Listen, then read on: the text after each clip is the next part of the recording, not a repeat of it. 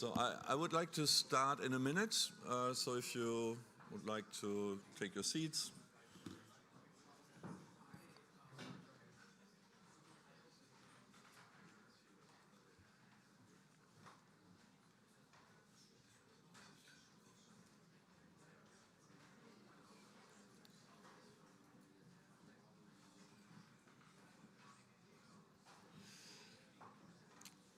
Okay, hello and good morning at the very beautiful Landgut Stober near Nauen, and happy that you all came here and made the journey.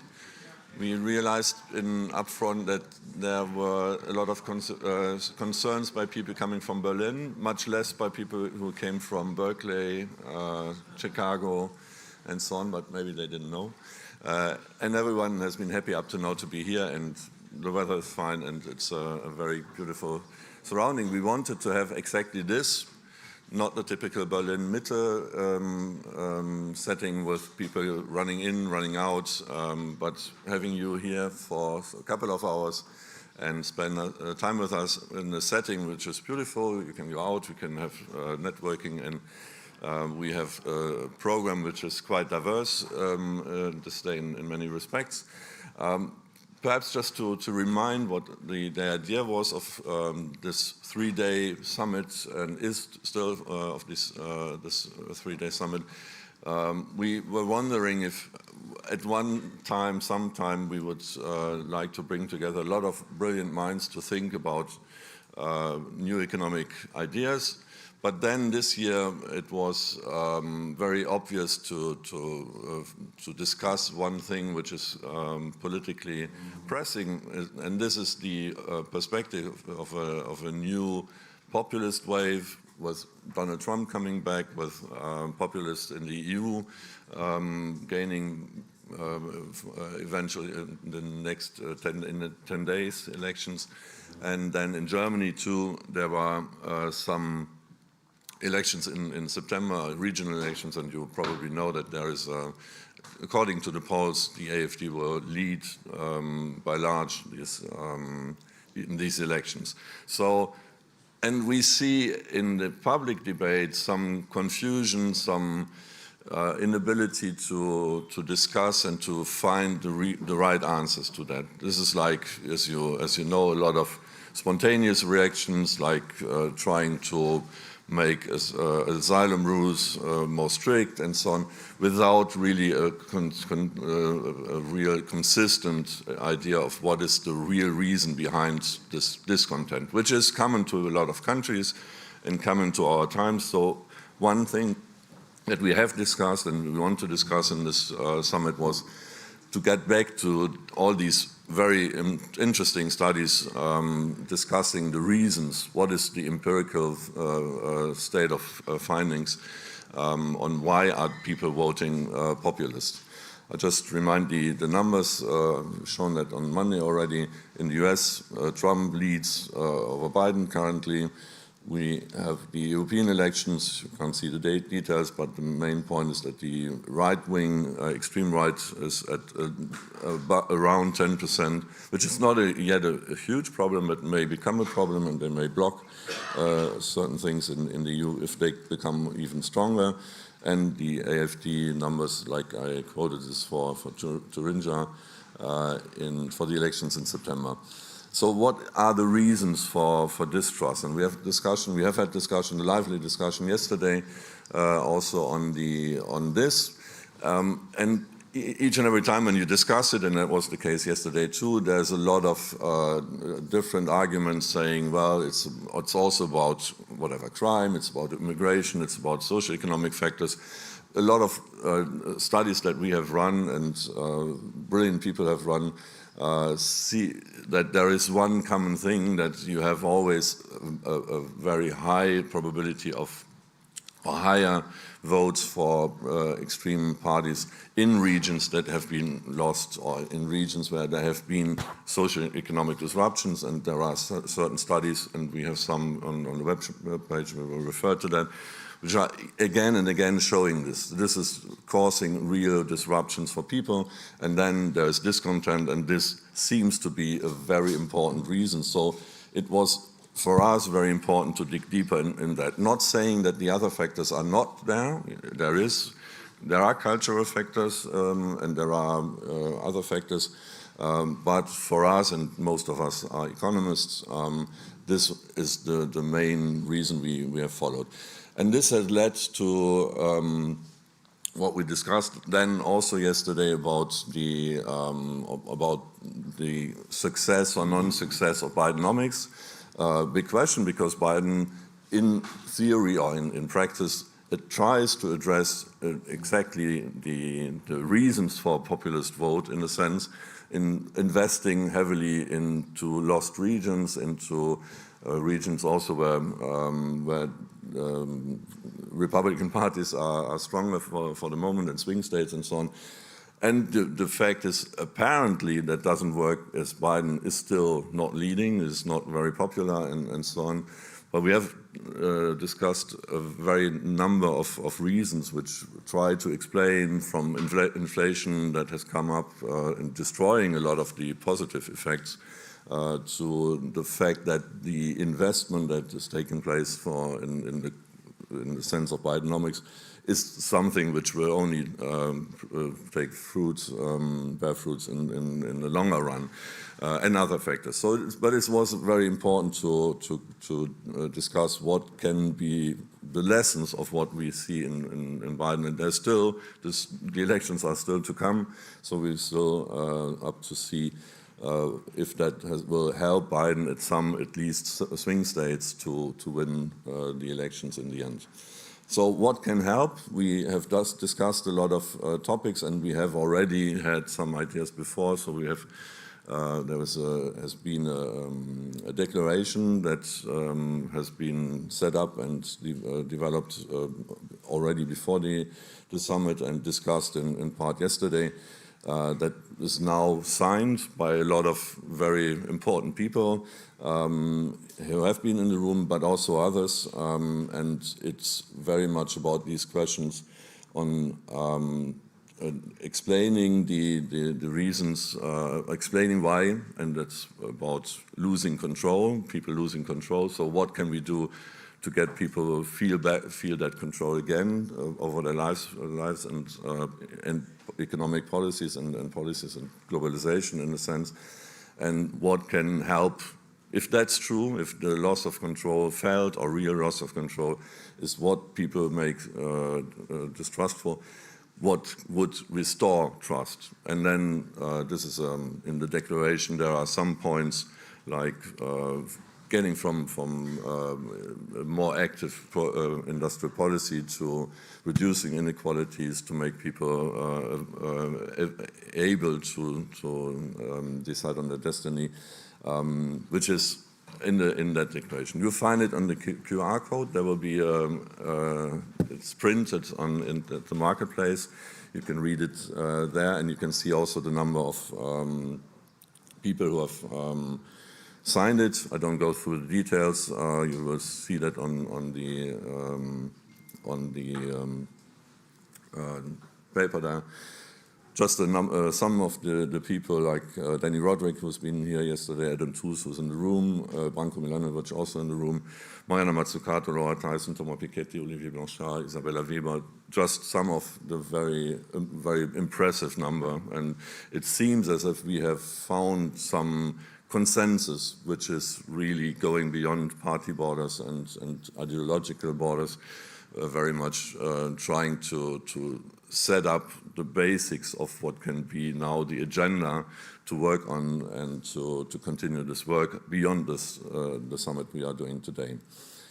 I switch back, so you will find that. There will also be, at the stand, you will also have the opportunity to sign on your own. We will open that to public. And so you can read and reflect if you want to support us. We will now have a program for the next days. There will be a short message by Mariana Mazzucato on the declaration she has signed. Then we will have the keynote by Adam Tooze. and talk with Petra PINZLER. Then we will have some sessions on the lessons from the crisis, on the inflation shock, on making government more efficient, and a more principled discussion on, after neoliberalism, could there be a new model of thinking, replacing the individualist thinking of the market liberal time.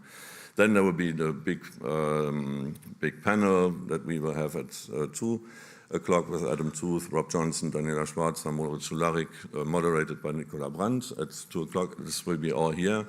And the marketplace, which is on the other side of the floor.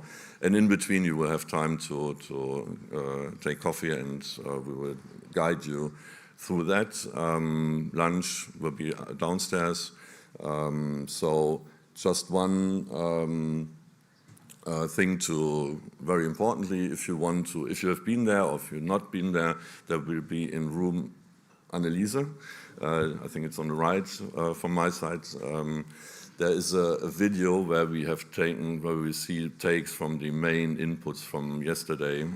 So it's about 20 minutes in continuous time. So if you would just dig in, you will have a very helpful tool to know what we have discussed. We would start, Mariana.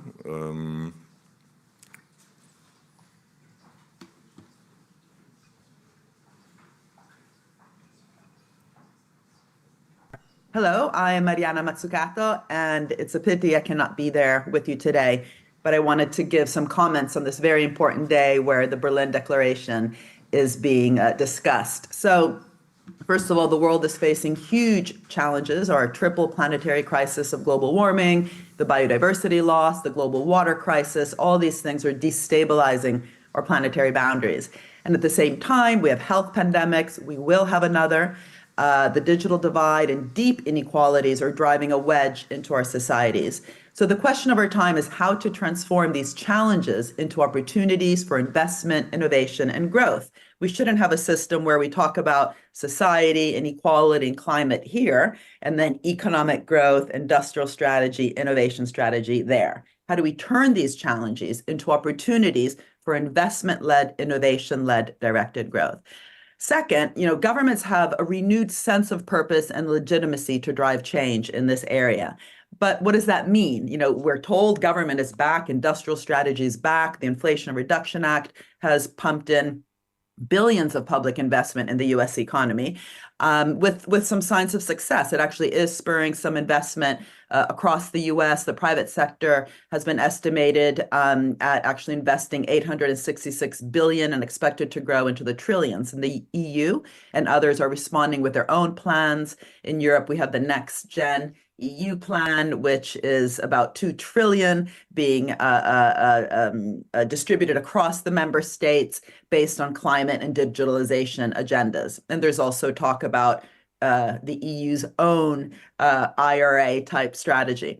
However, and this is the third, to have this transformation, to have industrial strategy actually work for people and planet, both nationally and globally, we have to actually structure it to be just and inclusive. It doesn't happen on its own. This isn't just about pouring in a lot of public investment and private investment and hoping for the best. For it to work for working people, we need a new deal between government and business and between capital and labor, but also with citizens at the core. How do we actually structure an industrial strategy that puts better lives of people in terms of how they live, how they eat, how they have access to all the rights that they have if we think about the Sustainable Development Goals at the center? It's impossible to do this just by talking about investment for investment's sake. So the idea of also a mission-oriented, challenge-oriented industrial strategy that puts net zero, preparedness for the next health pandemic, reducing the digital divide at the center of how different sectors transform, innovate, collaborate with government and with labor towards those challenges. This is the design challenge. This won't happen, again, just by talking about partnership or ecosystems. This requires symbiotic ecosystems. This is why we need conditionality linked to any loan, subsidy, guarantee to make sure that those companies benefiting from public programs are actually investing in better working conditions or investing in better energy efficient supply chains or reinvesting the profits they're making back into the system instead of what we have, which is an incredibly financialized corporate sector with over $6 trillion over the last 10 years having been used just for share buybacks, which represents what the physiocrats in the 1700s would have said sterility in the system. It's money not being reinvested back in. So in this context, the Berlin Declaration is incredibly important. It's a commitment to designing this new deal between public and private, between capital and labor, but also the global agenda. We need to remember that what might look good in one country, like the Inflation Reduction Act, actually can be hurting other countries in Africa if it means, for example, that there's capital leaving those other countries just to come to the US where these subsidies are so much greater. So we need a global deal as well. And it's also really time to call out global finance that is too financialized, hoarded, and misaligned. It's time to call out business that's too short-termist and focused on shareholder value. And it's time to call out government that is not ambitious or capable enough to drive the change that's required because it's just been outsourcing a lot of that capacity, for example, to the consulting companies. So we need to invest within our civil service and public service to be capable of even implementing these very bold and ambitious strategies. And, lastly, I just want to stop by saying that the Berlin Declaration in many ways is about a movement. It's time for new economic thinking that can only lead to real change if it's driven by committed networks of academics, policymakers, institutes, and governments. And it requires a new way of thinking about governance within business, governance within our public institutions, and governance of how to actually form a dynamic, symbiotic, mission-oriented partnership to truly tackle the problems of our time so that the teenagers out there stop telling us to stop blah, blah, blahing. Thank you so much. This was, unfortunately, Mariana was connected yesterday by video, and today she couldn't because she's a whole day at the WHO doing very important things. So, sorry for that, but I think the message was important, and we wanted to have with this message for you. Just saying for the declaration too. This is not, and you will see it, this is not an agenda with very concrete steps. The idea is really to find a new consensus on how to think about economic policies and so on, and to have a consensus about what is the real current issue. And it will be an open process from now. Everyone agreed that this is a starting point, and you will be invited also to join and have ideas, and you may leave them at the table, the stand later. I will quickly pass over to Petra. Where is she? She's coming. And Adam for your keynote and your talk.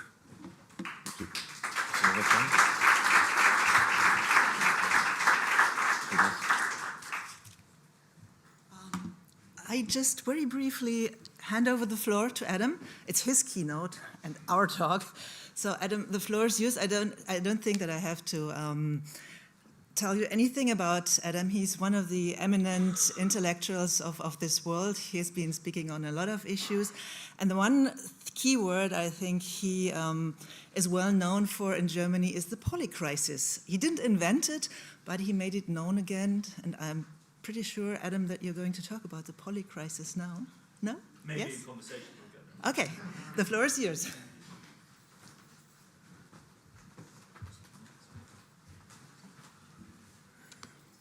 Thanks very much. It's a pleasure to be here, and I'd like to thank Thomas and the entire team for putting on this fascinating event and putting together the Berlin Manifesto, drafting that kind of thing. As we all know at this point, a lot of us have been signing a lot of letters about a lot of things. It takes work, and I really appreciate the work that's been done. I also very much appreciate Mariana for taking on the task of delivering that wonderful introduction to the manifesto, because it relieves me of a certain programmatic function, which I fear I'm not going to perform this morning. Because I have to admit that I'm rather taken by the worrying feel, the anxious feel of the title. I hope you can see it on the screens, on winning back the people in poly-crisis times. The version that we had in the other part of the program was winning back the people, testing times for a new economic paradigm. Maybe that was the conference title yesterday. But I want to talk about that phrase, that challenge, winning back the people, and I want to talk about the word paradigm and connect them together.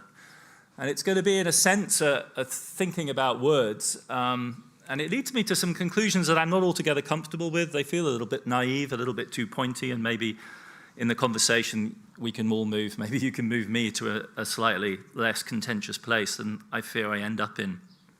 So winning back the people, it's a resonant phrase. And I think we all have a general sense of what it might mean. We can, I think, all agree that all is not well with our democracies in this current moment. But the wording matters. Descriptions themselves could be part of the problem. How we describe problems matters. And this particular phrasing, I have to say, fills me with a sense of unease. And I want to start by talking about that unease. 4 words, winning back the people, and I have 4 questions about them. First is the emphatic reference to the people. To think about politics in those terms is actually, in the strictly technical sense, the discourse of populism, literally. Those for whom politics is about the people, not classes or individuals or particular interests. And I think there's a weird way, and perhaps in which populism is rubbing off on us, those of us who imagine ourselves not to be populist, when we start phrasing our problems that way. And then there's that lingering the people. Do we really mean the people, or are we really worried about those people? The ones who've drifted off to unpleasant places to the right wing that Hillary Clinton once incautiously described, quite accurately in my view, as deplorables. And then there is the question of who exactly the subject of this sentence is. Who's going to do the winning here? Who's going to do the seducing, the bringing back of the people to us? Who are we in this phrase? Academics, experts, think tankers, the politicians that we imagine taking our advice? What is the subject of this sentence? There's a sort of telltale passiveness about it, or an occlusion of the question of agency. And then there's the narrative plot line implied by that word back. Winning the people back. When I put this to Thilo Jung yesterday, he said, did we ever have the people? Did you ever have the people? Who do you think you are? You actually once had the people? You know, I have millions of hits on YouTube. You folks aren't anywhere. When did the experts, elites, and people, when were they able to imagine that we were in some sense, I don't know, bonded to, united with, an alliance with the people? So a little innocent phrase, 4 words, winning the people back, and so many questions. When an innocent little phrase like this can unleash such a spiral of quite fundamental uncertainty, it's a sign, I think, it's a sign that we have a problem. And this is my first positive proposition, which is that a defining trait of our current moment is that we lack the concepts and frameworks to confidently talk about it. And if we do want to pick up the poly-crisis theme, that's what poly-crisis for me means. It's not a call to do more and more elaborate systemic modeling. It's an admission of intellectual and mental and cognitive crisis. That's why we call it the poly-crisis. The second proposition I'd make is that the road back, historical road back, from and out of this impasse, in some sense, is blocked.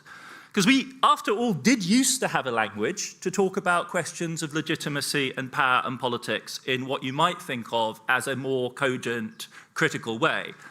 The people who labelled people as populist in the 19th century tended to be Marxists. Proudhon was, as it were, the first person to be labelled a populist. And their language, their alternative to the language of the people, was the language of class. And we could have mapped ourselves, we could have placed the people, the working class, white-collar groups, and ourselves on a map of social class. And there's still value, for clarity's sake, in returning to that map. I think it's a shame that in our conversations yesterday, the words worker and trade union were used as infrequently as they were. In fact, I don't remember them ever coming up in the part of the conversation that I was privy to. I missed the morning. And it doesn't help in the United States context that though they talk about class, they manage to assign the entire totality of American society to something they call the middle class, which is profoundly confusing for Europeans because they clearly mean good, honest, working class people with so-called good-paying jobs, but they call them the middle class. Trade unions created the American middle class.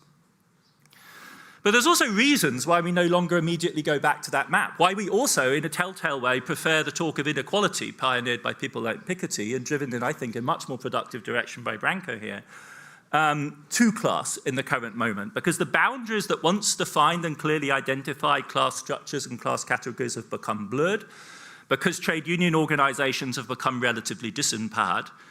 And then you catch me again using that passive voice. They became disempowered, they became less clear. How did that happen to class structures in modern society? Remember Bert Brecht and his famous phrase, the people has lost the confidence of the government? Would it not be easier if the government could dissolve the people and vote in a new people?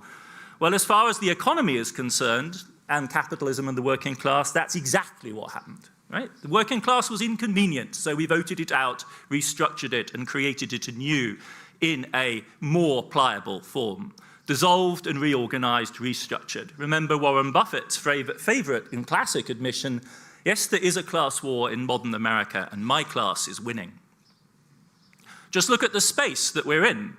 This is a feudal Junker farm of the most classic proportions that was then bought up by the Borsig family and was the family dynastic seat of one of Germany's great heavy industrial families. It then became a socialist agricultural cooperative and was privatized by Treuhand for the tune, I think, of about 100,000 euros as recently as 2000s. And it's now the lovely leisure and entertainment complex that we're in. And then we parachute in from our think tanks and universities in Berlin, look around and innocently ask ourselves the question, how can we win the people back? How can we win the people back? Right? It was really sort of an almost surreal quality to this bewildered, oh my God, look at this world in which all of a sudden the people are no longer, they're not with us. I don't see them behind me. I don't see them in front of me. Where is my audience, right? After the China shock, after neoliberalism, where are the people? And we're still asking ourselves this question. Tentatively, maybe it's possible that economic restructuring is more important than their inherent racism. Like maybe, just possibly as a tentative hypothesis. So we're caught in a world that Gramsci mapped, right? The old is dead, the new is not yet born, and you know the phrase, now is the time of morbid symptoms, now is the time of monsters. And what is a monster? A monster is something we lack words for. That's why we call it a monster, right? It's heterogeneous, it doesn't actually cohere. A poly-crisis is monstrous in that sense. So what do we do? How do we actually address this world?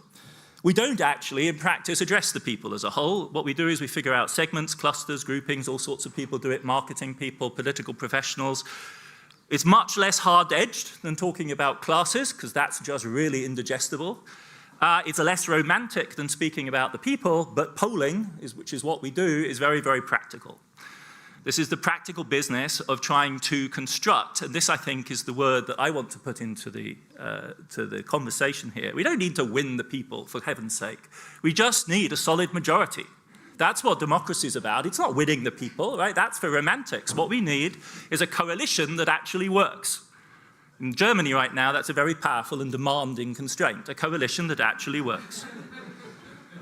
And if we again go back to Gramsci, what we would really like, and I'm a child of Thatcherism, what we would really like is a hegemonic bloc.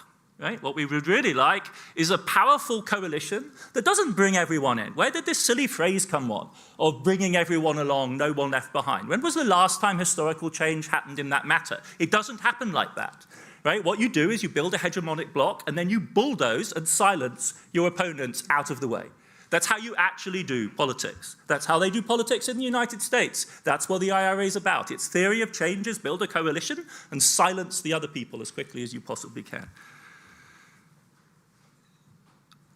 So how do we do that? We certainly can't imagine that we have historical precedents for massive structural change which brings everyone along. That isn't how Thatcher operated. It's not how Helmut Kohl operated, for crying out loud. It's not how Deng Xiaoping operated. It's not how any of the fundamental change of recent decades have been made. And if that sounds a bit much, and it is an uncomfortable thing to be saying, think for a moment what's implied by the word paradigm that we use so happily in intellectual contexts. A paradigm, according to Thomas Kuhn, the great historian of science, is a structure of thought that is characterized by what? Right? It's characterized by its productivity, for sure. It's a form of knowledge and truth. But what makes it and holds it together is not just its genius. What gives it persistence, what makes it a historical thing persisting over years, if not decades, is that it's impervious to criticism and to contrary evidence. That's when you can tell you've really got a paradigm, is when it isn't easily shifted. It has a degree of unreasonability about it. It's durable, it's tough. And if we're claiming we have a paradigm, then for heaven's sake, we ought to stand up and believe. We ought to have the courage of our own convictions. We need to be tougher. What we need to build is our own bulldozer, our own machine, right? What we need is our own version of Tina. There is no alternative. That has to be the logic of our move. Let's have the courage of our convictions. And what is the courage of our convictions? What is our paradigm? A, we face an extraordinary emergency. B, we have an extraordinary technological breakthrough. And Eric Lonergan swept the room this morning by pointing out the historical gift that is a renewable energy revolution. We're never going to have power as cheap as before in history. And to add to all of this, we have a giant superpower, China, which is subsidizing the hell out of all of the basic components, which is basically making them dirt cheap for us. And we're doing it under conditions in which financing for Germany still today, despite the increase in interest rates, leaves Germany paying negative net real interest on government debt. There are no conditions. We cannot wait. We cannot hang around expecting the conditions for this project of green modernization to get any better, ladies and gentlemen. This is as good as it's ever going to get. Right? So that's got to be the pitch. And then, of course, you look at me and go, what the hell is he talking about? We all know what happened to the Heizungsgesetz. We all know what happened to the obstacles. We all know how inadequate the IRA is. Like, this huge bulldozer that you want to build is this tiny little thing that kind of can't get going, and his poor old Habeck, you know, shell-shocked and shattered by 18 months of terrible politics in his ministry. What is the problem? Don't you understand?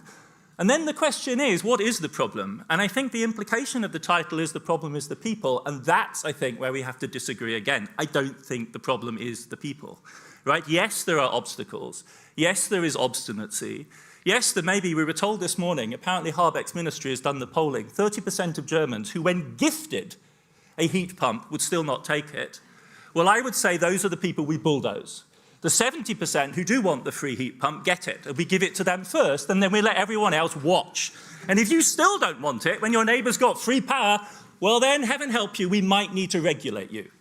But that really will be on you. The 70% who want the heat pumps, we go with them. In every community where they say yes, we give them the heat pump, and then we push. Now, of course, we can't do that because there's Lindner in the finance ministry, but Lindner isn't the people.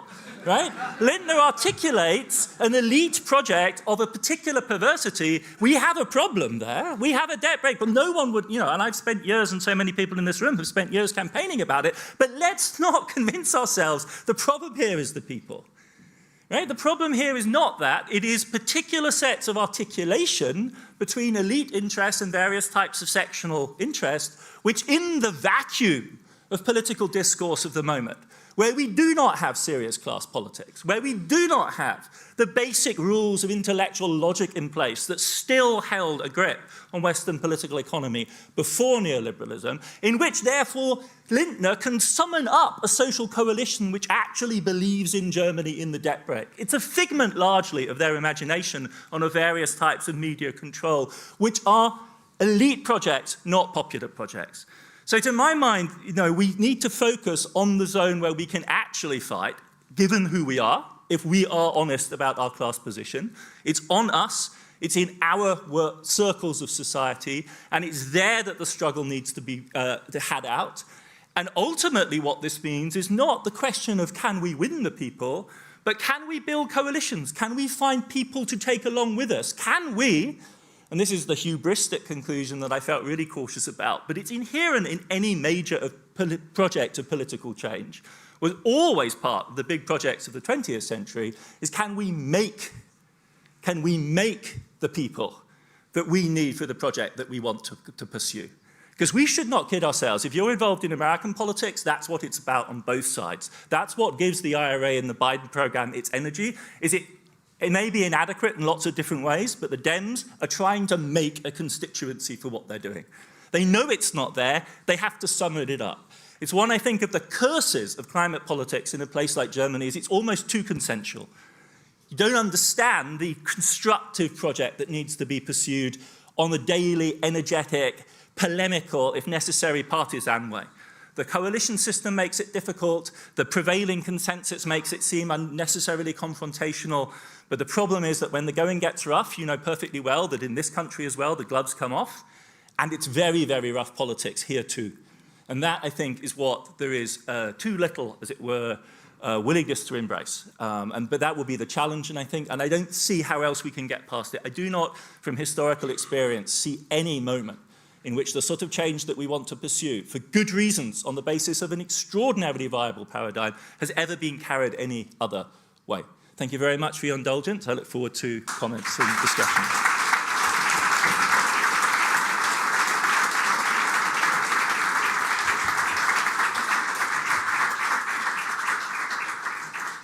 Adam, thank you so much for so brilliantly picking apart this sentence.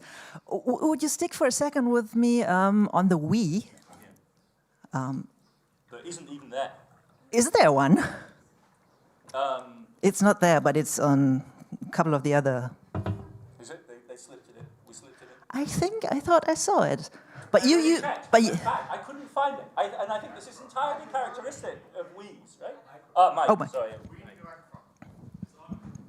It's on. So sorry. So I was bantering about we's and how I was looking for it, and I actually did go back through a lot of the material, and I couldn't find it, because it would have been much easier for me if there had been a we there, but there wasn't. But I think that's in the nature of we's, right? Political, if we've learned anything from cultural history about how politics operates, is that the we is never pre-given. The we has always got to be created. I mean, we know this from our personal lives. You have to make up a we. What's your we?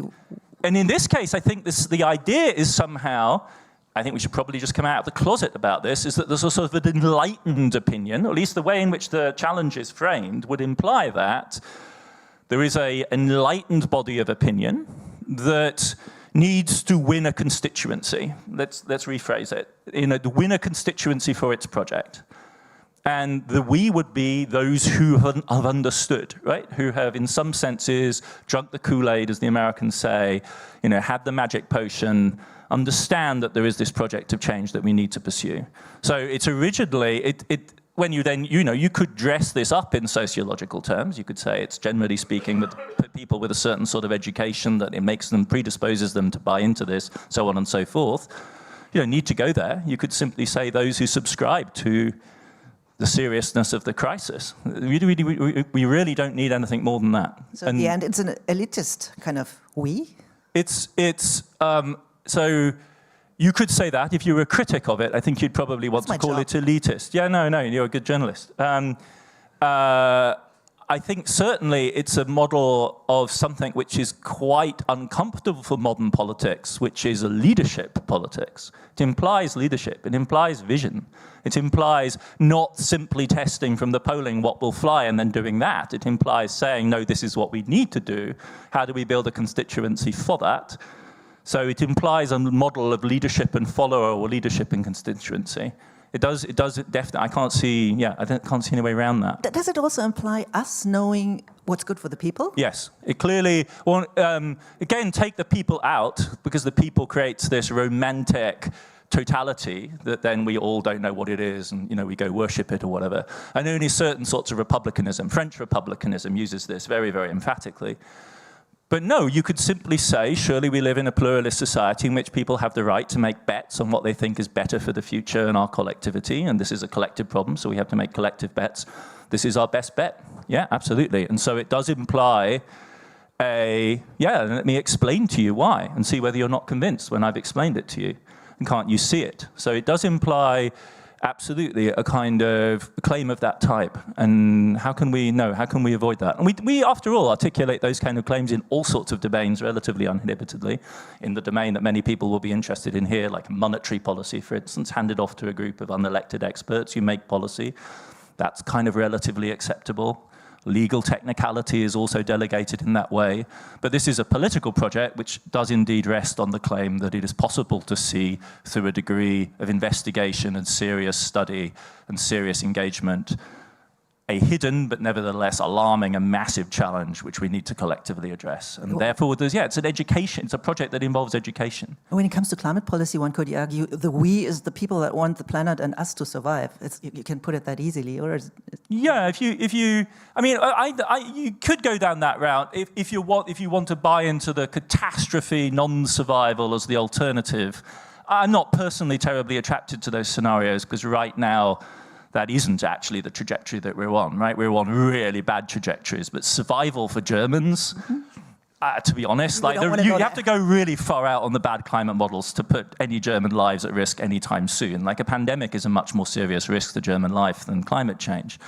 But certainly radical, dramatic, catastrophic change, yeah. Yeah, then let me try the positive framing. The we could be the ones wanting to better the country. Well, this is what Eric gave us this morning with this extraordinary historic vision of, dude, we get it. Like, we've suddenly discovered how to essentially have free power once you've built the equipment, right? The sun shines every single day.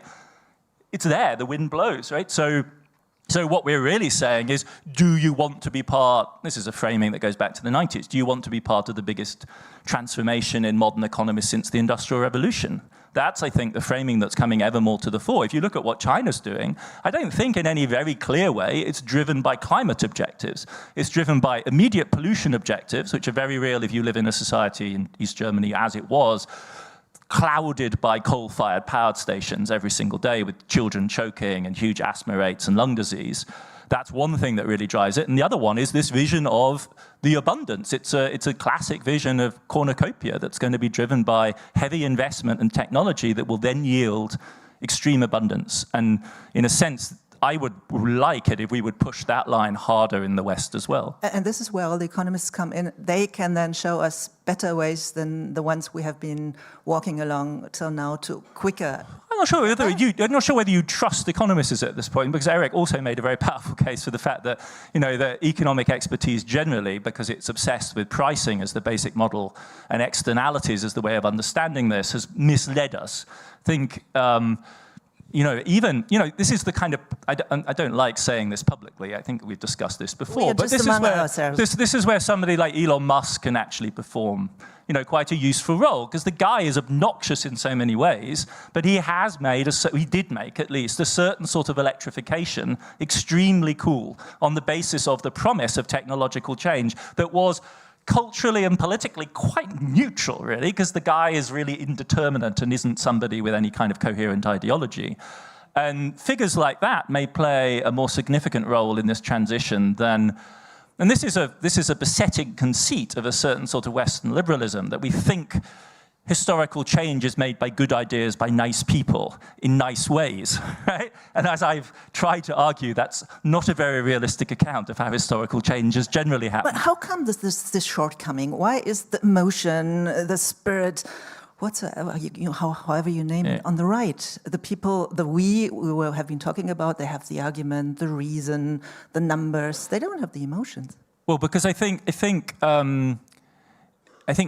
centrism has a lot to answer for, because we in the 70s, 80s and early 90s, that is centrists, conspired in the destruction of the old left in a very systematic way, and underestimated the extent to which centrist liberalism was carried through the 20th century to a series of really gigantic cultural and social challenges on the back of the energy and the emotion of the old left.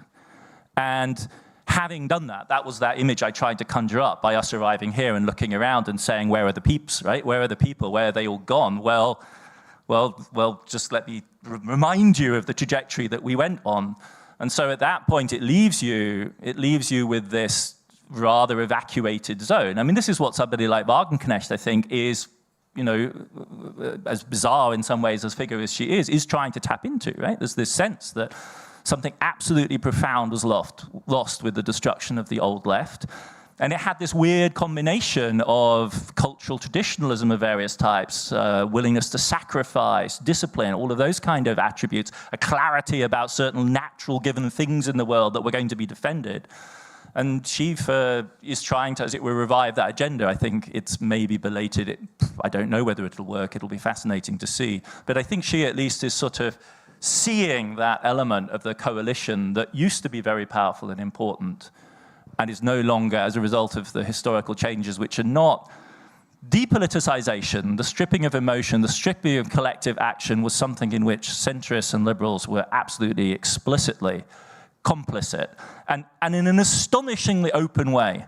And I don't like to go into technicalities, but if you followed the way in which central bank economists discussed the risk of wage price spirals in 2022, 2023, it was, they literally said out loud, how long can prices rise at this rate before people understand they need to collectively organize?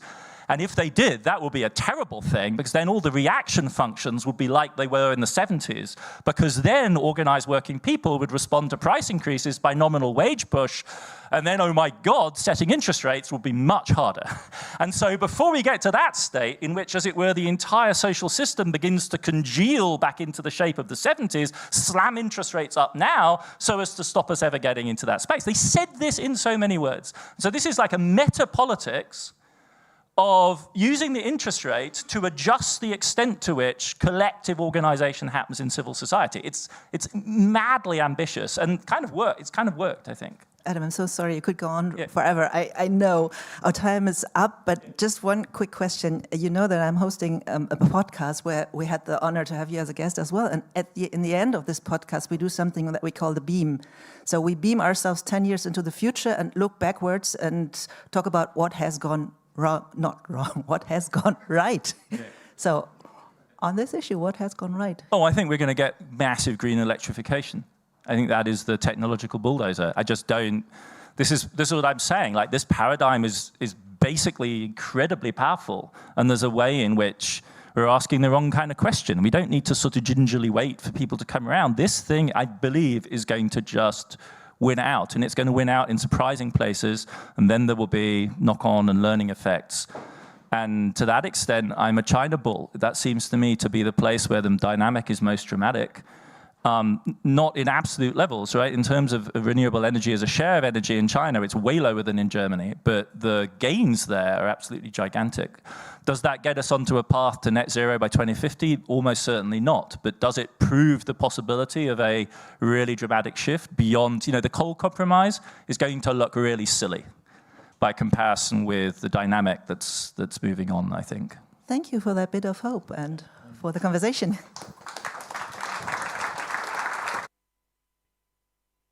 Thank you. Thank you, Petra and Adam. I feel a little challenged on your point on the surroundings and the question if that's the best place to whatever win back people, install hegemony.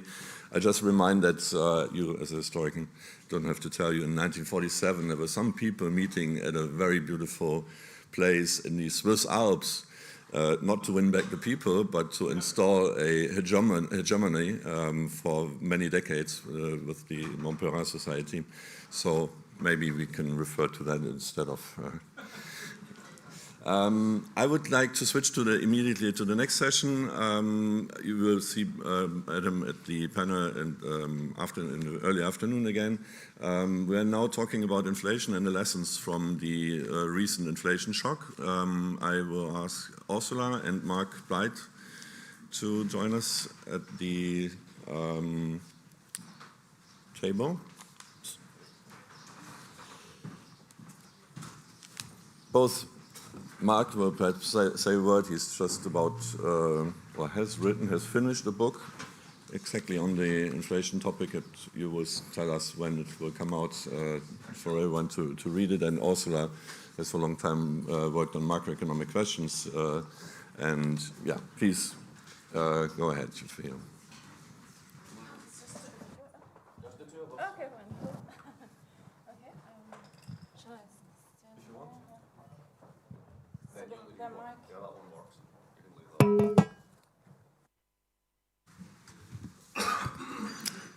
Hello, thank you very much for the invitation. Thank you for being here. So I've been asked to make a few initial points to kickstart the discussion. First of all, my first point is that inflation always has distributive implications, and typically favoring profit earners and debt holders.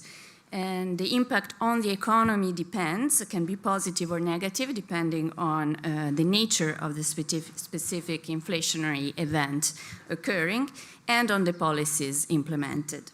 In the past, so the current inflationary pressures have been driven by imports and energy prices, as has been by now widely recognized.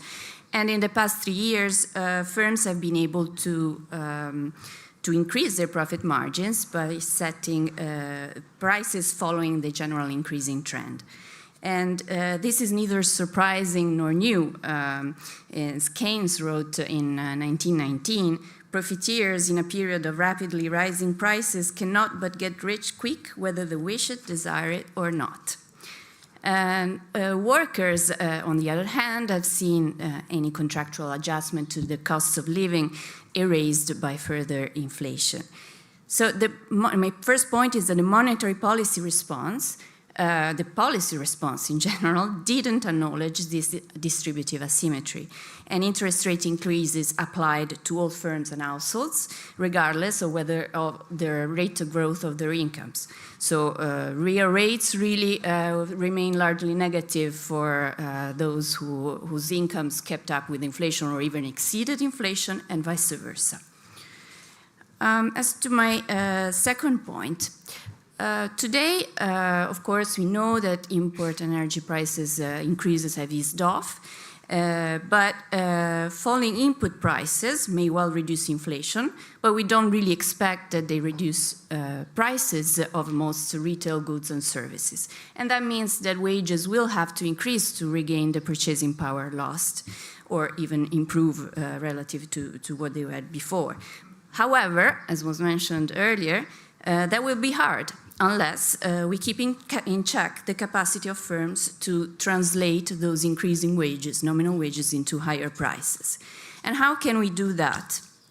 So in history, large increases in the cost of living have often triggered protests, and we've been talking about protest votes and so on. But what I'd like to mention here is that in some cases, these protests have actually furthered progress in the organization of society, of labor, of production. And I'm thinking especially the US in the beginning of the past century, when growing government bureaucracy stepped up to the task.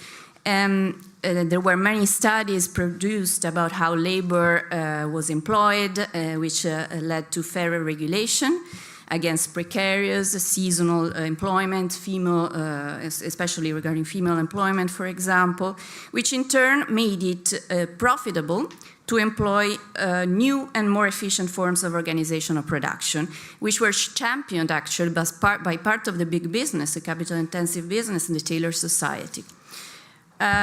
This idea is actually not that different from what Professor Roderick was mentioning yesterday, for example, in terms of transforming jobs in services and making them more efficient and more safe and better jobs. But let's be clear that that amounts to transforming hugely our economies, which are dual economies, like many of us here have studied, like Professor Storm here, that rely on a large reserve army of low-wage, low-skilled workers. So while, and you know, as was mentioned before, this happened by design because of the labor reforms that were implemented, like the Hartz reforms here in Germany. So while I believe that this is the best way to stabilize the economy, it also, we have to realize that it cannot happen unless we accept that inflation may well remain above 2% for quite some time. But that would be a very different type of inflation than the one we've seen now, which is a cost-push inflation. It would be a demand-driven inflation, which is normal and absolutely physiological for an economy that is developing and is undergoing a structural transformation, which is what our economies deeply need. My third point, I've heard many times, a few times say the word interdependence in the past few days, a concept also developed in UNCTAD, by the way, an institution where I work. So my third point has to do with factors of uncertainty and instability in international markets, which have not been addressed and remain lingering. So we may well come back and affect inflation rates again. Let's also be clear that those don't have necessarily to do with wars or geopolitical tensions. Energy prices, food prices were already rising enormously before the war in Ukraine. So let's be clear that this structurally pertain to the exposure of key markets to speculation and asymmetric ruling in the WTO. So in the face of the looming climate emergency, we must address the enormous inefficiency of the trade system, especially when it comes to the markets of key commodities and key technologies.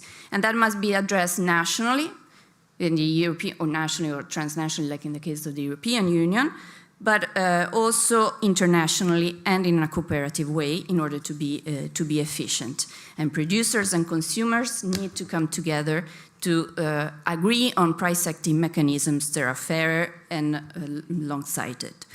The EU wants to get the key commodities cheap and keep the key technologies for themselves.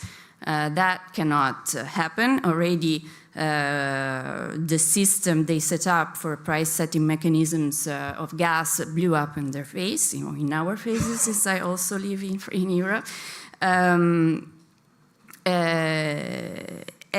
It's absolutely necessary that we rethink those markets together.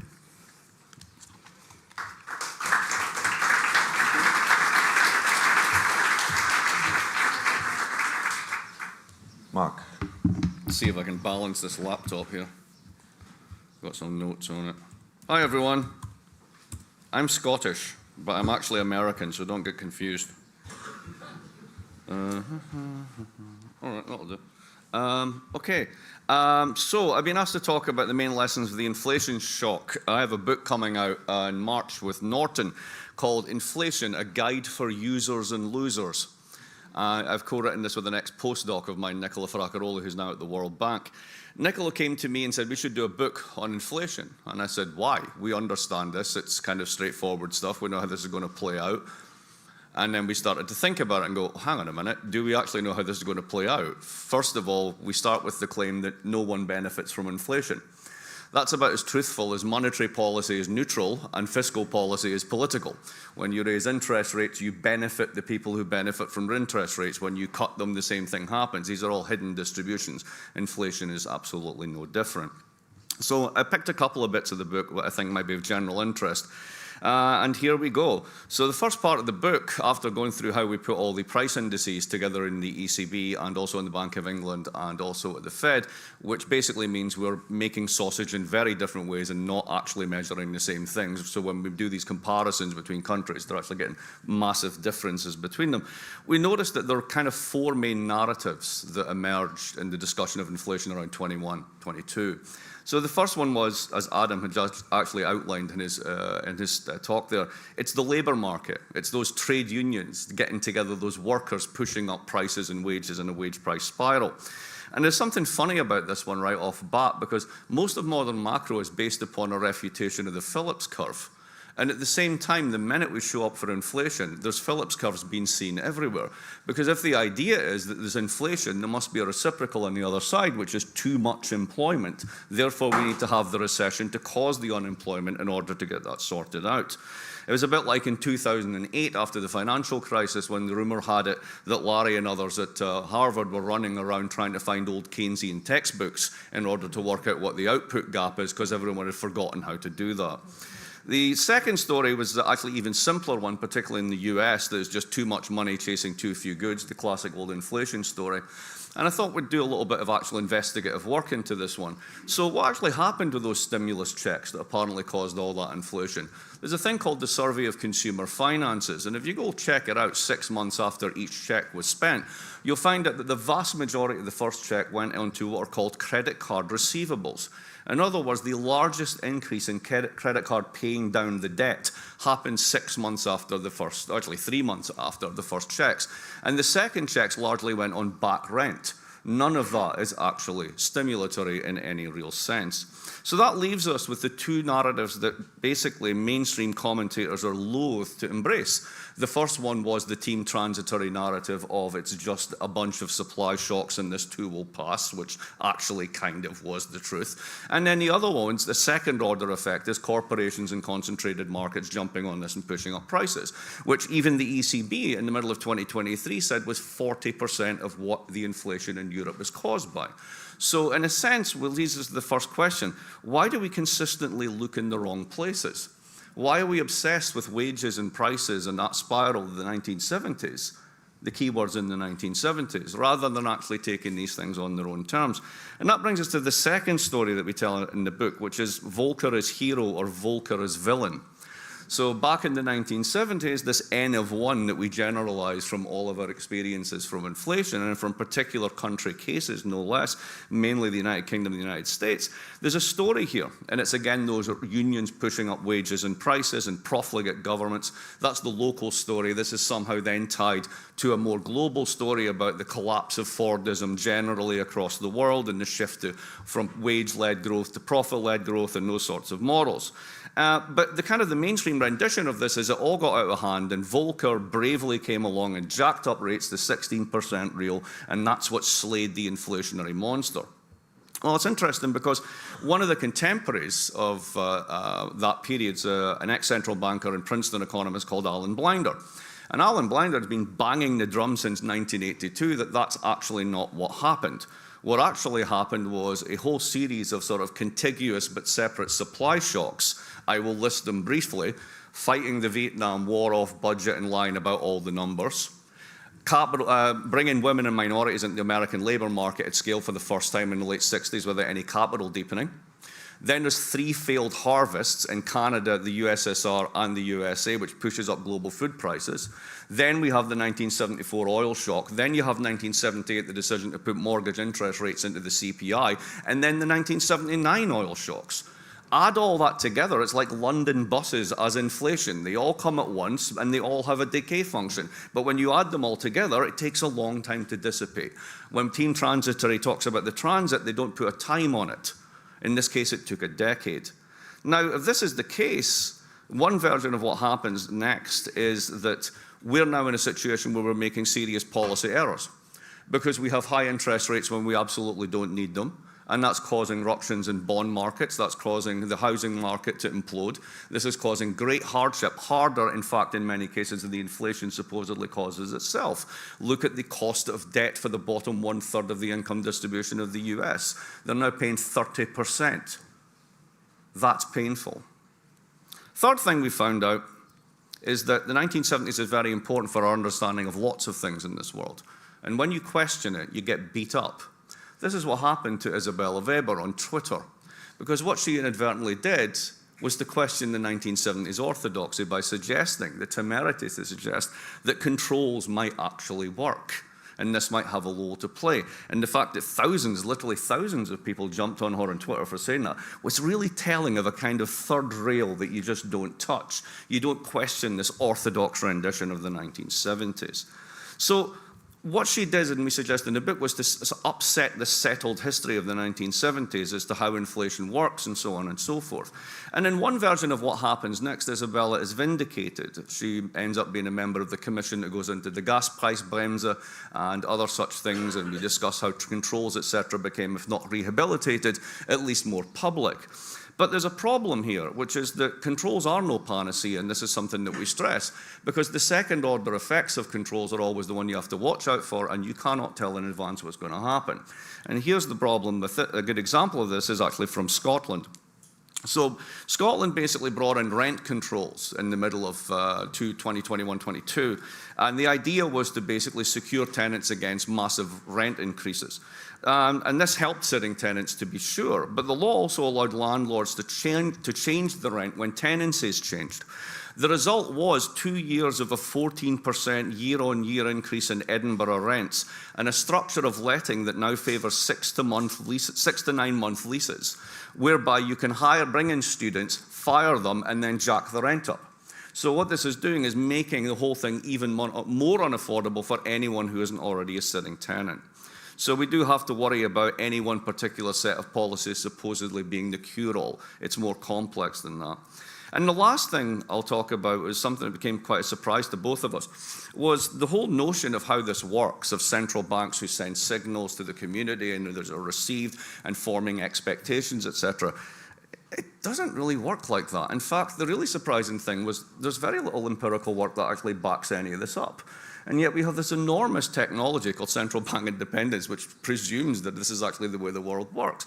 Back in 2021, a Fed researcher called Jeremy Rudd did a paper that basically took all the theoretical arguments for inflationary expectations and said, this is completely incoherent. So following that lead, we went looking for empirical work on the topic, and we didn't find much. Indeed, what seems to be there are studies that show that the public absolutely do not have stable and predictable inflationary expectations. Adam Posen's classic study from the 80s suggested that cities with large financial centres may have such expectations given the dominance of finance, but later work failed to find any of this travel to other destinations. Our favourite discovery was a paper by a bunch of Spanish economists who scraped the entire web for New Zealand.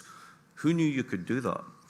And what they found was that you were several hundred times more likely, if you're a member of the financial sector of New Zealand, to share a cat video than an inflation forecast. This is not how things actually work. So what does work? Well, what we did find out for the US is the best predictor of inflation expectations isn't the survey of inflation expectations. It's not 2 or 5 year break-evens or any sophisticated like this. It's basically take the US gasoline price over the past 6 months and project it forward a quarter, and then take that and do it again. And the weird thing is, that actually tracks future inflation incredibly well, far better than any of the other indicators. So what does this actually suggest? It suggests that the higher baseline, food being up 20% in the supermarket, that's what people track. That the gas price that they see emblazoned on the pump because they do it twice a week, that's what they track. And what that means is that these subjective estimates of people diverge massively from the official forecasts and the official understandings. And they also explain a puzzle of the moment. It's only a puzzle to people like us. Why people don't get it about the economy. They get it fine. It's just that they're looking at an entirely different set of indicators. And those indicators and those indices are local. Those expectations are local. And they are income quintile and wealth quintile specific. They do not track core. They track their own discomfort. So the take home of the book in one way is the following. Not everything we know about inflation is wrong, but a great deal may be a lot less secure than we actually think. Thank you.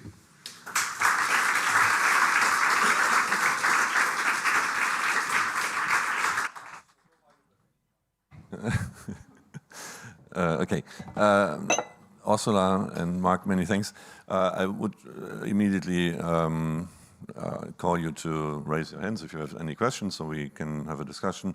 I would immediately switch to the very concrete question. After all you have reflected on, if ever, and there are many reasons around, climate shocks, another war, there will be the next inflation shock, what would be the ideal way of responding to it, if that's you know, in a similar way than the last time with a more supply-side shock?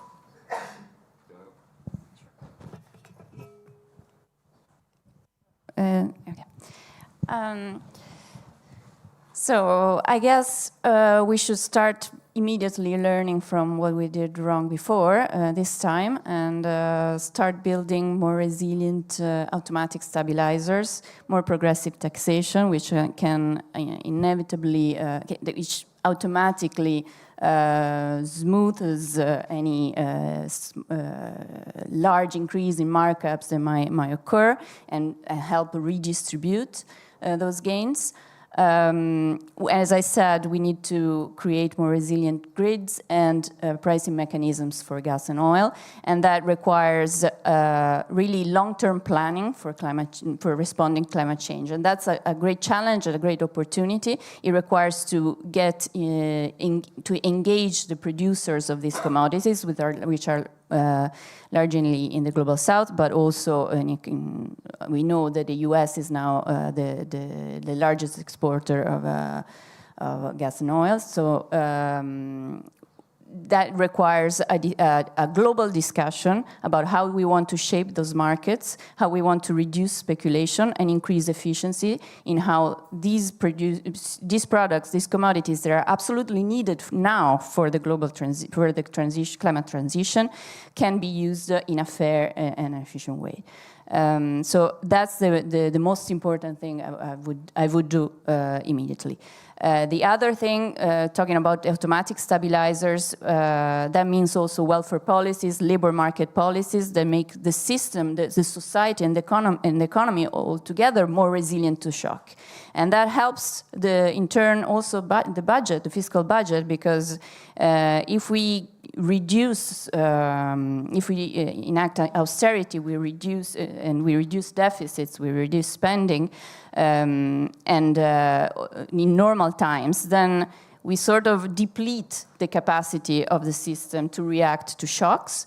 We deplete growth capacity of the economy, and whenever there's a shock, then we have to spend a lot, and all of a sudden. And that creates also a problem with financial markets, so it may not be a problem for many countries in Europe, but it's certainly a problem for many countries in the global south, that when there's a shock, they are forced to borrow a lot. So that's, to drop this recommendation that we need to reduce automatic stabilizers and reduce the public budget is absolutely fundamental and should be done in Europe, should be done elsewhere in the world as well. For me, I'd say it's a kind of, you have to think differently about the problem. One of the chapters in the book is called The Queen's Question, which was after the financial crisis, why didn't all you clever people see this coming? And you could apply this also to the inflationary shock, because if you only see inflation as coming from labor market forces or profligate governments, you're going to be very surprised when it shows up, because they're not usually the causes. What actually happens are large-scale supply shocks, and if we then think about it in that framework, with climate change and other emergencies coming around the corner and already amongst us, you're going to see more of this. So to take a simple example, the Po Valley is drying out. We know this, right? All tourist seasons in Europe are shifting. You're now going to have a bifurcated shoulder series, where basically August becomes the time when nobody goes away, right? Spain is drying out. Southern Spain is in a catastrophic mess because of this. So what's going to happen to food supplies? What's going to happen to things that we take for granted? The notion of permanent just-in-time supply chains for food for global cities are going to become something that we really have to think about. And if you think about that, then you go down a road of robustness, resilience, etc. Might even pull in a Talebian concept here of anti-fragility, so that when you get a shock, you benefit from it because you know the shock is coming. And that means really rethinking what we think policy is. And it's a whole suite of tools approach, whether that's buffer stocks, whether it's subsidies, whether it's furthering an energy transition. All of this becomes part of fighting future inflation, because there will be inflation in the future. Very simple way to think about this is, if you're a country that has reserve currency or quasi-reserve currency status and the current account constraint, which economists call it, is relaxed, then you've had a very easy ride for the past 30 years, mainly because of global deflationary forces. That's coming to an end. All the other countries in the world that are small open economies that have an effective current account constraint, when they get inflation, it comes through the exchange rate. Right? It's not, the money printing is an effect, not a cause. And when you're susceptible to those shocks, as we're all going to become more susceptible, we're going to have a bigger impact on what those inflations are. So get used to the fact that it's going to be coming along staccato from different shocks, but become more part of the furniture.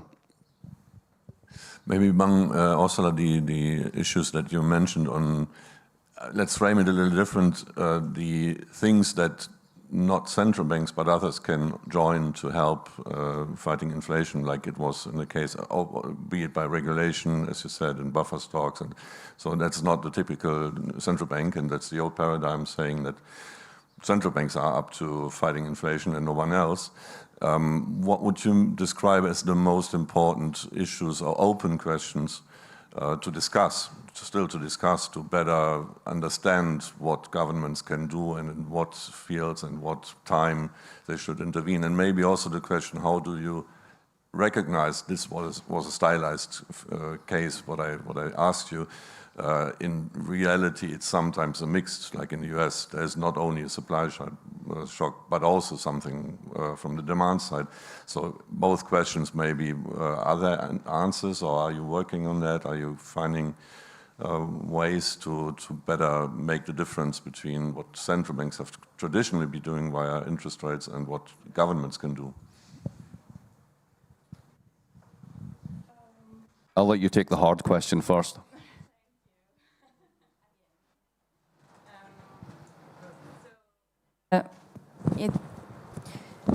For sure, I'm working on it. We are working on it in UNCTAD every day. That's the huge issue of multilateralism today, which is not very fashionable, unfortunately. First, I would like to say, it's true, like, one could wonder why central banks, in spite of their own analysis, did raise interest rates, in spite of the fact that their own analysis pointed to the fact that the root of inflation was not demand side, driven by demand. And I think that the reason is that everything else was too complicated to do. Was too complicated for governments to enact quickly all those things that could have shown that the policies were reacting. And also, I have to say that it wasn't such a huge increase in interest rates in developed countries. Of course, so that means that it was relatively easy to do, relatively safe. It was dramatic and horrible for a lot of developing countries who had to raise their interest rates way, way more to avoid the currency depreciations. But that wasn't really much of a concern because these countries do not affect the stability of the international financial system when they crash. And that's the main concern of the Fed-led international financial system. So the Fed has been incredibly effective at stabilizing the financial system lately. Whether that is conducive to growth globally or fair and sustainable growth globally, that's another type of question. And actually the answer we know is not. So I think that the most important issue is to liberate finance and fiscal policy from artificial scarcity. And that requires an international global financial architecture that creates room for countries to borrow, develop, do fiscal policy, industrial policy, and do so in a coordinated way because we don't have much time because the climate is collapsing. I don't think I really have anything. I mean, I've just written a book, I'm done. I have nothing left. That's pretty much it. Mark, you're young. Just build on one thing with this. It's something that hasn't got a lot of attention is, the Fed is the global central bank, and when the Fed raises rates, everybody else raises rates. This is a disaster for climate management in the global south. Because ultimately you've got highly indebted countries that are extremely financially fragile, and you push up those rates, their debt payments go through the roof. We talk a good game on loss and damage. We admit the principle, but we're never going to transfer any real capital. So ultimately what you're doing is harming, is these second order effects, again, where you're really damaging the system. I mean, one thing that we talk about in the book is, you think about Volcker shock and what did it do? Well, it created a recession in the United States. That led to the destruction of manufacturing, or the beginnings of that. That leads to financialization. Look at the global consequences. It led to the Latin American debt crisis. It was a decade's worth of growth just completely wiped out. And the mass indebtedness of these countries, which continues to this day, which is the continuing weeping sore, which is Argentina's debt burden. So, there are massive long-term consequences, second-order consequences from these supposedly simple relationships between interest rates and prices, which we just simply don't take into account.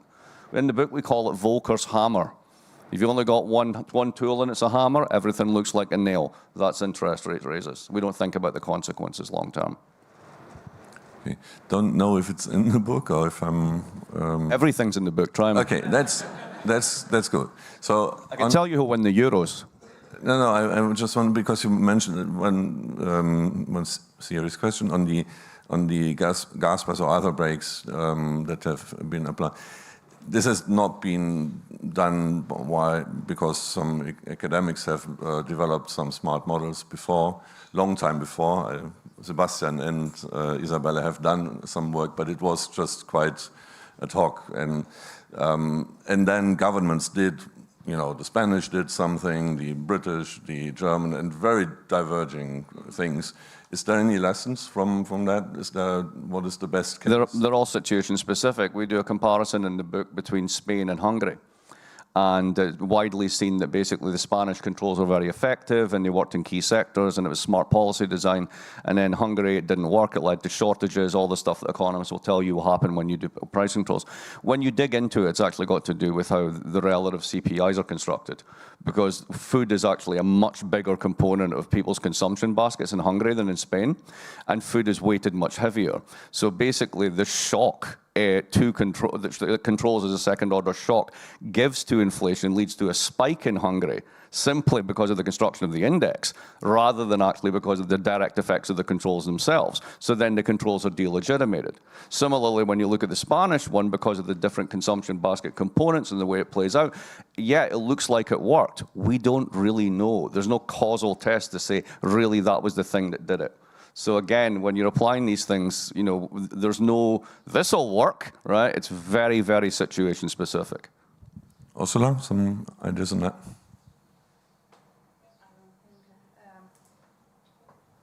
I think it's interesting if we compare countries in developing and developed countries in face of this recent inflation, because really this inflation has been unprecedented in very recent history for developed countries, but not for developing countries, and that's why, you know, the monetary response that they were forced to put up was really uncommensurate to the monetary problem, the price problem that we're facing. And also they are because they are developing countries and so they physiologically have higher rates of inflation, they are more used to this kind of issues, and were more quick and more used to implement price controls mechanisms. Like Indonesia and South Africa were extremely efficient in that, and it was, Indonesia, for example, is a perfect case to look at. A commodity producer and where the government agency and the producer is public. It's a public firm. And that produces carbon and oil. And it's very strictly regulated, and they imposed them to even run deficits for a while in order not to let retail prices go up too much. So that, for example, to look sometimes at the global south is a good idea. Okay, good remark. Are there any questions? No? Yes, Michael Grubb. I really enjoyed that, and I'm not an expert on inflation, but I now can't resist a real provocation. First, in an earlier session, we heard the statement that, you know, the green transition is so attractive, so cheap, it's really compelling. And that's true if you've got German borrowing rates. If you're sub-Saharan Africa and everything is at least 15% or more cost of capital, then a very capital-intensive transition does not look so attractive. So my question is, actually, along all the narrative we now hear a lot about mission-oriented industrial policy, is there any space for mission-oriented financial policy? Particularly when you look at the way China has sort of surged forward, is largely central bank policy saying, well, we need a lot more green stuff, so we'll make sure it has lower interest rates. Internationally, if we're going to get the pace of transition required, something must be done to bring down the cost of capital for large parts of the developing world. Given that you touched upon that, any reactions to that remark? Massive debt forgiveness. Clean the balance sheet. The risk premium is in there in part because you're going to spend so much of anything you generate paying back external debt. So if you just get rid of that, just take it, stick it in a global bad bank, pretend that someone's paying it, let time and inflation welter it away over 30 years. Everyone who took that out in the 70s had been paid back handsomely enough already. It's time to put it away for good. That's the one way that you'll do it, because everything else, blended finance, foundations getting involved, all the technical stuff, all the hyper engineering, it just doesn't add up to anything. What you really need to do is just clear the balance sheet so the risk premia drop, and then you can really do it at scale, because it's not going to come from any other mechanism I can see. Well, I fear that has somehow been done, and it's kind of a kicking the can down the road in a sense. So we need really to allow these countries to borrow cheaply. Of course, it's also a political problem, you know, and we see even in Europe we cannot agree on countries with higher debt to GDP ratio to be allowed to borrow more, which is what they should do in order to increase their GDP and become more fiscally sustainable. So if we cannot do it in Europe, you know, it's complicated globally, but the Global South is really pushing hard at this point on this, and so it might not be only a decision of developed countries anymore. If there are new currency mechanisms, clearing mechanisms related to trade or commodity trade, for example, that are being established in the Global South, that would be absolutely crucial, both regionally and across regions. And that's what we've been working on, for example. So that I think is the way forward. Because there is an interdependence, the fact that Europe, the European Union still relies on an export-led growth is a problem for the rest of the world. And that's the thing, like, you know, we rely on the growth of everyone else, on the demand on everyone else to grow. And that should stop, because we are the second largest economy in the world, and we have a responsibility because of that. The global, we always say, well, we are not growing because China is not growing, we're not growing because US is doing this or that, but what do we do to grow and contribute to global growth? That's the real question for Europe, I think. Good remark. I just saying that we had a we had a negative supply shock of panelists in this panel.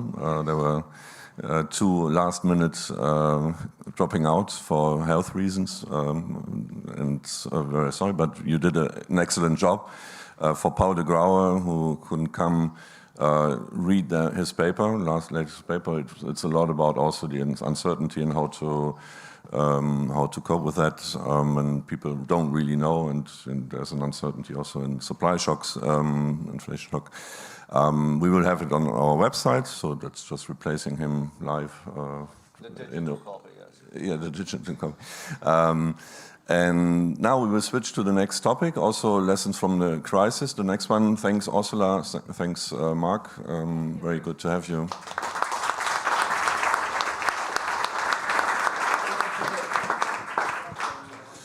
And the next session will be one on the lessons from the crisis with regard of the role of the state. What have we learned? We have touched a little bit on that question, and I'm happy to have three panelists who are already coming. Bill Janeway, ANNE-LAURE DELATTE, and THIEMO.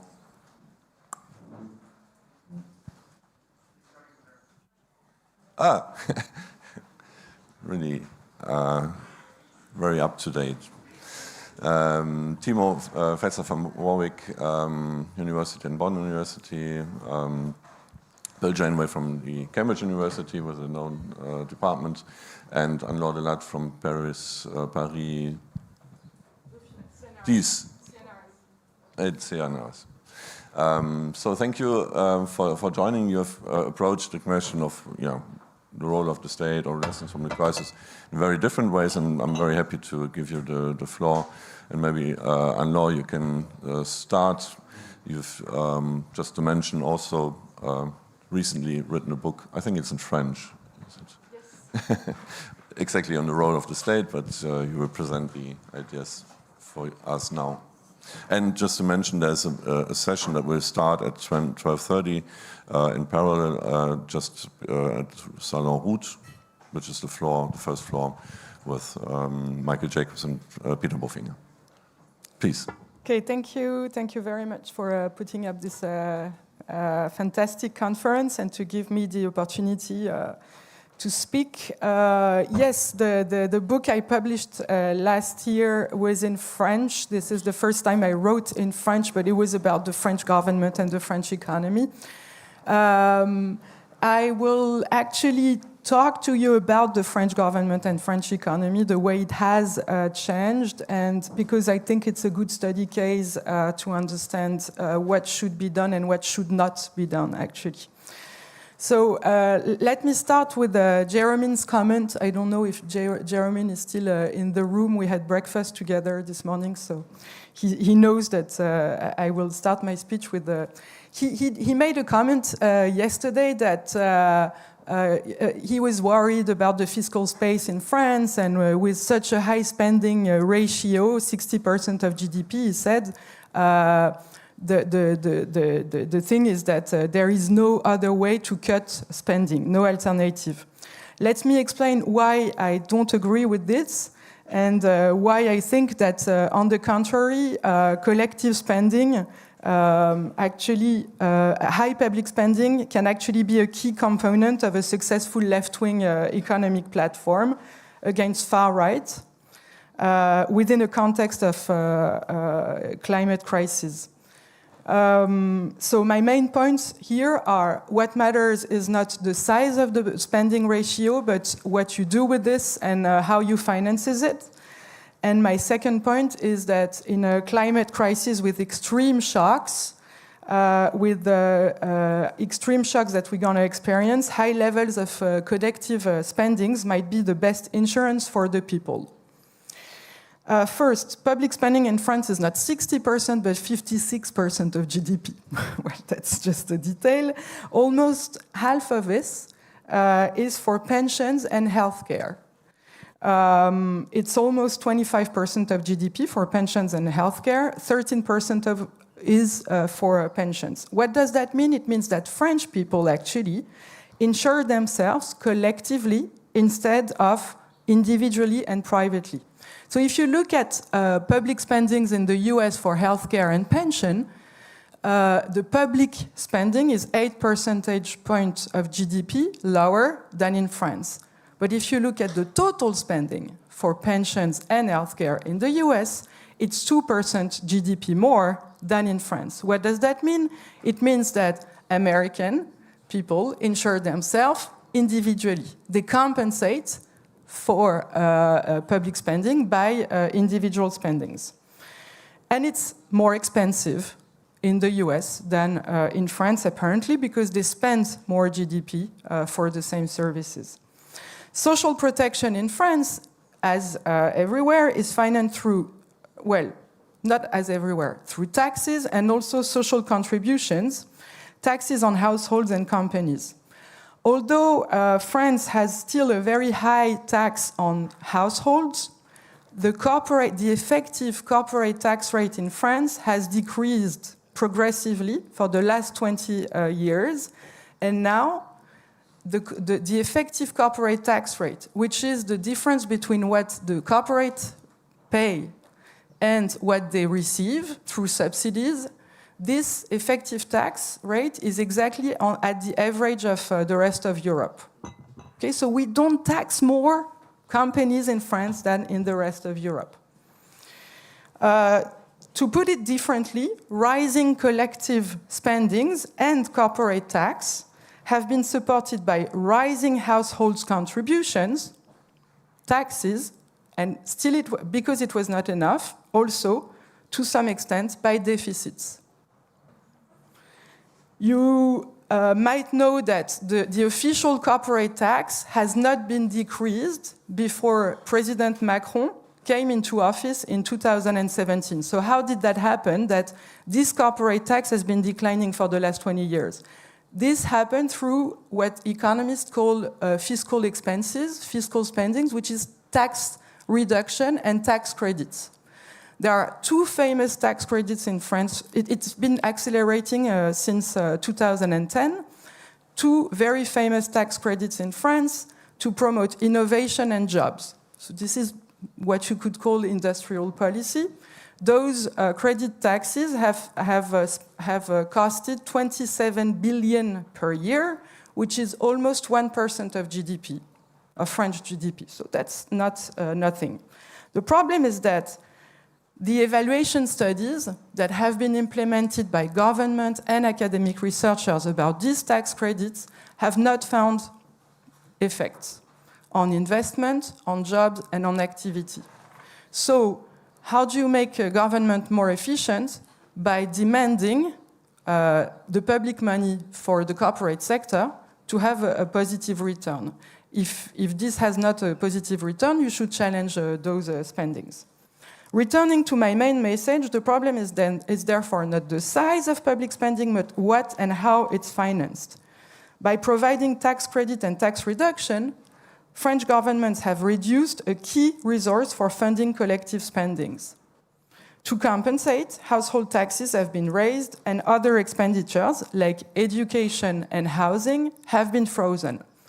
I welcome you in a French university, not Sciences Po, not PSE, but the rest of French university is in a very bad state.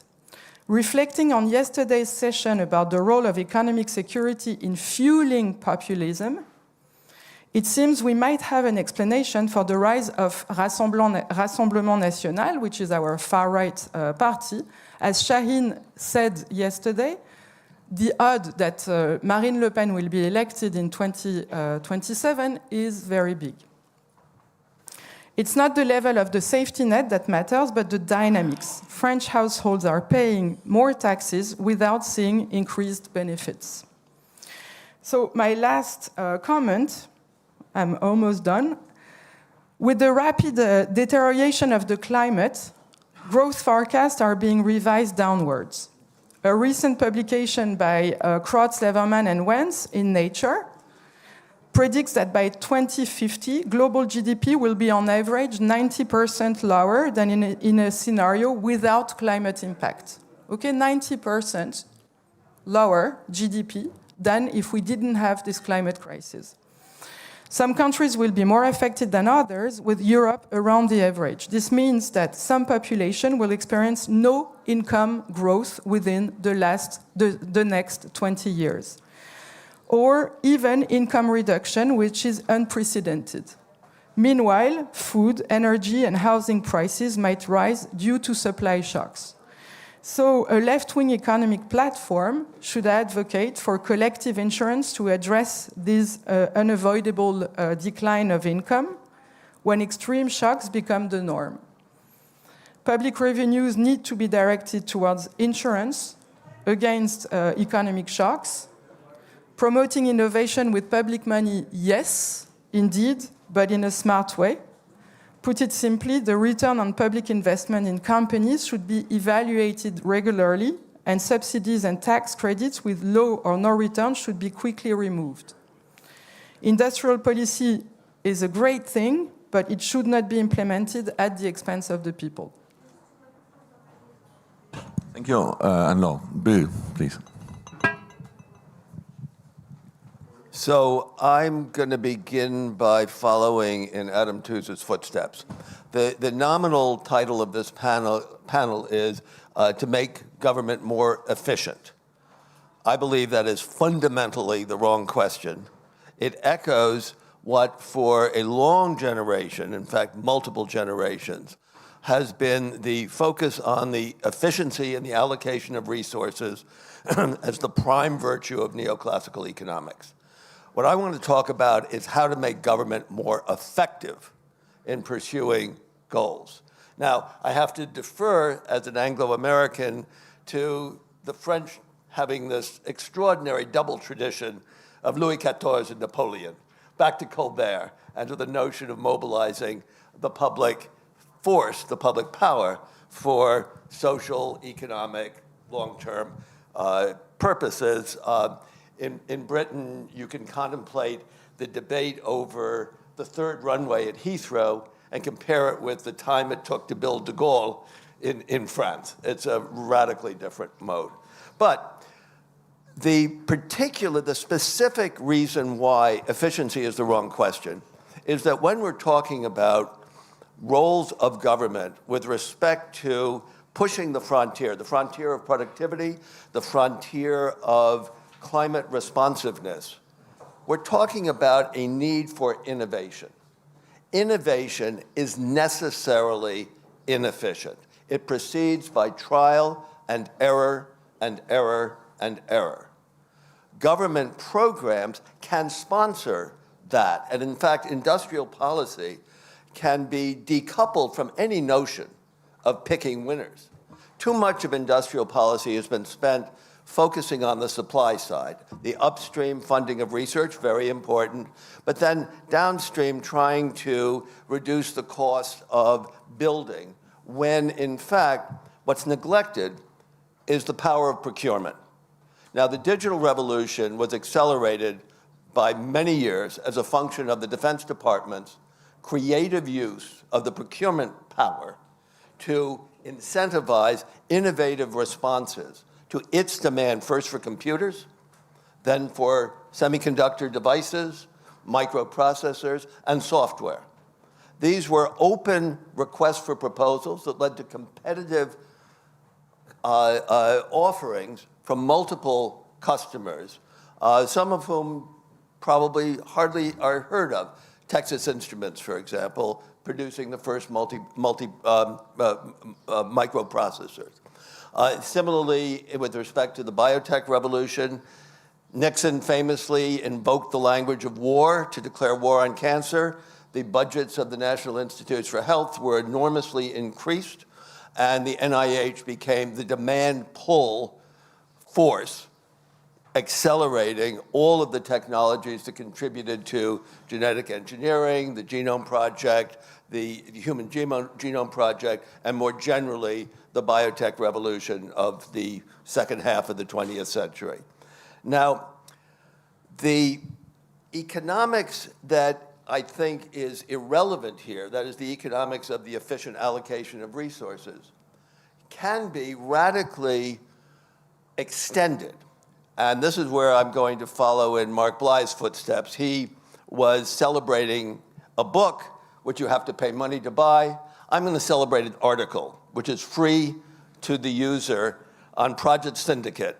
It's called The Rise of Meso-Economics. What is meso-economics? Meso-economics is a disciplined, rigorous mode of taking seriously what we've learned the hard way about the fragility of production networks and supply chains, informing it with major advances in network theory to understand how the architecture of networks can provide for greater robustness or greater fragility.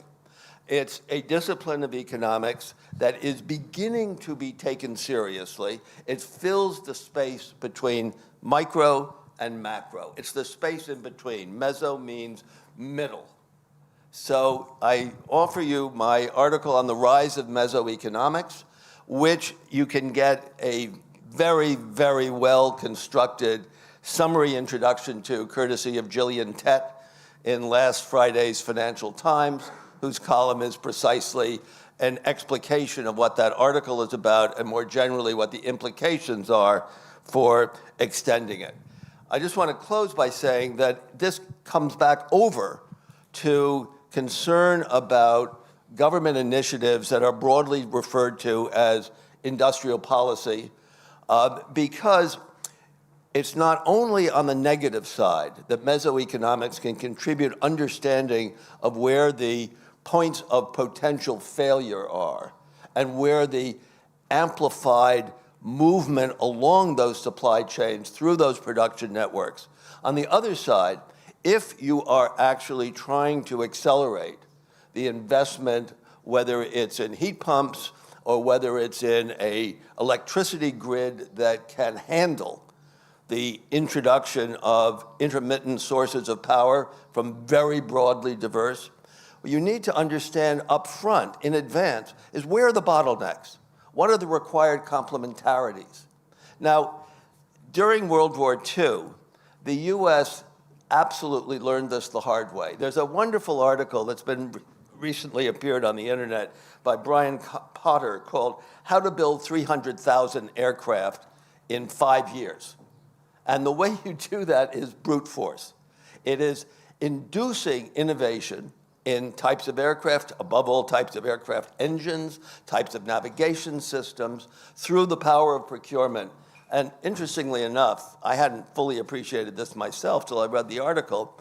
The US industry that responded, that produced barely 2,500 planes in 1939, was jump-started with orders, procurement orders, from France and England and Britain in 1938 and 39, preparing for the likelihood of an onslaught of the Luftwaffe. And the US cranked itself from that minimal level of 2,500 to 150,000 by 1943-4, at which point they were running out of airports, of runways to park the excess planes because, again, it was inefficient, but boy, was it effective. And so I offer you focusing on effectiveness and embedding the analysis of policy both in anticipation and then in as it develops in the context of this field of economics that I call meso-economics that is beginning to provide a framework for understanding how economically connections, amplifications, potential points of failure, whether on the negative supply shock side or on the positive demand pull side, operate through the economic system. Thank you, Bill. And I think you're completely right on the efficient. That has been a little unreflected. We will change it. THIEMO. So the history of this panel gets rewritten while we are at it, so to say. I think this is very good. I would agree with the notion of effectiveness as opposed to efficiency, because efficiency suggests that there's a rationalization objective when in fact the state has an innovation mandate. And I agree with Bill's point here. Let me just offer a few reflections exactly on this. When we think of public infrastructure, people would typically think of roads, railways, bridges, and of course they're crumbling. But there's a part of public infrastructure that has been neglected, I would like to think for a long time, which is the digital infrastructure, the digital services, and rethinking the state, the plumbing of societies through digital means. And I think this is a big challenge because, of course, we're now living in a society that, we have different demographic groups, but in particular a young generation that actually feels incredibly alienated by having to interact with the state in a way that is not using the tools and sort of means that they've grown up with. And at the same time, a full-blown digital transition risks alienating the older population that has never been taught how to actually work with IT, how to make IT work. And I think this is sort of one of the big challenges and one of the sort of dichotomies that we see span that seem to shape a lot of narratives. In the UK, there was an attempt to actually reshape the train booking services, that basically there's no more ticket offices. That would be the efficiency objective of rationalizing. Essentially, it's a gateway of doing an economic transaction to buy a ticket. Of course, there was a big backlash because there's some people who simply have not been taught or have not been informed or have not been equipped with the means to actually engage in such sort of digital transactions that would be a substitute for the offline sort of person-to-person transaction. But that's obviously depriving, creating an equilibrium where we end up with no change. And that risks alienating both the young, and the fact that you tried to make a change that then didn't happen creates a lot of noise that risks alienating the older. And then we're in a situation where, if we look at polling numbers right now, there seems to be a very weird coalition between older people and younger people being very vulnerable to populist campaigning, because that sort of sums in and doubles down on the perception of, trying to deliver reform that sort of pieces, sort of tries to get technological transformation going, but at the same time is sort of like alienating on all sides, and then in the end nothing gets done. And of course that entrenches the perspective of a state that is not able to deliver, a state that's not able to perform, when in fact, actually we should think about how we can solve this, right? And at some level there is a way of rethinking the architecture of the state, in particular the delivery of public services, whereby my perception is that there is essentially a big it's the civil service, the public sector represents oftentimes society. So there's a big middle belly of caseworkers who are hiding in offices. They're removed from the contact with citizens. They're also at a low level of seniority, so they're not directly accountable to higher ups in the civil service. And so it results in essentially there being a lot of individuals who have, basically limited accountability, while being expensive. I mean, I'm not saying that, the size of the state is not, for me, not the relevant dimension. It's the perception that a state can actually deliver. And I think this is where the challenges around the narratives arise. Let me give a few examples of where I see some innovation potential and possibilities for actually making life easier, but it requires changing the informational boundaries of the state in terms of how the state is actively leveraging information and data to encourage more entrepreneurial or more innovative approaches. This requires, in the German context, a rethinking about, the role of the state, because the state apparently in Germany doesn't make any mistakes. And actually, if we look at it, mayors at the local level, there is actually accountability, right? If a local mayor can be sued if something hasn't been implemented as per regulation and there was some damage that arises, right? And so, of course, there's an institutionalized high degree of risk aversion that's baked into the system, which then results in that risk aversion just propagating through society. And then in the end, the status quo seems to be the risk-free option, and there's no innovation. So this is why I'm quite happy to see that there's now pathways opening up in some states to allow experimentation. So if you can't provide another toilet for, if you have a childcare facility with 10 children, you need to have two toilets when you have 11 children or something like this. There is now a possibility to create an opt-out of certain regulation, but it still requires community organization and collective action. Now, this is one thing where the state could provide a role of helping, shaping at the local level, overcoming these collective action barriers. But that essentially requires flows of information, flows of data, knowing that there's a thinking state that connects the dots, right? That says, oh, here is 2 or 3 people that, have a childcare need, that live in a similar area. Doesn't it make sense to try to help these families connect so that they could organize care themselves or lobby jointly to organize care provision? It's innovation like this. In terms of the transnational, I would also like to say something about the informational capacities around the network and the network state and supply relationships. Digitization has a lot of potential here to actually make entrepreneurship less costly. When you start a company in Germany, that's actually very difficult. It's costly. It's if you want to start a limited liability company, it's costly. It's very cumbersome. You need to. I've known friends who've done it. There's a lawyer then involved, and then it's a process that can take months and months and months.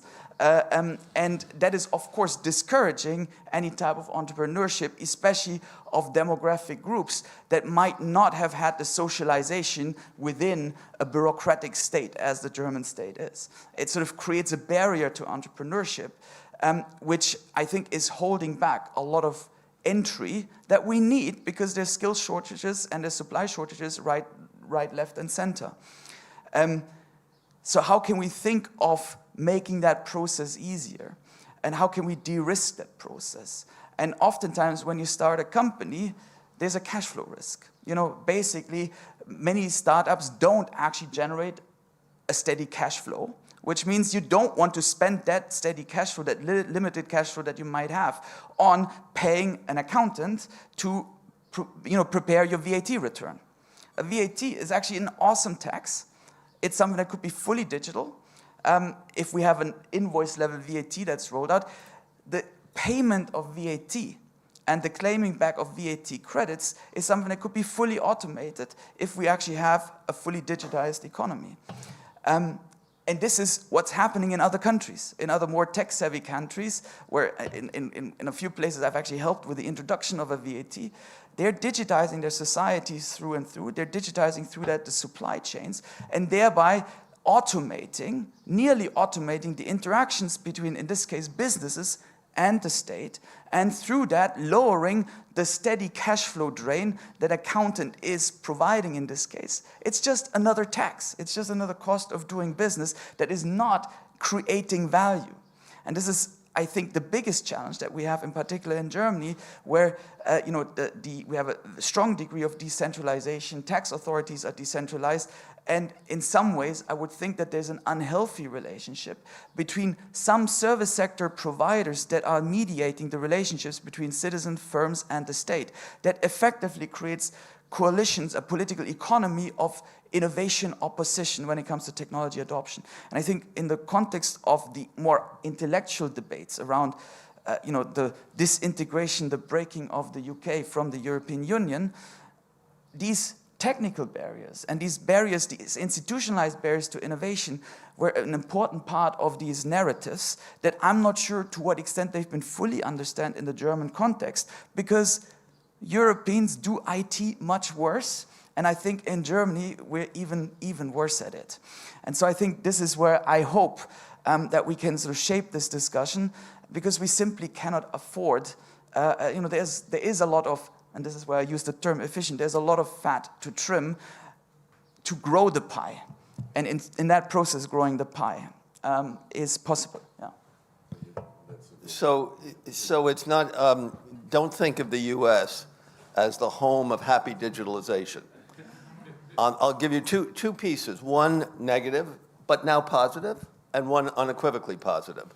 The negative is that for decades, an extremely successful, extremely well-managed software company called Intuit has provided the software through which people do their income taxes. It's used by advisors, but it's also used by individuals. It's a very profitable software product. The IRS, the Internal Revenue Service, for years has been proposing that it could create an online portal so that people could, for free, for most people, not people with complex, tax reducing techniques, but most people, the vast majority of people, could just file their income taxes online for free.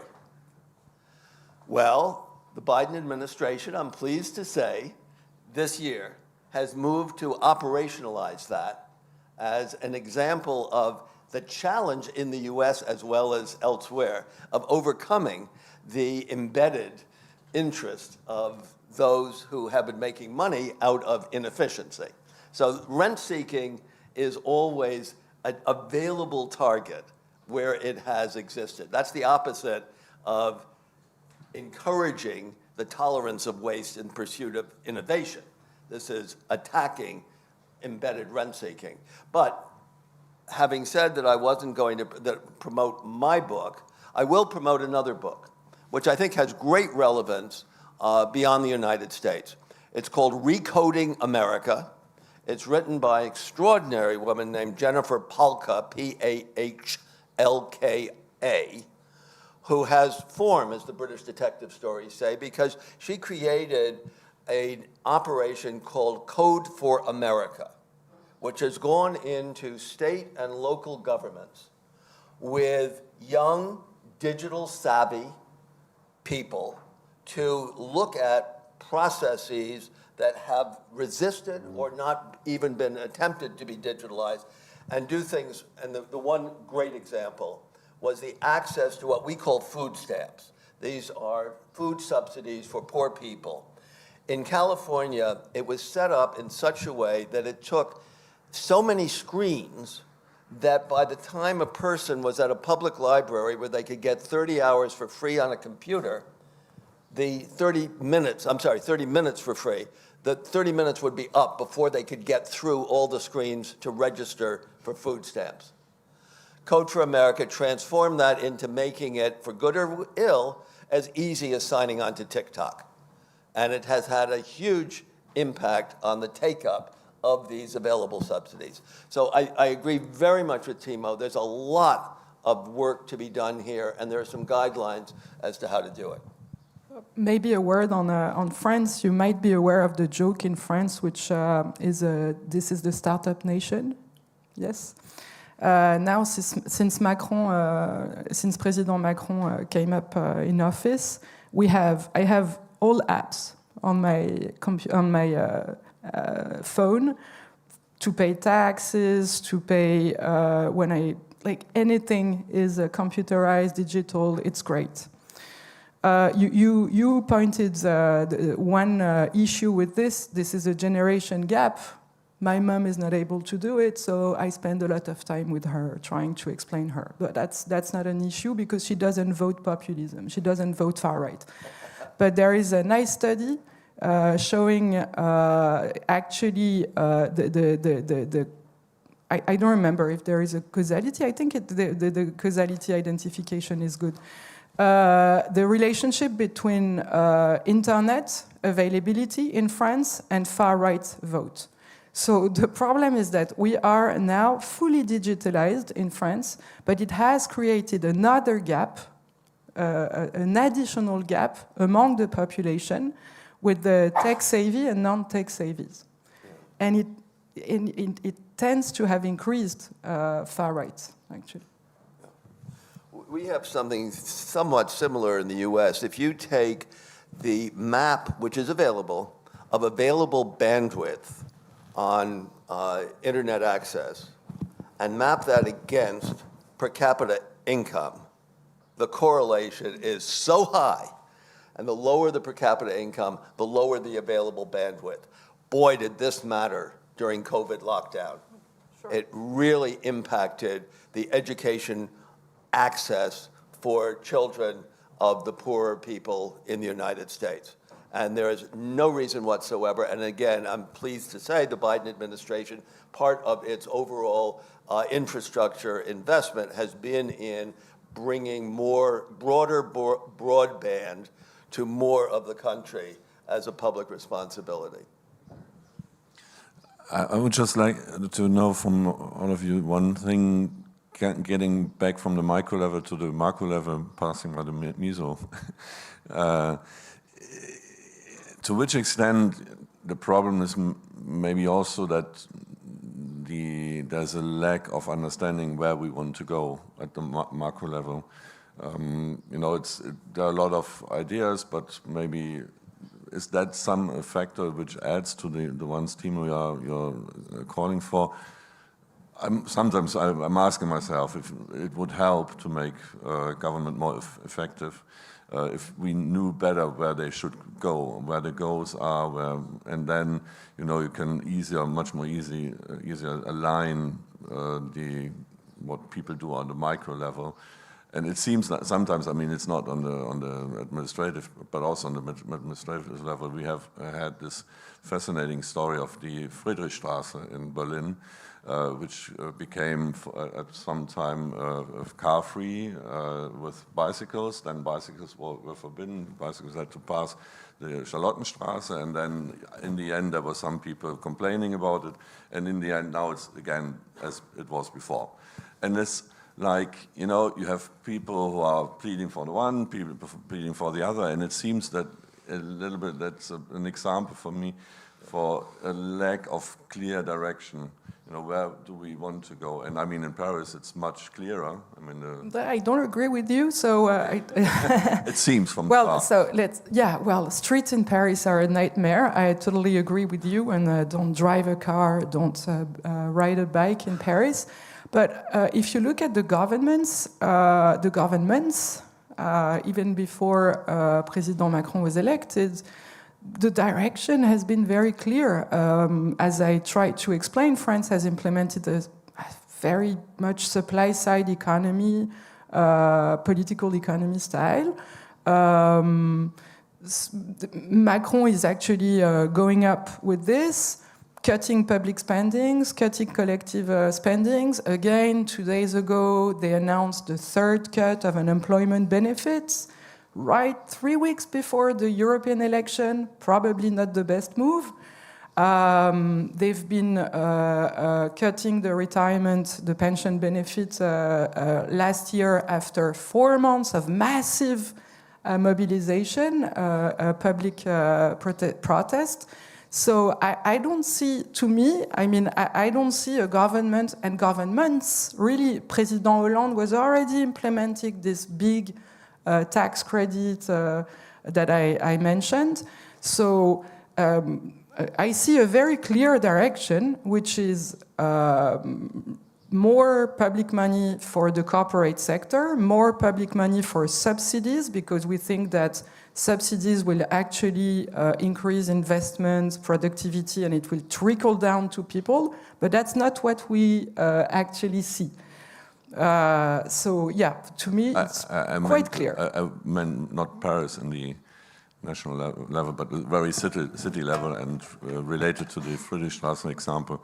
I mean, Rue de Rivoli is now car-free, and Hidalgo, I was talking more on the city level, that she's very clearer on how to transform the city into a greener city. I think in some way you could also represent this as, oh, there's actually government trying to be responsive, right? And then correcting what might have been a mistake. I don't think in this example it was a mistake. But let me just again highlight something from the UK, because I find this just fascinating, because there it is possible. I mean, we've put together now a data set that allows us to study individual planning applications and how an individual planning application is discussed in the council. Which means if you want to build a home, you know, you'll have to put a planning application, and the community members can comment on it and so on. So we can actually drill down on the narratives around NIMBYism or the alternative to that. And this actually highlights the degree of hypocrisy that we often see around this, that actually everybody wants, you know, something, but not in a way that makes it sort of tangible for them. But it also highlights the inequality in access. Because ultimately if politicians are not aware of those individuals who are not voicing their opinion, who don't feel entitled or don't feel like having agency, then you end up with an output where a politician might perceive that they're responsive to the selected views that they've been exposed to, and this is more likely to happen among individuals who feel settled and safe in a community. And I think this is one of the big barriers, and this is, I think, when Letta says, you know, we want to sort of help people to perceive that they have a right to stay. I mean, in all sorts of dimension, it's about the movement of people and their investment in local communities and them being welcomed in communities, that they actually invest and sort of build and thrive in communities. And I think this is the bit of making government more effective in terms of building a thriving third sector that can actually build this community, that can create this community building. Now, political systems that are built on principles of divide and rule will struggle with building that sort of social capital, or sort of rebuilding that social capital. But I think this is a very important part to actually build a consensus, because again, even among high-income people that I know, they don't care about the level of tax. They just don't want to have to bother with it. So, in the US, I think it's just important to remember that until January 2021, we did not actually have any government that had identified climate change and the response to climate change as a first-order responsibility of government. And it is very possible that in January 2025, we will have a new government that will repudiate almost everything that has been done. Trump is on public record saying to the assembled executives of the major oil and gas companies, give me $1 billion and I will give you what you want. So be prepared. It may not happen, it need not happen, but it definitely could happen. And then we'll have a different conversation about what the long-term goals of government are in the leading, what is still the leading political economy in the world. Yeah, and we should probably start this before and not just afterwards. There's one question from the audience, 2 questions. We have 5 minutes left. Tom? What would be the implications of a shrinking population for effectiveness of government? Excellent short. It's a good question, and it's clearly, it's not a hypothetical question, is it? Because populations are starting to shrink, beginning in China, as well as in South Korea and in parts of Europe. The US has actually been sufficiently open to immigration, both legal and illegal, that shrinking climate change, shrinking demographics in the US is not an immediate issue, but it clearly is elsewhere. And that will get into this questions of intergenerational fairness. Are we spending more money on pensions? That means less money on childhood education. Those are really challenging issues, which fortunately I'm not going to be around to have to comment on. We'll wait and see. Well, thanks a lot for the very energetic panel. If I go back to the Berlin Manifesto, it states that we need to generally establish a new balance between markets and collective action, avoiding self-defeating austerity while investing in an effective, innovative state. I was wondering, Bill, to a certain extent, that involves, again, government being more effective, not efficient. I was wondering mostly, I mean, how do you relate back to the article of meso-economics? Do you see, you're quoting some meso-economists in the article, but are you thinking of a golden age back in the days historically of meso-economics, or some good meso-economists that will be there in the future? And I was wondering who you see in perspective developing that. Well, going forward, I do see the development of this field led by people like Vasco Carvalho at Cambridge, Matt Taylor at Stanford, Nathan Lane at Harvard, and indeed Danny Roderick as people who are contributing to this emergent field. And I see it as a frame within which it will be possible to be more effective in fashioning policies, both to increase the resilience and robustness of existing systems, but also to build new relevant systems, particularly around response to climate change. Tom. Yeah, thank you for this interesting panel. But could I just, as I understand it, I mean, I know we're talking about making the government more efficient, but an intermediate step you mostly seem to agree on is digitalizing much more of the economy. My question is, what do you do to control dynamic pricing in that? That is certainly in many parts of the tech industry exactly what they're calculating on. It's even, I think, playing a role in some current stock prices. And so it's like, talk to us about this, because when I find out who's really angry in America, it often turns out the people who are heavy digital users. When you talk to them, they think they're ripped off by their tech company. Well, I think that there's a major set of issues around the platform companies which are being, for the first time, at least considered, if not formally addressed, by Lena Khan, by the DOJ.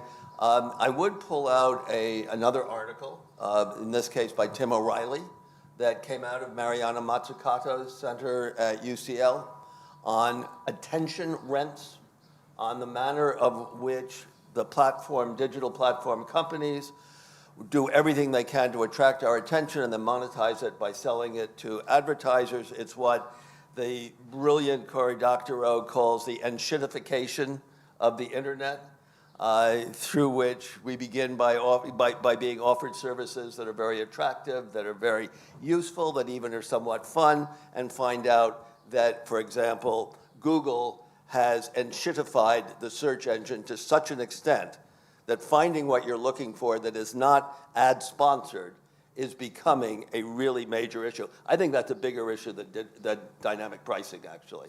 I think it is the inundation of internet advertising that has compromised the value of the services offered. That's a very affluent answer, though, for folks who can't pay. I get why when we all go on the web, we want something to happen, and that's frustrating us. But for a large chunk of the population, they get really preyed upon in dynamic pricing. Oh. the ability to, I find it very hard to imagine how you would actually try to it's hard enough to manage prices, to control prices in any way where you've got a pre-digital economy. We had some experience, it was very mixed in World War II, combined with rationing, combined with a global, I'm not going to get into an extended conversation with Tom right now. We can do that offline. No, actually, INET has some excellent posts on this by Hal Singer. Good. Go to the INET website and find your answers to Tom's question. Robert, last question. Then we've introduced something very innovative. When we want to stop a session for lunch, it begins to smell lunch. Yeah, that's a pretty good idea. Robert. Yeah, thanks. This was a lot of food for thought on how to make bureaucracies more effective. I think what I was missing a little bit was ideas on how to make the political governance, so political decision makers, the political side of the government more effective. I mean, one issue is if you want to indeed increase, if not the efficiency, then the effectivity of bureaucracy, you need political leadership to overcome this status quo orientation you nicely described. But there's another issue related to it, and I would be very interested in your ideas and opinion on that. That's the selection process that brings you into government positions, into political leadership positions. If it is about, and then I finish, if it is about indeed managing this change and governing this change we've been talking about, I mean, you need somehow people in these positions that have an intrinsic motivation to do something in this direction. I have a stronger motivation than lunch. I have to catch a plane. But what I will tell you is that in my lifetime, the second half of my lifetime, the most radical political, cultural revolution and economic revolution has been in Ireland. And Ireland has introduced this notion of citizens' councils, which played an enormous role in what was unimaginable 40 years ago. Unimaginable that Ireland would actually legalize terminations. And it came through this process, this innovative process of exposing politicians to real people. I really advocate that very broadly as a response. And now I have to head for Berlin-Brandenburg. Thank you very much. Okay. Thank you. Thank you. ANNE-LAURE, THIEMO, last words? Yeah, I mean, I think we have to talk, there's many layers, right? So the selection of who becomes a politician has changed significantly in a similar way that actually how the media landscape has changed the way of who becomes a journalist has changed. And I think actually that hasn't been studied. It's been on my to-do list of projects to do, to look at how selection into journalism has changed. Because of course, when you cannot make a living as a journalist anymore because there's been a decline in essentially outlets that reach scale because digitization actually allows us basically big scale units to exist, but small scale outlets, you know, they just lost market. It affected the size of and the potential selection into who becomes a journalist. And what one casual observation I made was that there's a strange correlation between politicians' careers and journalistic careers, which might not be a particularly healthy thing. So I think it's a bigger debate to be had about, you know, we have to think about the media ecosystem together with the mechanisms of selection of candidates. Now, on just one more last thing, I've seen policymaking in some countries, and sort of this deliberation process that was described. I can comment on one in one country. I've looked at an economic impact assessment of allowing women to drive.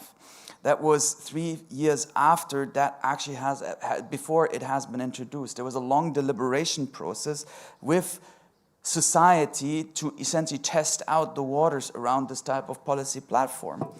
Because ultimately, you know, it's changing norms, and changing norms is difficult. And it's a deliberation process, and I think the example of Ireland is a very similar example that actually one can leverage such type of mechanisms to actually affect and create broad-based societal consensus around changing societal norms. And this is not necessarily the monopoly of let's call them liberal Western democracies, to actually engage in these type of reform processes. We should also be not blind to innovation in how social change is happening in other contexts that might be quite, let's say, strange or not familiar to like Western organization of society. Okay, Anne-LAURE, last word? Yeah, last word. Make the political elite, or not elite, the policymakers more representative of the population. Like, get some normal people in the parliament. AOC in the US, but we had that in France too. We have a cleaning lady now who is a member of parliament. She's super smart, and she brought up topics that have never been brought up before. There is a good literature on this, that when you bring diversity in the political sphere, they will change the range of topics. So that's how I would make policymakers more effective, actually. Thank you very much. Thank you, Anne-LAURE, THIEMO, Bill, on the way to the airport. And for all to listen, we will now have lunch, which is downstairs, and come back at 2 o'clock for the next panel.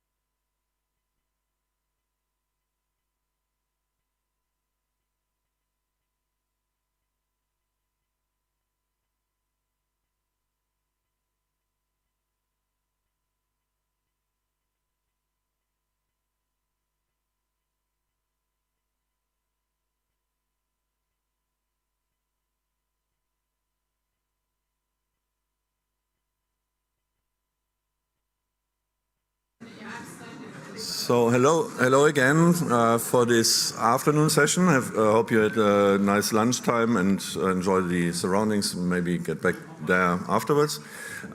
We now have a very fascinating panel that is still under the title Winning Back the People, despite all that Adam told us this morning. So we also have discussed the title a lot and thought about it, and it's just something which attracts some attention and sometimes provokes thoughts.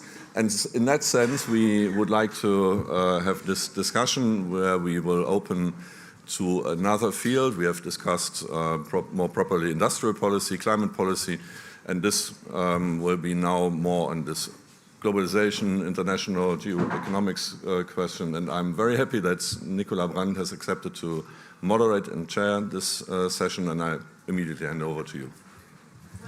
The banking committee, so he's a lot of experience with US policies. I have to my right MORITZ, who is the president of the Institute of World Economics, so couldn't be a better expert to talk about globalization. Daniela Schwarzer, to my left, is she's at the, currently executive board of Bertelsmann Foundation, but more than that, she has a long career being really one of the leading international and European affairs experts in Germany and Europe, indeed. And of course, you've all met Adam Tooze already with his keynote speech this morning. So he's an economic historian, he's an eminent thinker too, and we learned that he's a linguist too.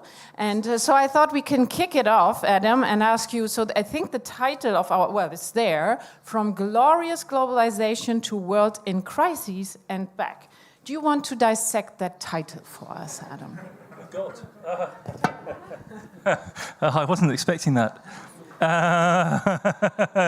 Well, it's not. This is actually, it's a cultural, it's what you teach Cambridge undergraduates to do. So all I was doing was what you would teach Cambridge undergraduates to do. So you focus on all of the words, right? So you can all do it now. So what are we going to focus on first? Glorious, obviously. Like, how glorious was it? I think depends really on your point of view, doesn't it? And where you were positioned in this. So you could have the whole China shock conversation about that. You could wrap that off there. You could also ask yourself the question, which is really top of stack for me, about how parochial our view of this whole trajectory is. Because if you take an ASEAN view, for instance, of globalization, it's only just beginning, really, in its full intensity. If you take an African view of globalization, it hasn't even really begun to happen yet. So there we would be getting some juice in our essay answering.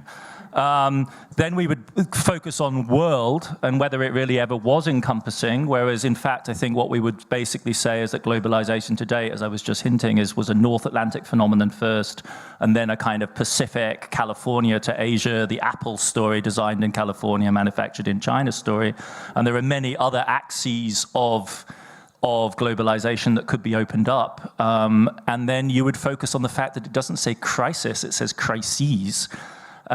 Which opens up the possibility of talking about poly-crisis, right? Rather than just a sort of simple logic of, if you take Williamson O'Rourke. In fact, Williamson O'Rourke will be interesting. So the classic diagnosis of the first crisis, of the first globalization in the late 19th century, which always argued Polanyi's style, Karl Polanyi's style, that basically globalization suffers from its own success, because success breeds kickback, right? The double movement in Polanyi. And that was always multiple as well. So Polanyi diagnosed both a labor market pushback with nativist migration policy in the United States, shutting the migration flow, and then obviously agricultural protectionism. And then in the interwar period, those things multiplied. So you could even say that, crises, poly-crisis, this is a typical pushback on me on the poly-crisis theme. Neil Ferguson did this to me at Davos a couple of sessions back. It's like, Adam, this is just history. It's always been like this.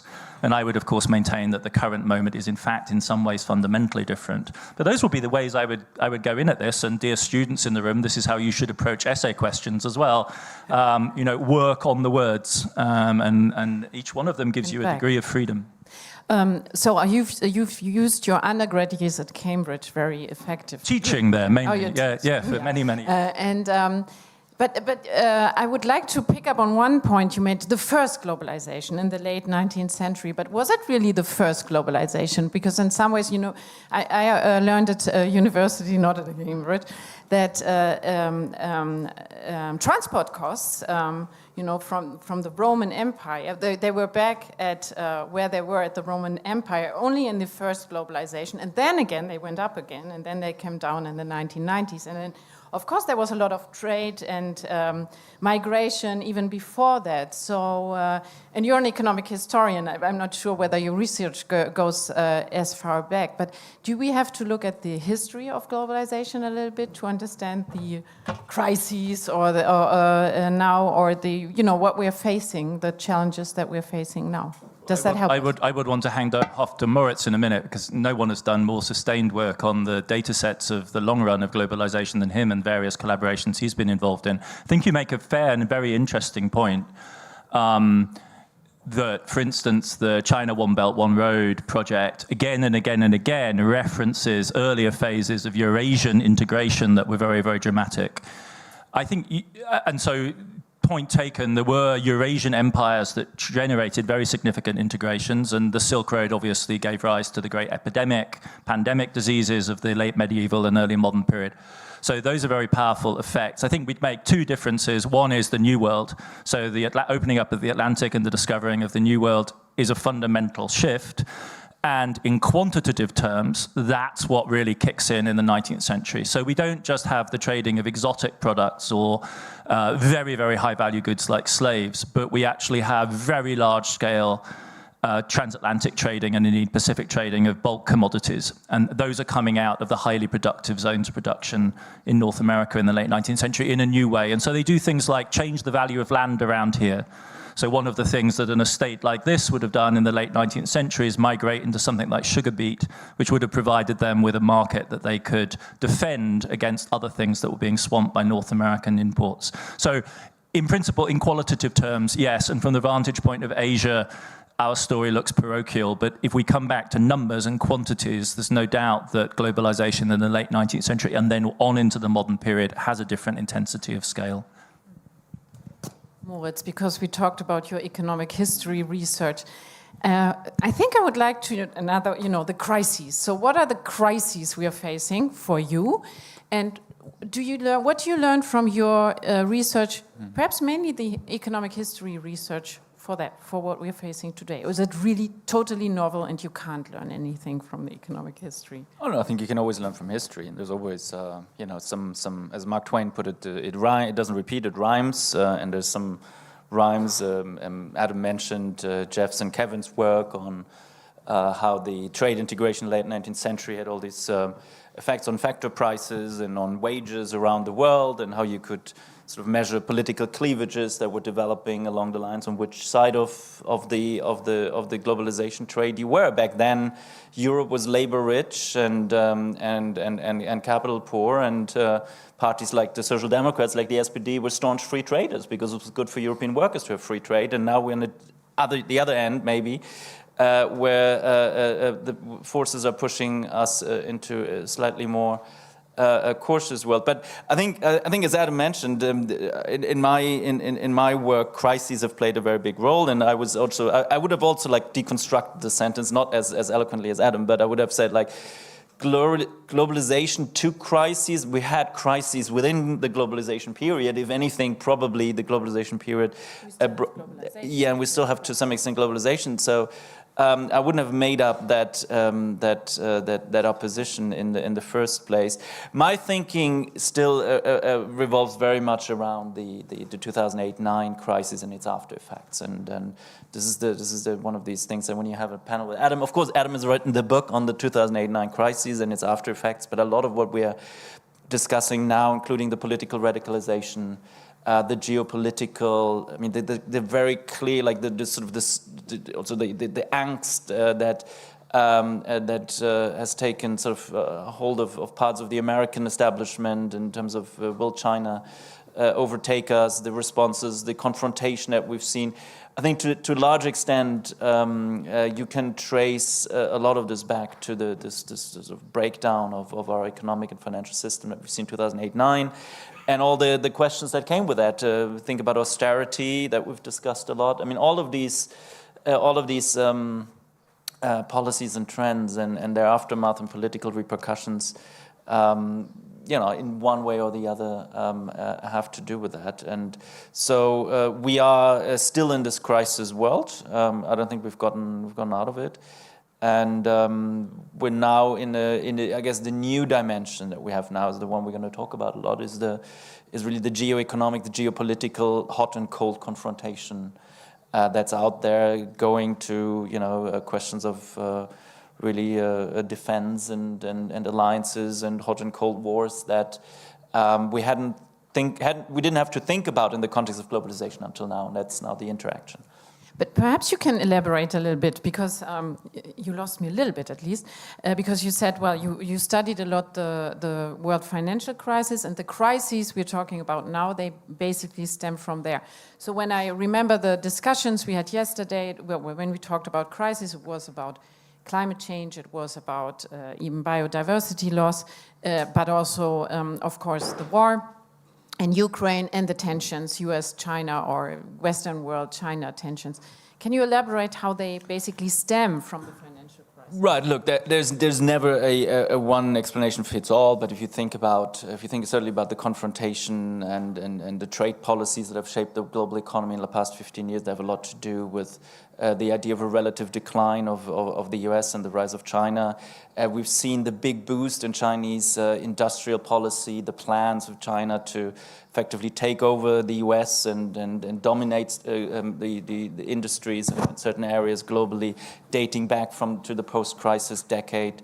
The climate crisis obviously is one that has been long in the making, but even in questions like Russia and Ukraine, the diagnosis of a decline of the West, certainly the stagnation in Europe, the inability to deal with that calamity of the economic disruption, has encouraged, Putin and others in a diagnosis that the West is on a path of decline and not able to defend itself.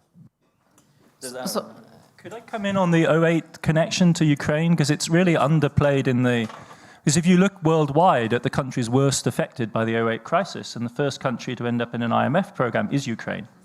So if you want to if the fundamental problem at stake is the viability of the Ukrainian state and the hypothesis on the Russian side that Ukraine is a basket case waiting to be plucked, it's massively reinforced by the situation in 2008.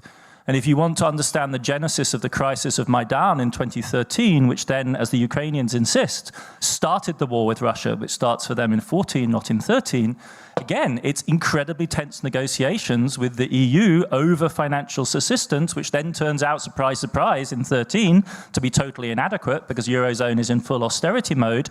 And that's what flips Yanukovych into the hands of Putin, who originally had been negotiating for terms with the EU. And that's what unravels this. So precisely if we buy the diagnosis that the Ukrainian struggle with Russia goes back further, it brings Europe and the financial crises of 2008-13 more squarely into the frame. That's where the inadequacy of European policy towards Ukraine, which is so painfully evident now, first manifested itself. And it really does play on this issue of money. It's about finances, and it will be in future as well, unfortunately. And may I add, our fetish in this country of debate in economic terms, the debt brake, is of course also a product of the crisis. Yes. Okay, but thank you. So Rob, you told me you worked a lot on the US-China relations. We talked about this as another sort of a crisis of globalization of sorts, because yeah, and maybe you can just walk us through your thoughts there. Where are we? How did we get there? Is it the global financial crisis that got us there, or other things? And where are we heading? Okay. Well, I'll take a couple of anecdotes from experience. In Beijing, at one point, the vice president of the country was Wang Xishan, and I had lunch with him. Donald Trump had just been elected, and I had come from Mexico, where people were very scared of how their country was being demonized. And he said to me, in your theories of trade, you say that you can make everybody better off and no one worse off with free trade. When we started in the 80s, our per capita income was 1/40th of that of the United States. And we are 5 times the population, and there was going to be stress through that connection. It's clear, and what has happened is that your country has not engaged in transformational assistance, and in that distress, Donald Trump was elected. And when I look at the title, I say, from the dream of glorious globalization to a gluttonous crisis, and Trump said, I got your back.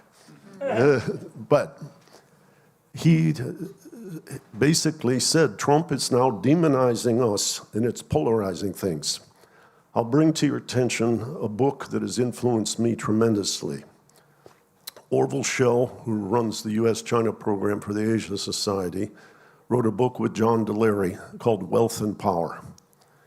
And the essence of it, and my friend Henry C.K. Liu, whose father was one of the the key 7 inside with Mao, agreed with this. The Chinese suffered from thinking they were at the pinnacle of the world, and they were essentially had an opium crisis vis-a-vis the British Empire, and then a Japanese invasion. They call this the century of humiliation. And what he was saying, this is Orville Schell and his co-author, is that this desire in his mind was for China to be a partner at the head table again, not a subordinate to America or Anglo-Saxon run system. But that it would take time, it would have to be gentle, etc. And when Wang Xinshan and I talked about these themes, he said that the United States militancy, where Trump acting as though he's protecting America, was triggering a polarity in China, and that we were in for some very tough times. Many people who listen to me on podcasts and stuff know that I'm always inspired by music. Bob Dylan had a famous song called One Too Many Mornings. INET has a song called 3 Too Many Markets. And the idea of 3 too many markets is this. The parable is that when you embed a capitalist economy in a democracy, it's morally okay. But when you have a market for politicians' survival, a market for media attention, and a market for expertise in university endowments, I'm talking about in think tanks and what have you, money plays a very big role relative to the currency called votes or citizenship. And with the 3 too many markets, particularly through the Reagan and Bush years, my colleague Tom Ferguson, who's been here at the conference, his book, The Golden Rule, He Who Has the Gold Rules, or his book with Joel Rogers, Right Turn, about how the role of money accelerated and the Democratic Party's representation of the working middle class disintegrated. And it wasn't they were mean, they were trying to survive in the aftermath of the Reagan years. Things like the Citizens United decision, they were acting like it's the First Amendment that people can give as much money as they want to influence elections, whether it's people or corporations or what have you. So America's distress, I always tell people, I'm going to work also in documentary film. My colleague Alex Gibney made something that's free on the Audible website, and it's called Meltdown. And what he said to me was Meltdown is not about what happened in the markets. Meltdown was how, as Joe Stiglitz said, we bailed out and paid the polluters. And the American people lost faith in governance. When you look at the Gallup polls that are done every April, almost everything except small business and organized labor have dropped 20 points in the last 15 years. And the Federal Reserve used to be at the top, and it crashed. Because the loss in faith that Gibney talks about led to Occupy Wall Street on the left, Tea Party on the right, Republican House, Republican Senate, and Donald Trump. And Steve Bannon, who worked very closely with Trump, once said, my father worked for Bell, the telephone company, as a guy on the polls, you know, blue-collar guy fixing things on the polls. He worked there. His entire pension was wiped out, and that's why I'm working with Donald Trump, so that he'll be president. So there is what I'll call an endogenous extreme stress within the United States, and that's what you might call the past. What's on deck right now? You're talking about finance. When the United States seized the assets of Russia in relation to the Ukraine, the notion of the dollar as the reserve currency was brought into question. Any of you go out and look at the charts, look what's happened since that time with gold. People are looking for alternative stores of value that aren't controlled by a particular government. I'm not saying there's another reserve currency. Years ago, the Chinese tried something called the Chiang Mai Initiative to see if they could make the RMB a unit of account or medium of exchange, but it didn't pan out, and I don't see anything there. What I do see right now is there are various things like the so-called Trans-Pacific Partnership. America dropped out. The AIIB, where my good friend Eric Bergloff works, America didn't join that. They were invited to join that. There are all kinds of things that are appealing, what you call the BRICS in the global south, are working together as though the architecture of the US system is not sufficient. I don't necessarily think Plan B is all there and designed, but you can feel that stress. What concerns me about the United States at this juncture, not just with regard to China, is the fear of innovation. In other words, I grew up in Detroit. Automation, machine learning, globalization, and Detroit didn't get much help from the nation. People are afraid of things like AI now. Not that they should be. And the potential of innovation in a positive way, properly implemented, is extraordinary, but it could get crunched if the fear dominates, which you might call optimistic imagination and the kind of vitality that Joseph Schumpeter used to write about in Theory of Economic Development. I see a lot of energy in Africa.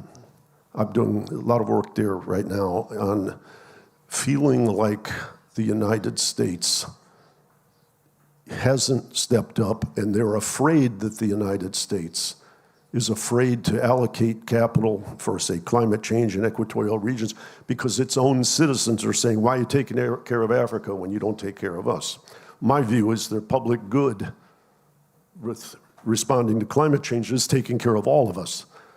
But given the fear in America, it's very hard to sell capital allocations as an international leader, particularly when the United States healthcare costs are double the OECD average, and we're ranked 38th by the World Health Organization in the quality. We've got a baby boom getting ready to age out. That's essentially a fiscal crisis on the horizon, given how expensive medical care is, and given that the ratio of people receiving care to the people who are, how we say, the tax base will be at an all-time high. On the positive side, I saw Janet Yellen on the 8th of April went to Beijing, and she gave a speech which they've now posted on the Treasury website about, we might say it was, if we get past this election, she didn't say it that way, but what are the cooperative constellation of things we can do on the horizon to reinvigorate connection, trust, and well-being between the United States and China. And I think it was a, how do I say, a foreshadowing to alleviate anxiety. But in the same 2 weeks in which she gave that speech, there's something that my friends, I have a home on the West Coast, and they're calling it red tech. They're saying that the conjuring in the United States of fear of nuclear combat, whether it's Middle East, Ukraine, or particularly Taiwan, is leading to a lobby from Silicon Valley asking for an enormous amount of money to develop military technology, particularly computer-related, AI-related, to protect America. And the combination of that, the elder care, the increasing military budgets for other purpose, make me wonder if how the United States is going to pay for all of these things. But at the end, there's a wonderful website I'll encourage you all to explore. Orville Schell's the one who told me about it years ago. It's called China Heritage. It's a man who lived many years in China. He's now in the South Islands of New Zealand. His name is Jeremy Barmay, and it's called China Heritage. And the theme that he's exploring is what he calls the invisible republic of the spirit, and how to treat us all as people of value everywhere on the planet. What do we have to build? He's very familiar with Chinese philosophy and with the West. And I think that's a great point. Yeah, that's a great starting point to develop the discussion on globalization further. That we see what the resources in the or the perceived enemy almost, in order to get back to a world that we build jointly. On that, Daniela, so we heard a lot from Rob. Why the world may be more polarized because of issues, problems, too much money in politics, fears, etc., demographics in America, why that particular country, which is kind of the leader of globalization or has led perhaps the global rules-based system, as we sometimes call it, why it may not work as well as it seemed before. And but you're the political expert, right? And when we think about these things, so what we're seeing now in globalization, seizing assets, right? Coercion, war, and at the same time we are confronted with global problems like climate change, which we cannot possibly address if we not somehow work together including with China, including with Russia, etc. How do we get back to a world where we can, work on our conflicts, but also work on problems that we are all confronted with together, because otherwise we cannot solve those problems? Thank you for that question. Let me start by saying I don't think we should idealize the past in terms of the ability of governments to collectively solve global problems. There were better situations than we have now, but it was never perfect. So my answer won't be how do we get back, but let me first characterize the world as I see it, and then we can think about the building blocks that we would need to put in place. So I think what we heard just now is if we take it to very basic points, is a decline of a rules-based order and more of a power-based order. And where do we see the disappearance of rules or the decline of rules? As Europeans, we definitely see it in our own security order. So on our doorstep, we have a war, the violation of the principle of territorial integrity, no ability so far for the international community to bring a ceasefire or some kind of framework which looks like bringing it towards a conflict resolution. We have a very clear aggressor who can play his game. Although, if you compare the political, the economic, the financial weight of this aggressor to the international community, you see how, comparatively small Russia is in comparison to the political West. So in terms of security, we are in a situation where we need to rebuild a European security order, and that is very much the condition, in my view, to have a vision for our economic model and our democratic model on this continent. The second point where we see a decline of order is the economy, very clearly. We right now have a decline in the international trade order, the World Trade Organization, the capacity, for instance, of the European Union to negotiate even bilateral or minilateral trade agreements and actually get them ratified.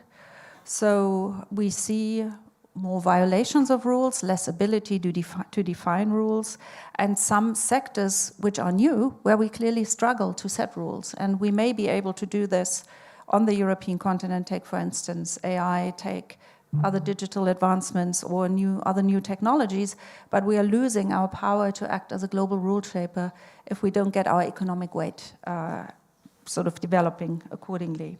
And then finally, governance. Again, the question of rules-based versus power-based. Globally, we see a decline of democracy and an increase of authoritarian or totalitarian elements, even within countries that still are sort of halfway democracies. So there again, you see power building, power resources as the main ability for elites to shape what's happening within their societies and what's happening between states. So, you know, there are two answers to think about that world going forward. One is you bet on the power element and you think that this is a process which will go forward, and the way the power competition between the US and China seems to play out at the moment, I think we have to assume that there's a further push for this world.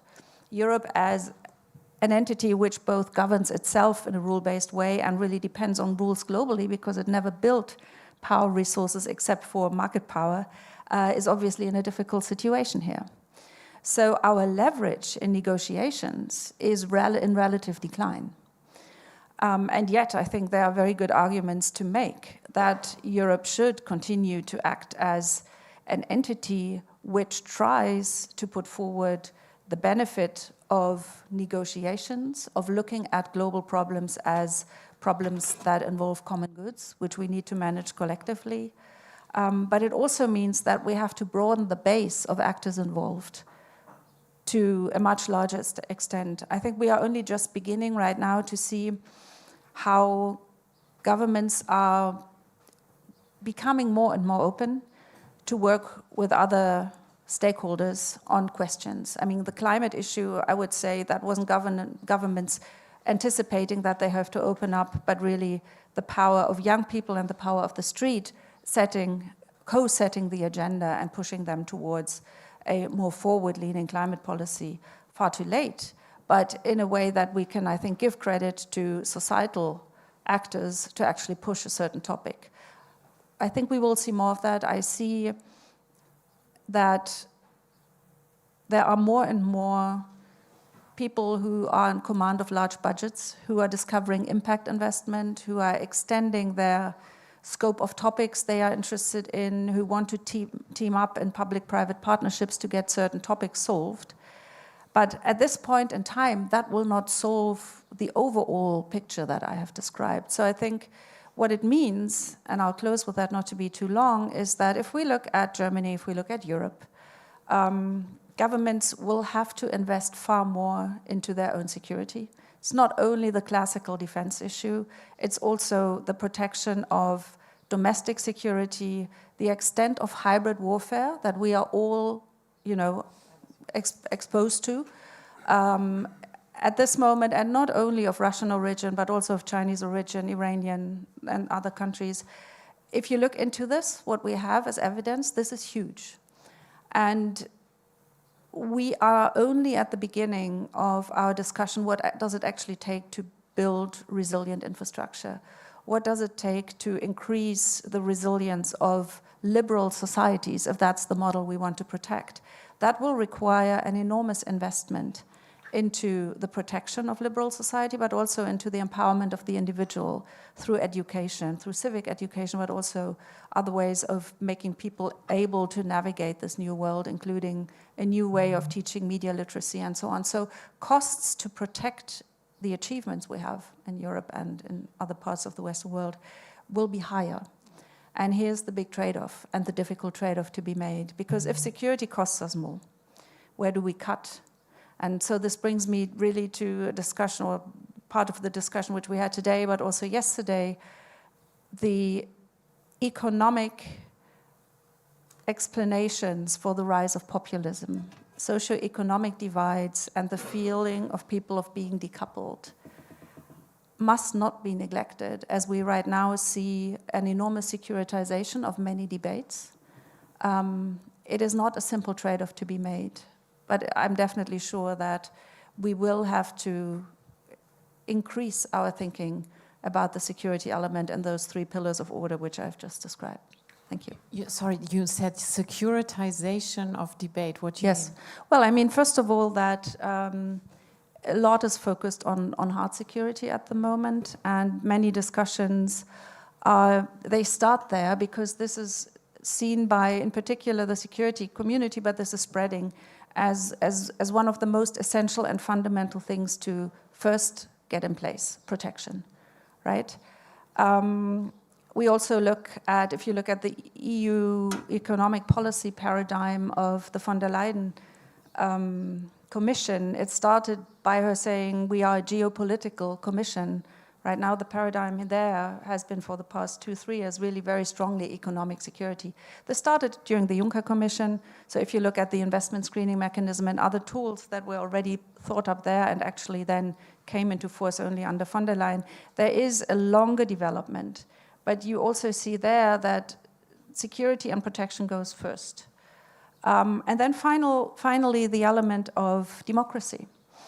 Let me take an example from the COVID crisis, where governments used the situation of needing to protect their citizens to actually cut back civil liberties and to restrict the ability of parliaments to do their work properly.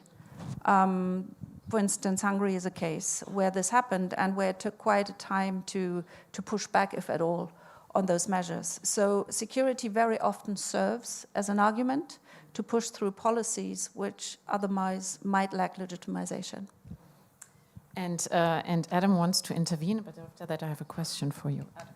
So I just wanted to say that I think the securitization idea emerges, I think it's attributed to the Copenhagen School, and it emerged 20 years ago, not in a response to the China-Russia threat from the outside, but as a way of understanding what the Bush administration was doing in response to 9/11. And if you, for instance, want to track the weaponization of financial interdependence, technological independence, then it's the Americans who are the first movers in the early 2000s. And they really do adopt this very comprehensive approach to understanding the centrality of SWIFT and entities like that, the telecommunications networks, and it's an American first move into that system. So anyway, that's just, yeah, it's important to understand the genesis of this. And Europe was, just let me add to this, a very late mover. While even in the academic debate, if you look at the publications that came out of Europe far later, but also in terms of policy responses. And I deliberately quoted what happened during the Juncker Commission because it's not a super recent phenomenon also in Europe, but indeed 10 years, 15 years later than in the US. But to come back to the point, well, to the point of the whole, I think the conference, but also what Daniela said about the rise of populism, etc. And I would like to link the tune of 3 too many markets, right, with what you said before, Adam, about the disappearance of the working class, or we dismantled the working class. I mean, how does that, well, deliberate policies, is it the way globalization worked? What can we do basically to build a world with a degree of globalization that that basically delivers for many people, that helps to build constituency that will protect liberal democracy? I mean, what can we go back if once we've dismantled the working class? Can we build? Well, can we go back, or can we build something that's similar to it? I think it's an absolutely fundamental question, and I think the basic idea is to differentiate between targeted, evidence-based, Tony Blair 1990s style surgical strikes on things like child poverty, right, which are actually enabling uplift, but they are top-down for the benefit of poor children. And this is not a criticism, that's one type of policy. And there's another type of policy, which, with all due respect, the Biden administration generally actually has pushed towards, which is quite striking, for instance, in the IRA, which are policies which are not so much top-down as actually trying to create the conditions for self-empowerment. And crucially, in the incredibly unbalanced situation of capital labor in the United States, opening spaces for collective organization in the US. And, some of you will have followed the story that there's been a struggle waged by the UAW to unionize 2 German car plants in the non-union states of the United States, and they won the VW struggle and they lost the Mercedes or BMW struggle.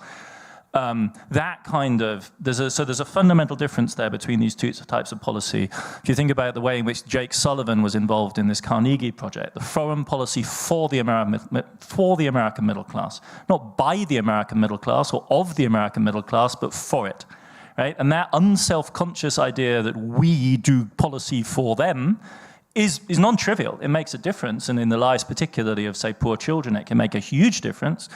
But a far more radical type of policy is one that actually basically is looking for alliances, and those are much more available in Europe because the infrastructure of collective bargaining and so on is much more powerful. Even in the UK, for heaven's sake, in relation to the price shock, we saw a really large scale. But it's, of course, much more worrying because it gives away power, or it recognizes a multiplicity of powers, and that's why I was citing the central bankers this morning, because they so transparently are terrified by the prospect of having to deal with a much more complicated interest rate setting situation where other people have power.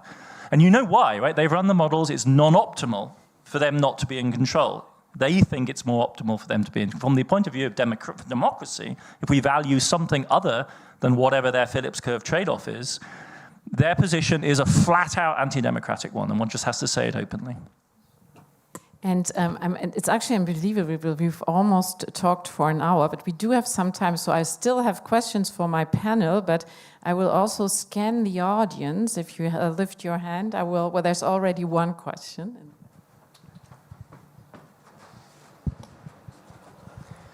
I'm struck by the fact that China is simultaneously everywhere and nowhere.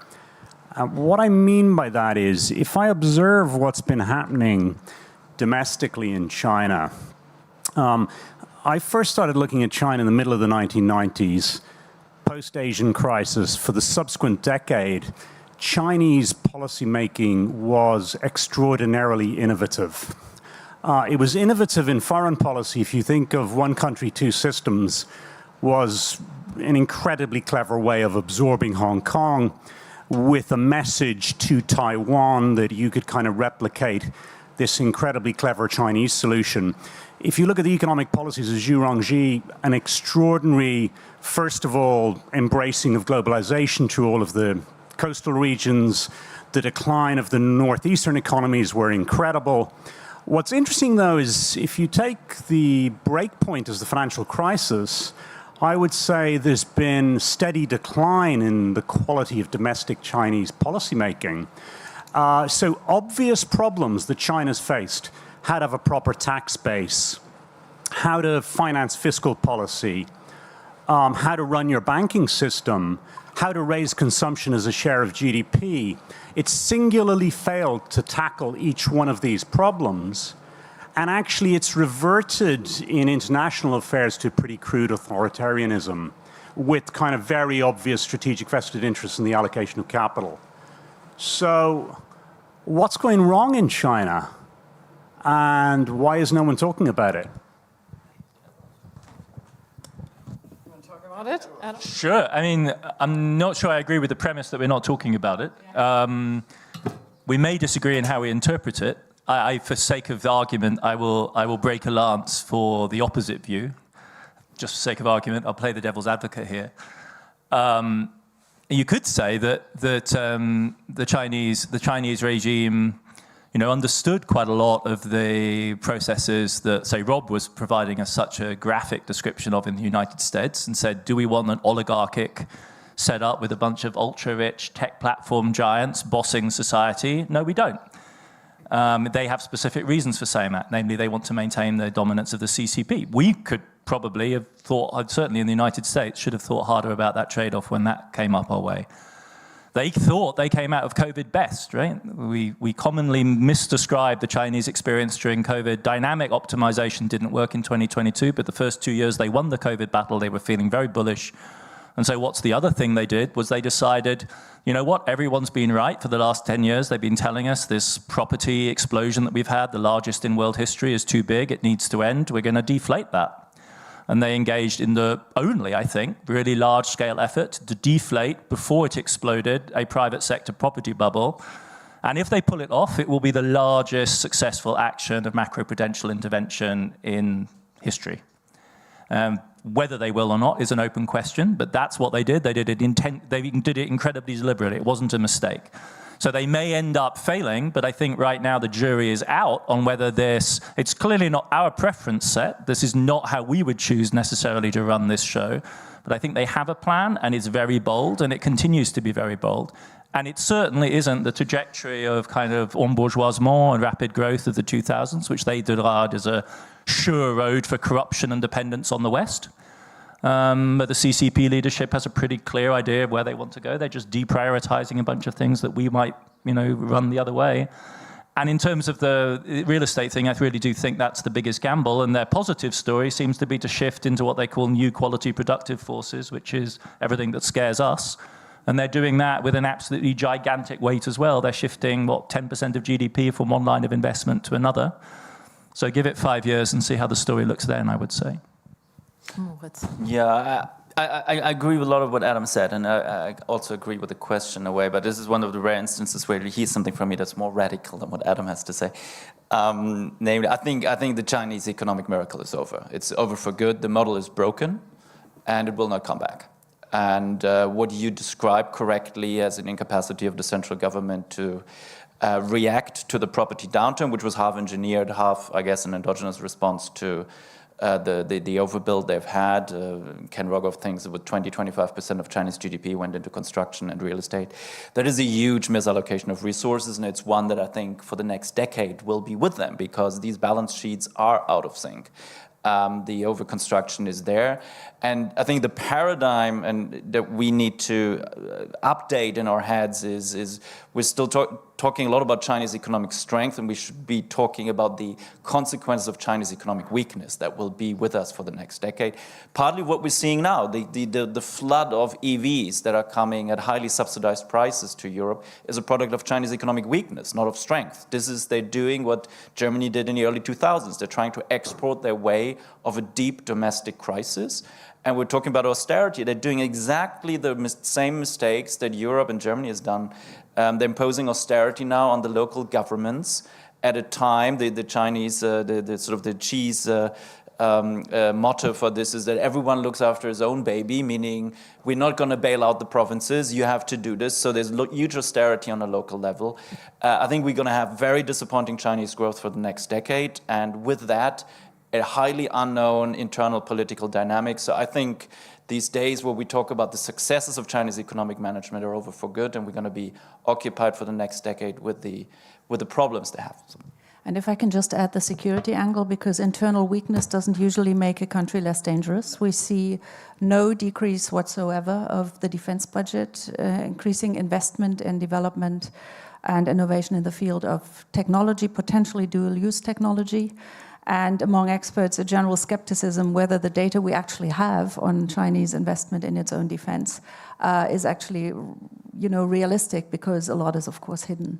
So what we see is that China is expanding its military power, it's projecting its military power, increasingly so.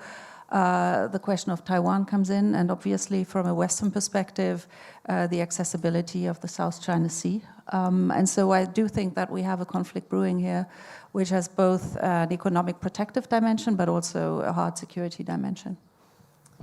Well, that sounds very challenging, and so I want to, you want to say something, Rob, but I also want to, I need to close soon, and I need to close on a somewhat positive note, at least some, constructive note, what could come.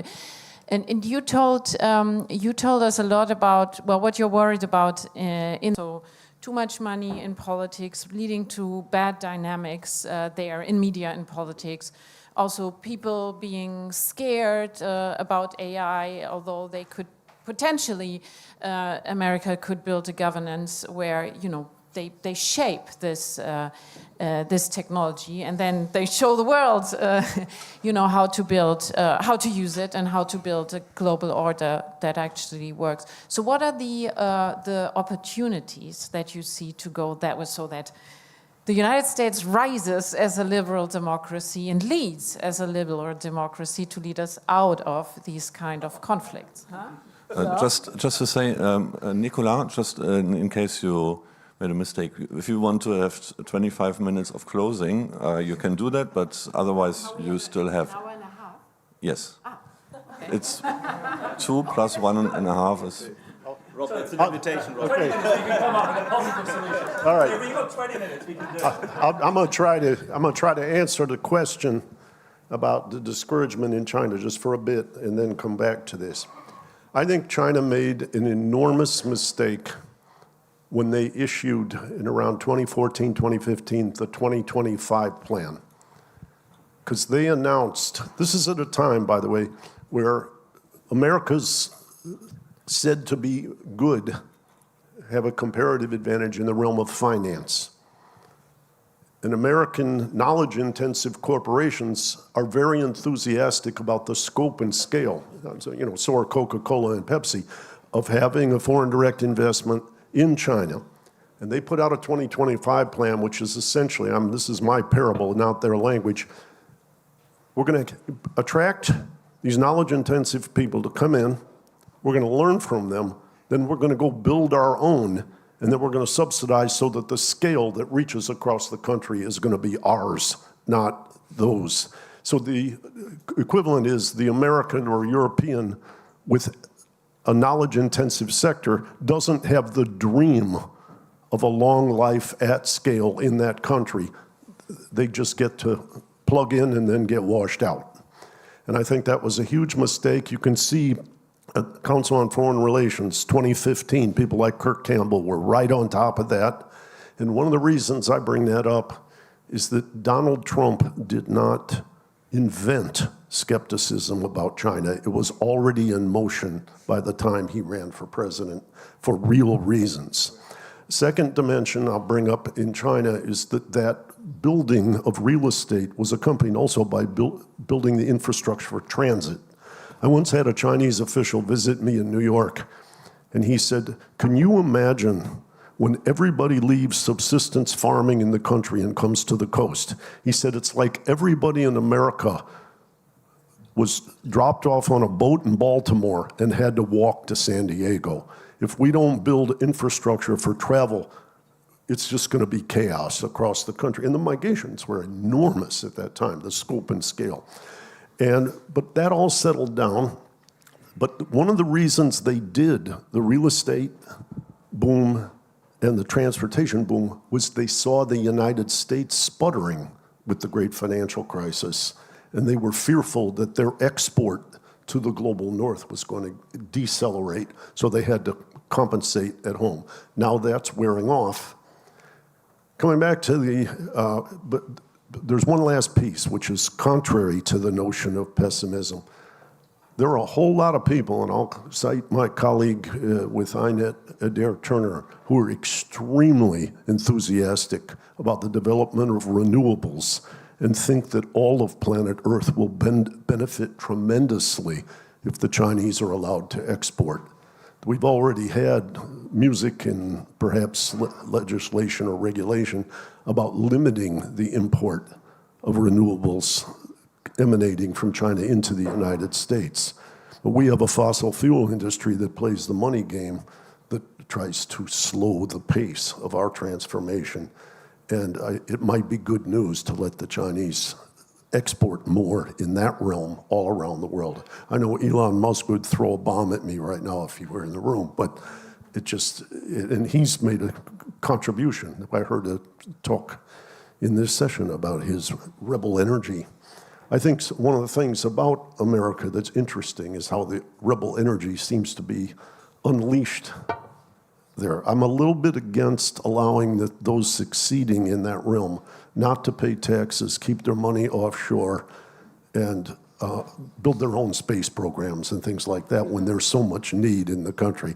I think the hostility that you've seen in books like Burn Book, the lady from the Wall Street Journal, or Jonathan Taplin's book, The End of Reality, about Mark Zuckerberg, Peter Thiel, Elon Musk, and I'm trying to remember, there are four, but it's the hostility towards how much they get to keep at the pinnacle is really starting to unnerve lots of people in America. And I've spent a lot of time recently in Silicon Valley. It's unnerving the people who've been the winners commercially to feel so demonized. But so what does America need to do? I think, oh, by the way, last piece on China, demographics, really simple. Go to the International Office on Migration, have a look. The one-child policy's over, but the idea of 1.4 billion people moving down to 800 million with only one child having to take care of two elderly parents might make my concerns about elder care in America be small potatoes compared to what a Chinese family in the workforce is going to have to undertake. But at any rate, with regard to the United States, there are things to do if we can get the money to motivate doing them. For instance, the Amtrak trains and the Long Island Railroad are a mess. I had a Chinese friend worked at the IMF, and he came back from Washington, New York with me, and he said, "Robert, you should be embarrassed." I said, "Why?" He said, "Because if you were on a Chinese train, it would take 55 minutes, and it took us 3 hours. What's wrong with this country?" And there's a lot that could be improved, upgraded, and so forth. The second thing that we got to watch out in America is we've acted like our universities are where all the brilliance is. There's a foundation in Australia that's measuring who's getting degrees and who's getting peer-reviewed journal articles and so forth. And the rise in non-American high knowledge, and particularly coming from Asia, is very, very large. So the United States has to think about, how do I say, what's going to turbocharge our next thing. And I think it's a lot less about being at the cutting edge of innovation. I'm talking about for labor employment. It may be what creates value, but value amidst social discord isn't going to help us maintain our confidence or regain it. My last thought, I wanted to thank Thomas, because when I came on the airplane here, I listened to Leonard Cohen's book, song. Everybody knows the dice are loaded. Everybody rolls with their fingers crossed. And that's how it goes. Everybody knows you're a loser.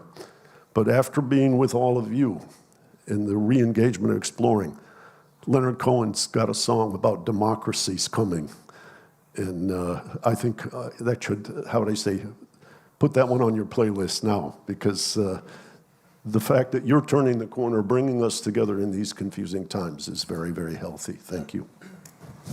Thank you. And now,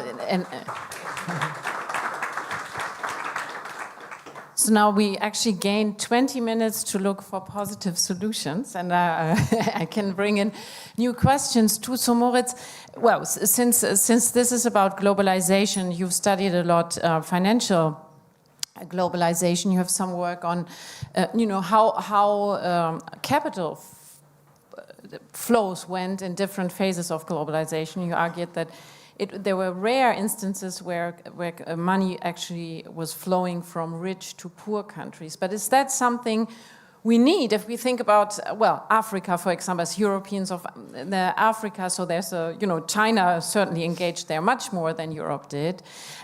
It's a country, which is close to Europe, so if they're poor, they will migrate, but also for solving, and that comes with its difficulties, let's say. And if we want to tackle climate change, we also need to engage these countries. So we need to bring globalization to Africa in some ways. So how do we need to think about this? So using financial flows and aid, solidarity, but investment also in order to build a global economy that is fair and that works for more countries than it does today? Whatever fair is, but yeah, I mean that's a big question. I'll try to unpack, or maybe like to touch one or two aspects of that. I think what Daniela said earlier is really fundamental, and I don't think that it has really kind of gotten into the heads. It's one of these things where you need to you internalize it and then you think differently about the world. And I think I rephrased roughly what Daniela said, but it's essentially saying we lived in this old paradigm where globalization, market integration, trade, global finance would not only be economically efficient, and I think, some of you might disagree, but all in all, globalization has done a great job economically, but that it would at the same time also make for a more stable, more peaceful global politics. And I think both internally with the rise of populism that we've debated, but also externally with the wars, with all the threats to common security, that second political promise of globalization has not been kept. On the contrary, you could say that the world has become a much more risky place now.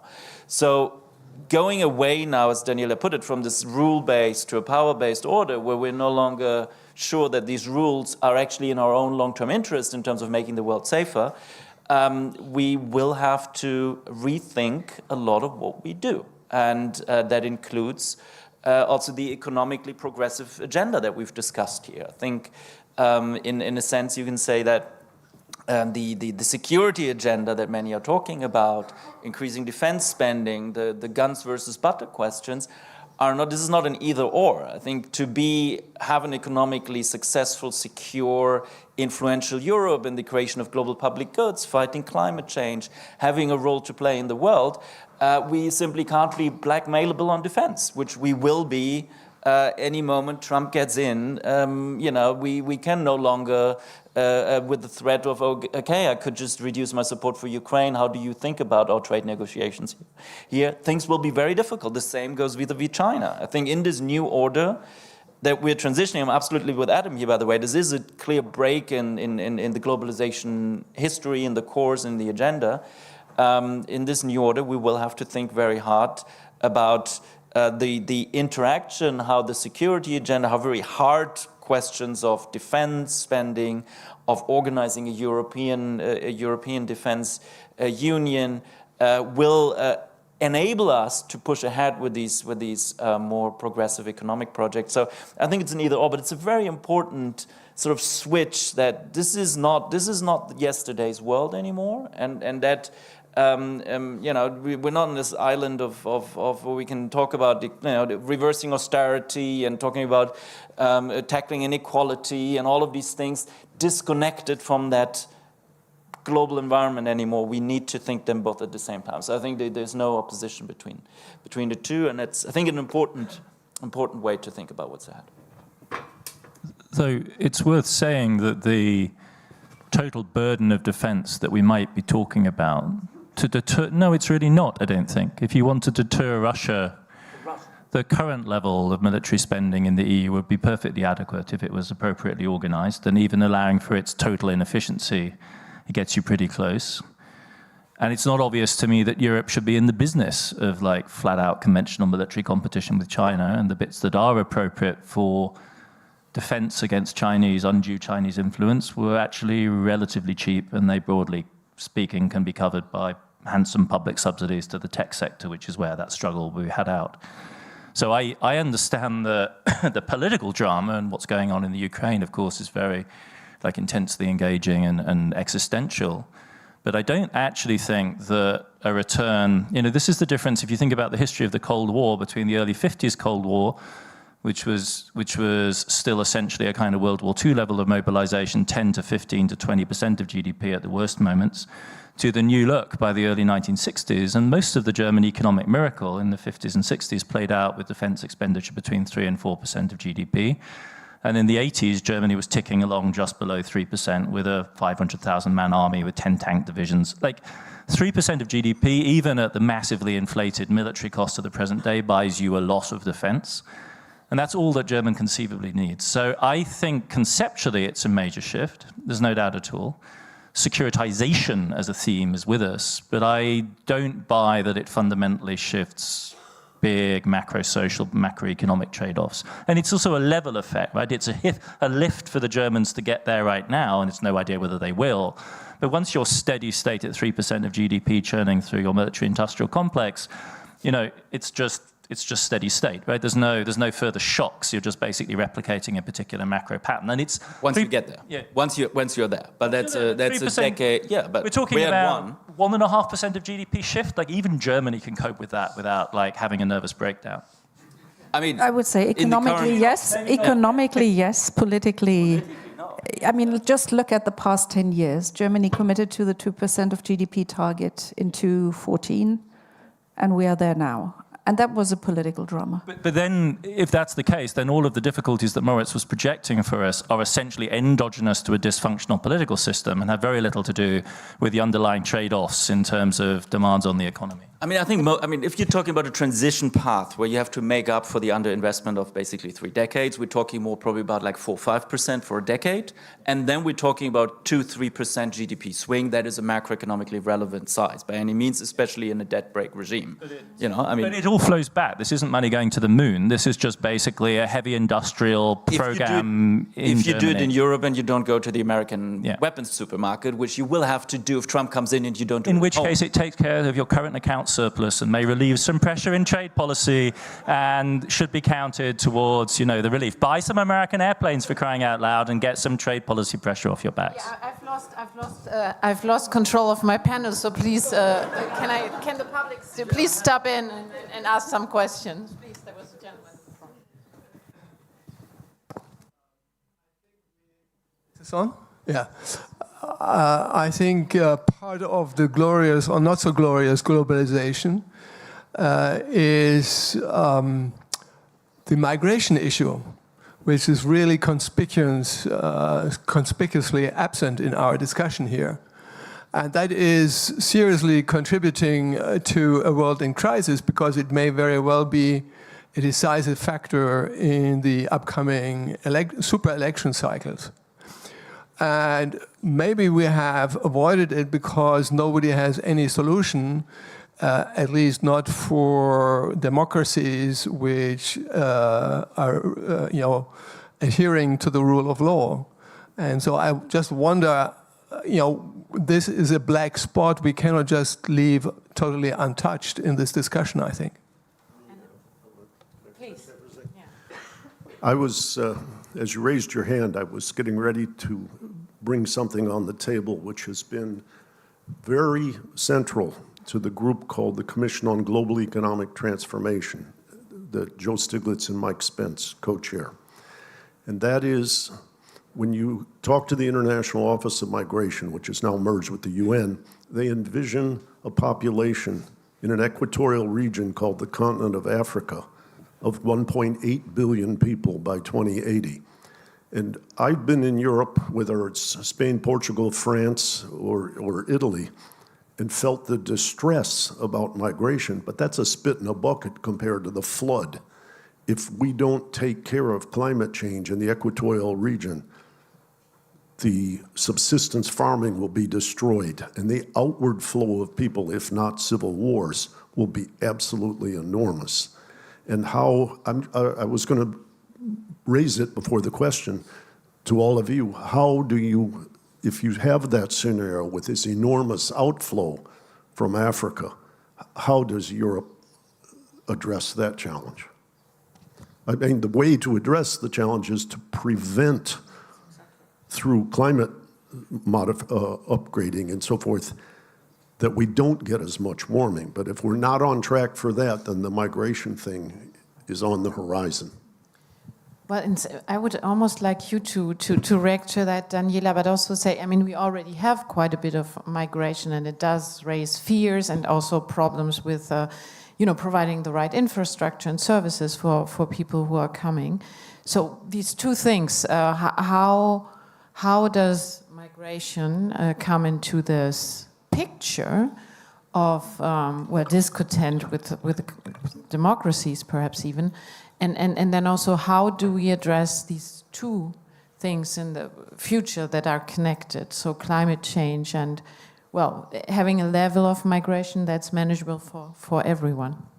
Yeah, I think it's hugely important in the current electoral cycle this year in the EU, European parliamentary elections, 7 national elections, and migration has led to 2 things. One is a rise in the far right, in some countries at least, where this has been one of the issues that allowed them to capitalize on politically.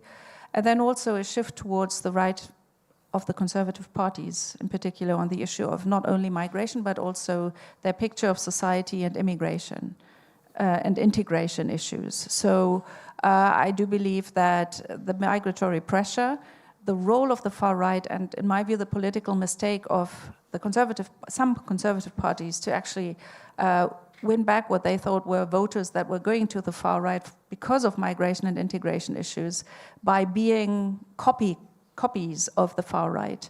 This is now playing out to a large extent in many EU member states. Now, for the question of is Europe in any way ready for this? First of all, we see far more restrictive migration policies now within the EU than we would have thought come up in the year 2015-16 when we still dealt mostly with distribution of migrants, quota systems, and so on and so on.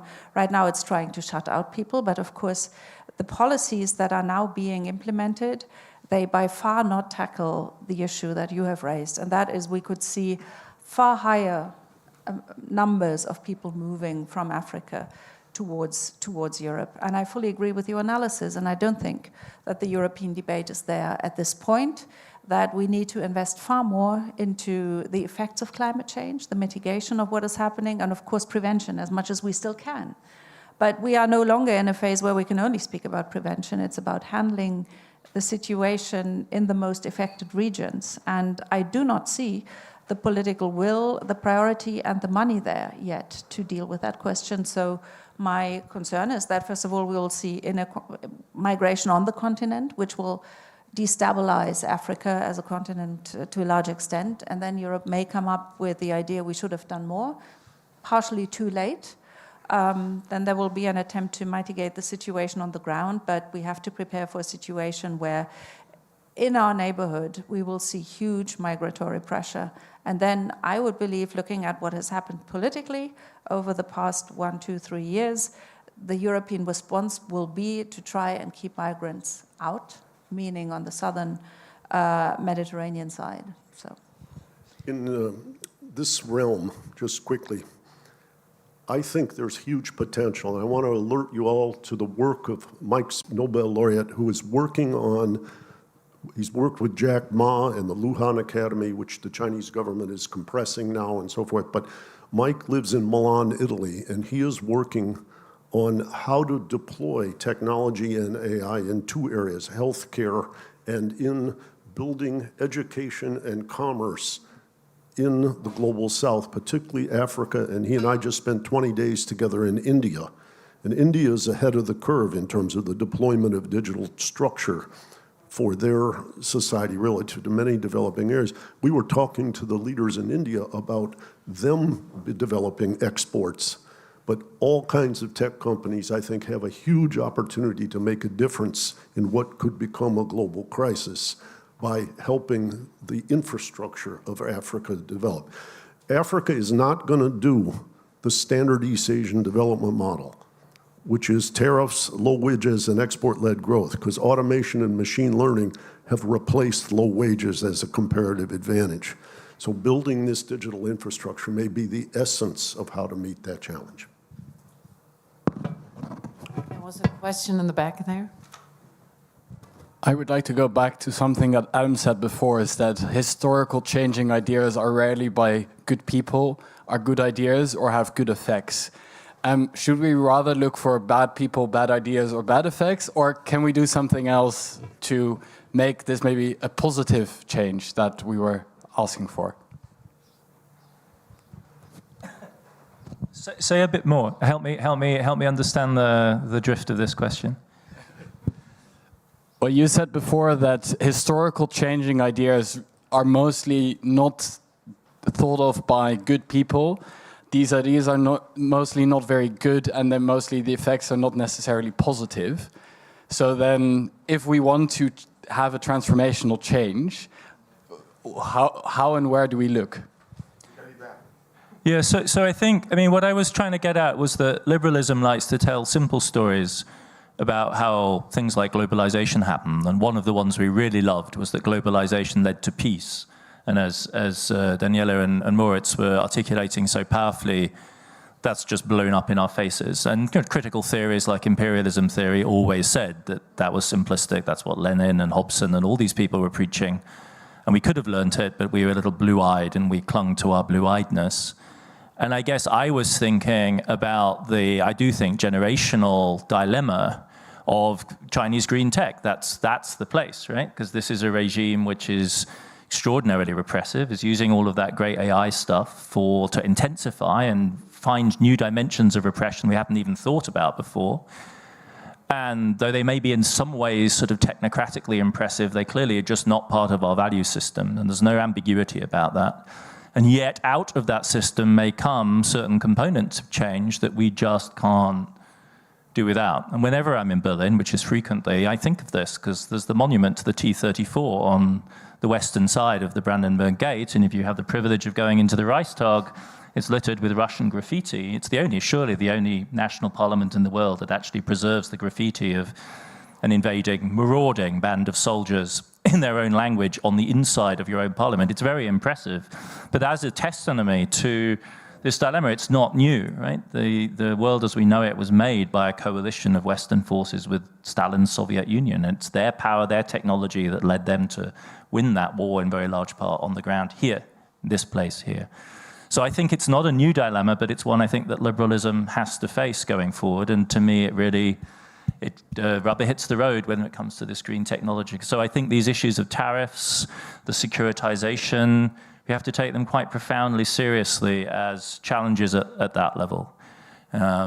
Otherwise, it's not a very impressive ideological moment, right? This is another way in which I think, I like Daniela's point about us not glorifying the past. You know, the 1960s was a far more dangerous moment than the one we're currently in. The Cuban Missile Crisis almost ended the world. Maoism at that point was a rabid revolutionary movement on a fairly racialized tip of trying to raise the people of color against white power in a way that we've got no idea of. As a share of GDP, as people from the KIEL team showed, Chinese exports of capital were larger in the 60s than they were under One Belt, One Road. Super poor country, but they were really trying to change the world. We're not in that space, right? The Xi's regime is a pussycat by comparison with late Maoism. So I think at that level, the ideological contest is pretty minimal. We don't actually have to contend with a very compelling ideology, but its technological artifacts are there, and it's difficult to know what to do with them. Now you sound a little bit like Neil. It's just history happening. Oh, well, oh God, that's Neil Ferguson is who the reference is to.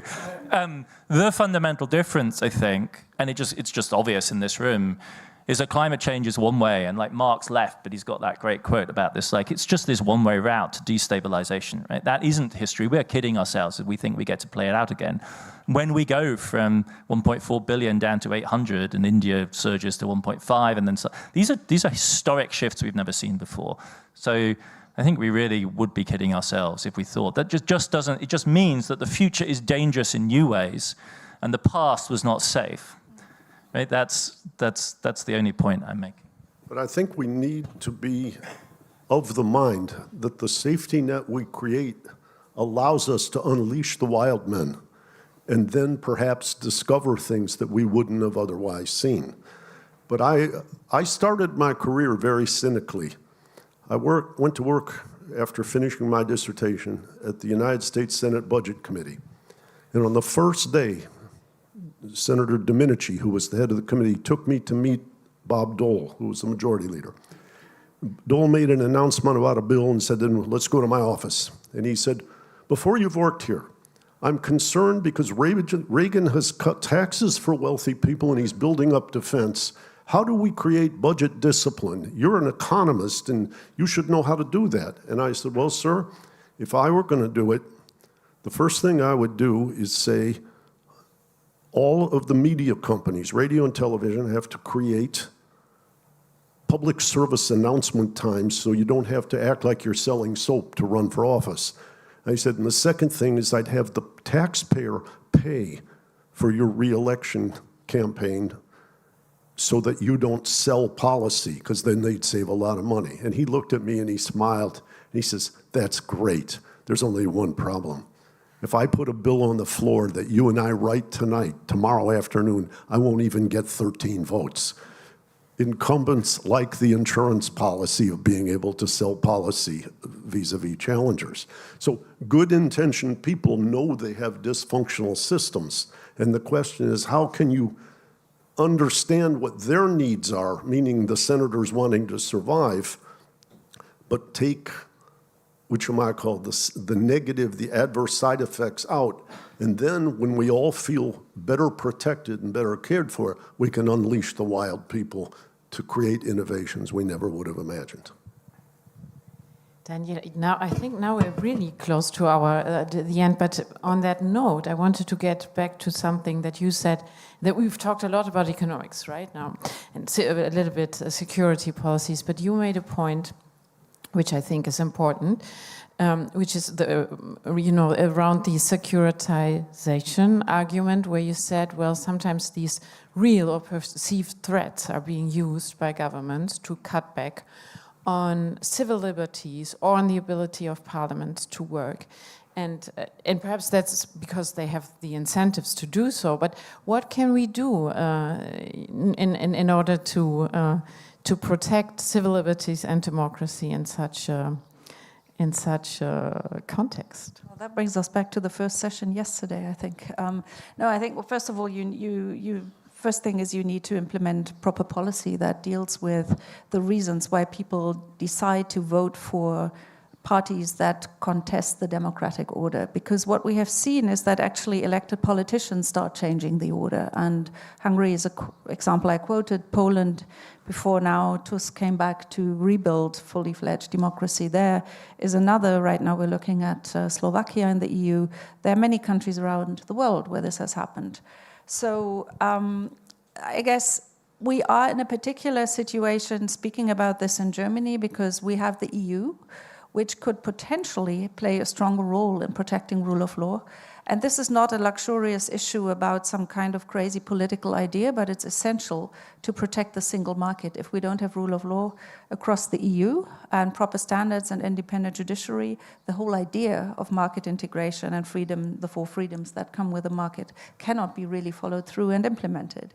And so I do believe that a very practical thing to do is that the European Union, with its future budgets and fiscal tools that we'll need, implements very, very clear conditionality, and that should be the respect of rule of law in any EU money that flows to member states. And that way we could at least create a kind of, large share of countries on our continent that abide to the same principle. And going beyond that, right now we are in negotiations with 8 candidate countries. Accession to the EU is very far out as a goal. However, we are talking more and more about differentiated integration, so coming into the EU becoming more flexible internally, so having modular integration.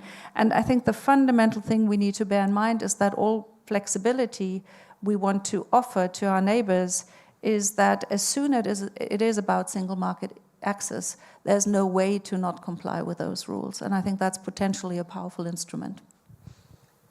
I think that's the perfect closure of our panel.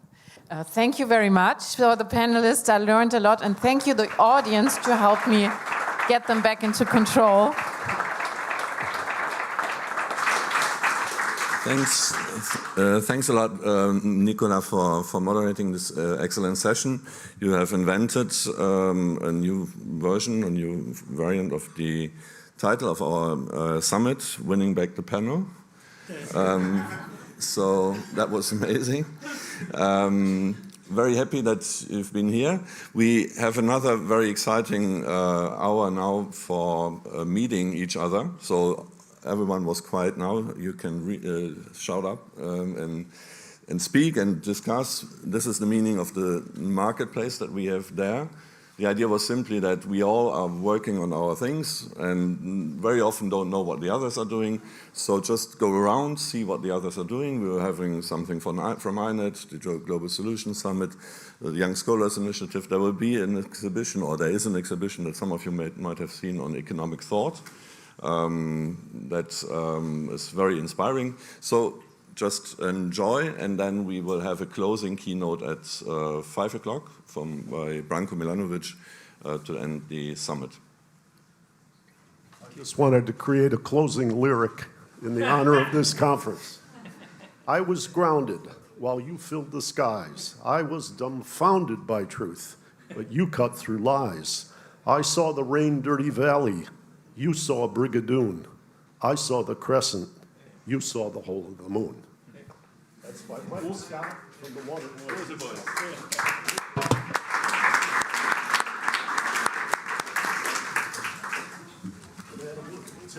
I think you're right. The sun's out of you.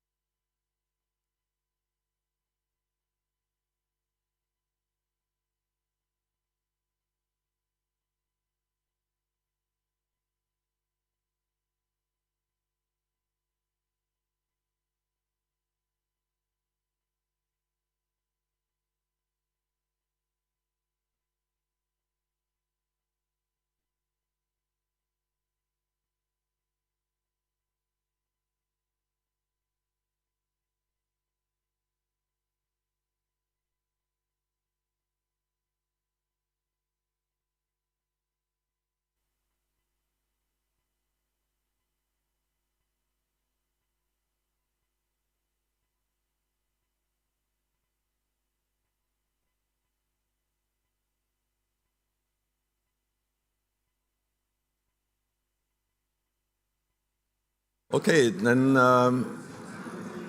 please take your seats.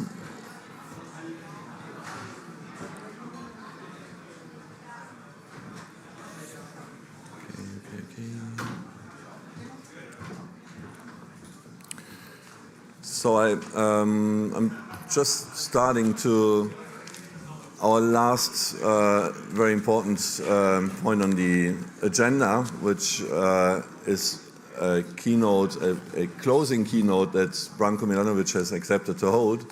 And very happy you've been here from the first minutes of our Berlin summit to the end, and very happy that you will share some thoughts that people can take on as a some closing remarks. I will say some words at the end, but I would ask you immediately to go on the stage. Everyone knows Branko, who's one of the most reputed and even the most reputed inequality experts in the world. And it's about this topic too. You want to talk. Great. Thank you very much, Thomas. Well, obviously, it's a pleasure to be here. As Thomas kindly said, I've been here from the very beginning to the end, and I know that it's been long 3 days. Everybody wants to go home or to go to their hotel, so I will not speak endlessly. I would actually speak for about 20 minutes, and it would not be a sort of a concluding or a summarizing speech. It would be rather opening maybe a different, how should I say, maybe using the same topic to look at it a little bit differently, because my main point is that we cannot look at domestic policies that we have done, actually most of the time, only within the confines of domestic economy, but we have to look at actually globally what are their implications. And that for two reasons. First reason, let's see if this is going to work. Okay. First reason is that for, obviously the globalization and immigration have an impact on domestic policies, but domestic policies themselves have an impact on globalization, reduction of global poverty, reduction of global inequality, and things like that. So let me start with what I did recently, because it was the 50th anniversary of the new international economic order. So I said, okay, let me see how much the world has changed. Now, this is how the world looked in 1974, with yellow bar showing you the share of the global GDP. It is all done in PPP terms, and the blue bar showing you the share in global population. And first you start with the sort of capitalist core economies. It is basically Western Europe, North America, Japan, South Korea, and Oceania. And you notice that actually they have, at that time, 62% of GDP. Remember that, almost 2/3 of the global GDP, and they had something like 20+% of the population. So immediately you observe that the relative income was about 3 times in GDP per capita and in income, about 3 times the world average then. Then you go to the second world, which is the socialist countries around the Soviet Union, and you see they're about 13% on GDP, 9% of population. So the average level is just a bit above the world average in terms of GDP per capita. Then you come to the third world, and then of course there are many more people there than the GDP. But you notice there is, I think I cannot read really well the number here, but is it like 36%? So there was like a large share of the world population. And finally you come to China. China, I didn't do China separately simply because I wanted to do China separately. China was not part of the third world in a fundamental sense. It was not member of the G77. It was not a member of the non-aligned movement. China was different. Now notice the yellow part. What is the China's share in global GDP? 2%. It was really minimal, and of course it was 20% in terms of population. Now, how has this changed now, 2022, I think that I have the numbers. Okay, here it is, it moves slowly. It's a dramatic change. What I call now the political West, which has become larger because it included all the countries from the former Soviet or the socialist bloc. So in terms of population and geographical area, it has become larger, but as you notice, its share has really shrunk in terms of GDP per capita. In terms of population, it has gone down as well, partly because of African growth. The second world, I mean, I put Russia as the second world because Russia was not integrated into the first world. It's very, very small, 2 or 3% either of population or total GDP. It looks similar to China in '74 in terms of its small share in GDP, but China had 1/5 of the world population and Russia has only 2% of the world population. The global south, however, as you notice, has dramatically become larger in total GDP, in total population, but the ratio, relative income, it's interesting, the relative income of global south compared to the global average has not changed. And the reason is the following. There was the rise of Asia, but there was concomitant or almost equally important decline on Africa, because in relative terms, Africa has not caught up with the world, and that gives you for the global south the per capita income with relation to the world of the same level as it was in '74. And finally, of course, the big change is China, which has now overtaken the US in terms of GDP per capita as measured in PPP terms. And as you remember, it used to be like very small, 2%, and it's now more than 20%. So that was the big change, and you don't notice that the world has changed. Some people say this is the decline of the West, but I would actually be more careful about that. I would explain why. But if you compare it to what happened 50 years ago, yes, there was a decline. And of course, there was the rise of China. Okay, but then things have changed. Again, it's not, am I not doing this well or something is wrong with this? It just cannot move. Things, do you want to try it? Maybe you're, oh, you did it, oh, wow. What did you do? I pushed the button. You pushed the button, okay. Well, you seem to know which button to push, actually. Okay.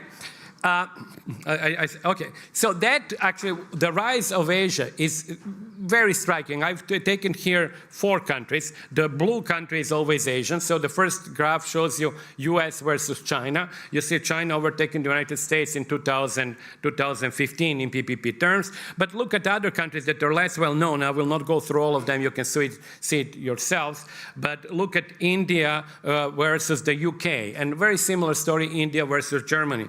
In 1980, the 2 GDPs of the 2 countries are about the same. India's GDP is now 4 times the GDP of UK in PPP terms. Similar situation with Indonesia and the Netherlands. I intentionally took the countries with their former colonial powers. So we are really talking of an incredibly significant change in world pattern of the world distribution. Now, the pattern of domestic growth has also changed. Thomas, which button did you push? Yeah, which one did you push? Yeah, I do push it. The directions person. Well, it seems to be a magic touch. What has changed within the countries is also quite dramatic.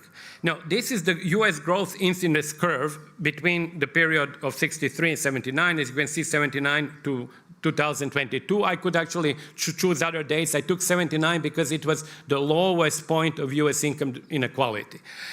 Now, what is the blue line? The horizontal axis are percentiles of income distribution. The blue line is the distribution of that growth. Now, notice that the line is downward sloping, which means that there was a larger increase in percentage terms among the lower parts of the distribution and much smaller increase among the top. This is annualized growth rate.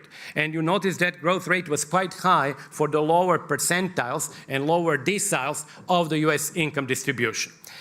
This is the new world, the red line. And the red line does show what everybody knows, a significant increase in US income inequality, because now instead of having a downward sloping line, you have an upward sloping line, implying that the higher income percentiles and higher income deciles had higher growth than low income deciles and low income percentiles. Moreover, notice the significant slowdown in growth. This is all annualized, so everybody has grown much more slowly in the second period than in the first, with the only exception being the very top of the US income distribution. So this is, you know, also at the domestic level, this is a sort of radical change. Now, this you can also do if you can do the same thing. I will actually stop with that. You can do the same thing with other distributions, like with the German distribution, where the change is not as radical. We can do it also annually. And you can actually, for the next slide, we can actually then compare, just to give you an order of magnitude, between the Western countries, in this case, China and the US, US and Germany versus China. So notice the order of magnitude of the change. This is the same gross incidence curve in the case of China as for the US and Germany. We are talking about the increases in the two Western countries are about 2% per annum across the income distribution, and even this sort of peak of the highest of the top 1% is not as evident on this slide, but of course China had growth rates which we're talking about 7 or 8% over the entire period. So that was the reflection of what we have seen at the country level of the rise of countries in Asia and the rise of Asia as such. So let me then go to the next slide that Thomas is kindly going to show. That shows that we have the two really fundamental issues to deal with. We have, on one hand, we have countries, that's good, excellent, countries in Asia that have become much more important, and this is the shock of geopolitics, essentially. And then we have the translation of that in individuals in those countries climbing up the ladder of the global income distribution. And this is something very interesting and I think important. Start looking here with China urban. In the first line, lower line, which is blue, gives you the position of the Chinese urban deciles in global income distribution. So you notice that actually the very poorest Chinese decile in 1988, was placed very, very low in the global income distribution, simply because they were poor people and they were on the, I think, 5th percentile of the global income distribution.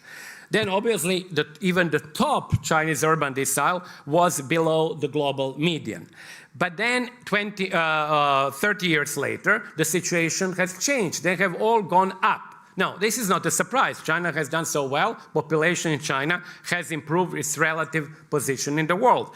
What is interesting, and then you push now, there will be a slide focusing on Italy. What was important is that if these Chinese middle class populations in Asia, middle classes move up, somebody has to move down. We are talking about the ordinal ranking here.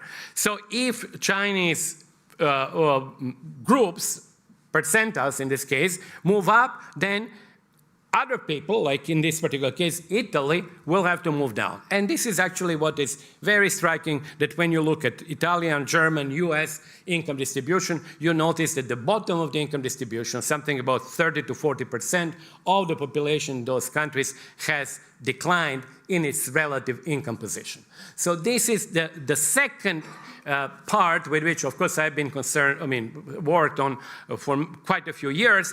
It is reshuffling in global income positions. So the first thing is reordering of the global sort of global economic world by the rise of Asia as countries. The second part is the reshuffling of the global income distribution. Now, this reshuffling, and we'll go to the next slide, this reshuffling is really the first time that we have seen such a reshuffling in 200 years. And it is a dramatic reshuffling because the global quintile was, for 200 years, basically only composed of people from West European countries, North America, and Japan. We now have other Asian countries moving there. Now, the gap between, let me see the time, the gap between US and China is still very large. And these are the distributions with their relative sizes. As you can see, China is much bigger than the US. That's why the distribution, the area under distribution is reflecting that. And the gap is still in per capita terms from the household surveys. It's about 4 to 1 in real terms. In the GDP per capita terms is, as you know, about 3 to 1. But the question can be asked, the following question can be asked when we discuss the change in the sort of global distribution of power. And that's the next slide, which will show you that question, that you can ask, what does it mean that the China is going to catch up?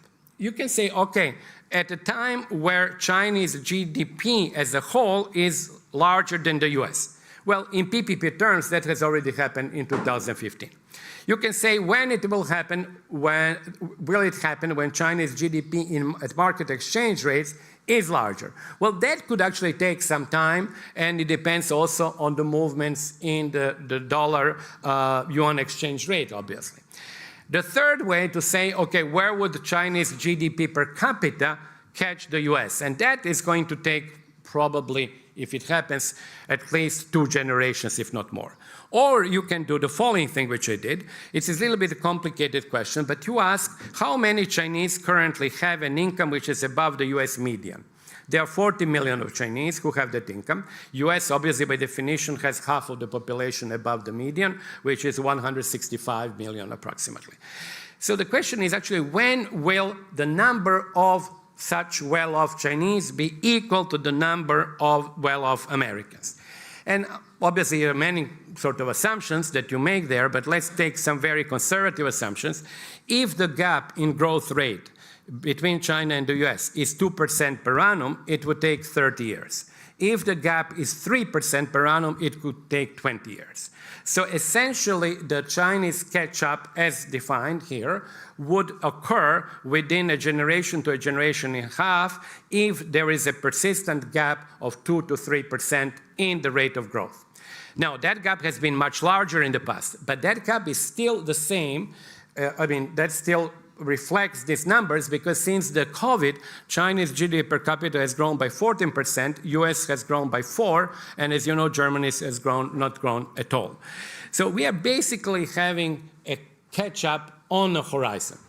And why then I want to bring it today's conversation and yesterday's conversation here is because you can see, and I'll go to the next maybe slide, you can see that US policy, all the set of policy of which we have spoken, is motivated not only by domestic concerns and by Trump and by issue of populism, it's also to some extent determined or influenced by the geopolitical competition with China. And in that sense, maybe I'll go for the next one, I'll skip this. This is about top of the world, which has not changed very much. In that sense, you can actually argue that some of US policies on trade are not even determined by a sort of a view that there is zero-sum game. They may be determined by a view that there is a negative-sum game, but that such policy is still valuable so long as it slows China down more than the US. And actually, for each 0.5 percentage point that it's true, you gain 4 years. And you can say, well, US gains 4 years and nobody knows. Maybe things will happen in China over that period. So essentially, I think you can see these policies from the international perspective as policies whose objective is gaining time so that China does not overtake the US, and the longer it requires to reach that point, the more likely, in the US view, is development that would curtail Chinese ability, maybe through internal developments or otherwise, to actually catch up. So then you can wonder to what an extent the policies that we have seen, and maybe that would be the next one, was maybe well, I'm not sure where it is now. Maybe let's go to the next one. Sorry, really, I want to come back to this. Yes, to what extent these policies have a rationale which is domestic rationale, and to what extent they have either a rationale or an effect which is international effect. I've already said a few words about that 2 days ago, so I will not repeat, and I'm actually approaching the end. A creation of trade blocs on de facto deglobalization may be explained by political reasons within the US because of the decline in the middle class, slow growth during 20 years of high globalization and so forth. But it actually has a problem that this is an entirely new and different policy that needs to be justified because it's a remarkable departure from the policies that US has advocating, not necessarily always applying, but at least somewhat applying, and advocating for 70 years. So it does have a downside internationally when you need to sell that policy to international organizations and individual countries that are supposed to actually still believe in globalization, while the US and parts of Europe no longer believe in globalization. Secondly, the same thing is actually, you can say, for the increase in tariffs. You have to offset Chinese subsidies and received by the state-owned enterprises and so forth, but you also can say it does create problems that have not been resolved nor even tried to be resolved through WTO against an organization that was set up within the international framework and that is being ignored. Industrial policy with uncertain domestic outcome, but also driven by concerns which are domestic about the middle class, but also by political and strategic concerns. Export limits on high technology goods are clearly only driven by political concerns, because we have heard yesterday that even if these new factories in Arizona open up, the amount, I think it was actually $10 million per job, the ratio between the amount of jobs that it would create compared to the amount of money that needs to be spent is minute. And finally, the seizure of private assets that we also mentioned today has obviously a downside to jeopardizing the global role of the dollar and the use of the dollar as the safety valve and also the reserve currency. So these things do have an international global reason to be implemented, and they have global repercussions. That was my key point. And finally, if I go back to my last slide, which is actually now came a little bit earlier, I think that some of these fears, that's why I call them, are fictitious. And I think they are fictitious because they are based on a prior with which you de facto compare the situation today, and that prior was unique and was such that it would not return because it was the result of very specific conditions. For example, when we talk about US or Western decline in terms of GDP, it was the result for the United States of an incredibly specific conditions at the end of the World War II, where all large industrial powers like Germany and Japan were destroyed, England was exhausted, France was very weak, and then, of course, Africa and Asia were already poor, so the US share of 40% of global GDP was really a result of very unique conditions. Political influence, likewise. We cannot return to the end of history in 1990 and Fukuyama.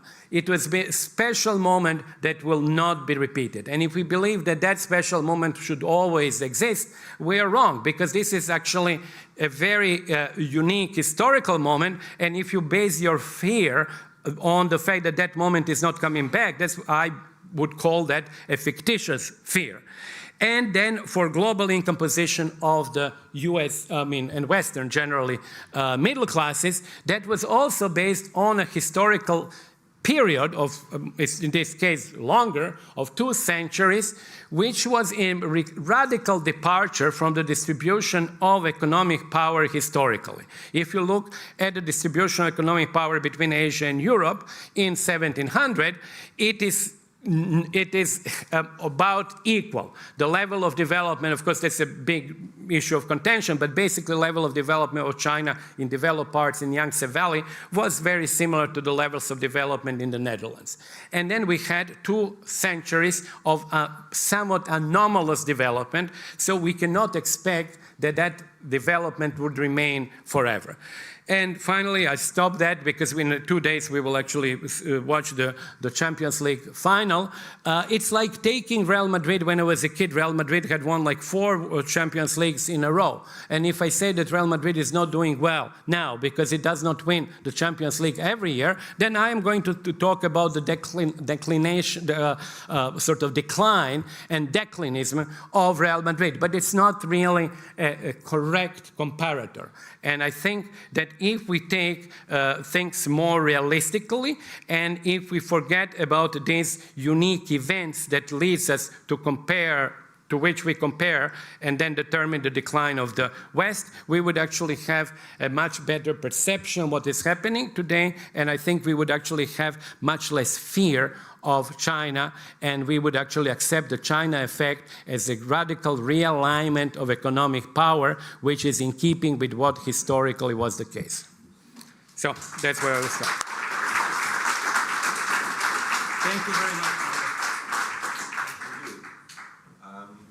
Are there any questions to Branko, to this presentation? I know there are some people in the room who would be happy, and it's evident in Germany, to contribute to the decline of Real Madrid in 2 days or 3 days, to the very relative decline, so we don't have to worry. Okay, if that's not the case, there's one, yeah. I'll just ask like this maybe, loud enough? Oh, that's fine. Thank you very much. You mentioned towards the end deglobalization. Is it maybe a rise in regionalization, actually? Could you say something about that change, maybe? Yeah, that's true, actually. I was referring to the idea, which has now become more common, of, as you said, regionalization or global, sort of what you call French shoring, or globalization would be globalization with countries and states that are ideologically similar. But it clearly is, how should I say, it's clearly creation of trade blocs in reality. You know, they don't want to call it trade blocs because if you call it trade blocs, immediately, you know, you have associations for the situation between the 2 wars. And so they prefer to call it regionalism. It's okay with me, but it clearly is, the ideology was not the ideology of inclusion of everybody, but it's an ideology of excluding somebody, including somebody else. Eric. Thank you, Branko. That was really fascinating and extremely clear. I just have one question. Are immigrants included in the bottom decile of the US income distribution? Okay, it's a good question, actually. I didn't even mention immigration. I did it 2 days ago. But household surveys, in principle, are surveys of the resident population. So in principle, they include everybody. If you're a legitimate, you're what is called undocumented alien in the United States, you're including in the CPS.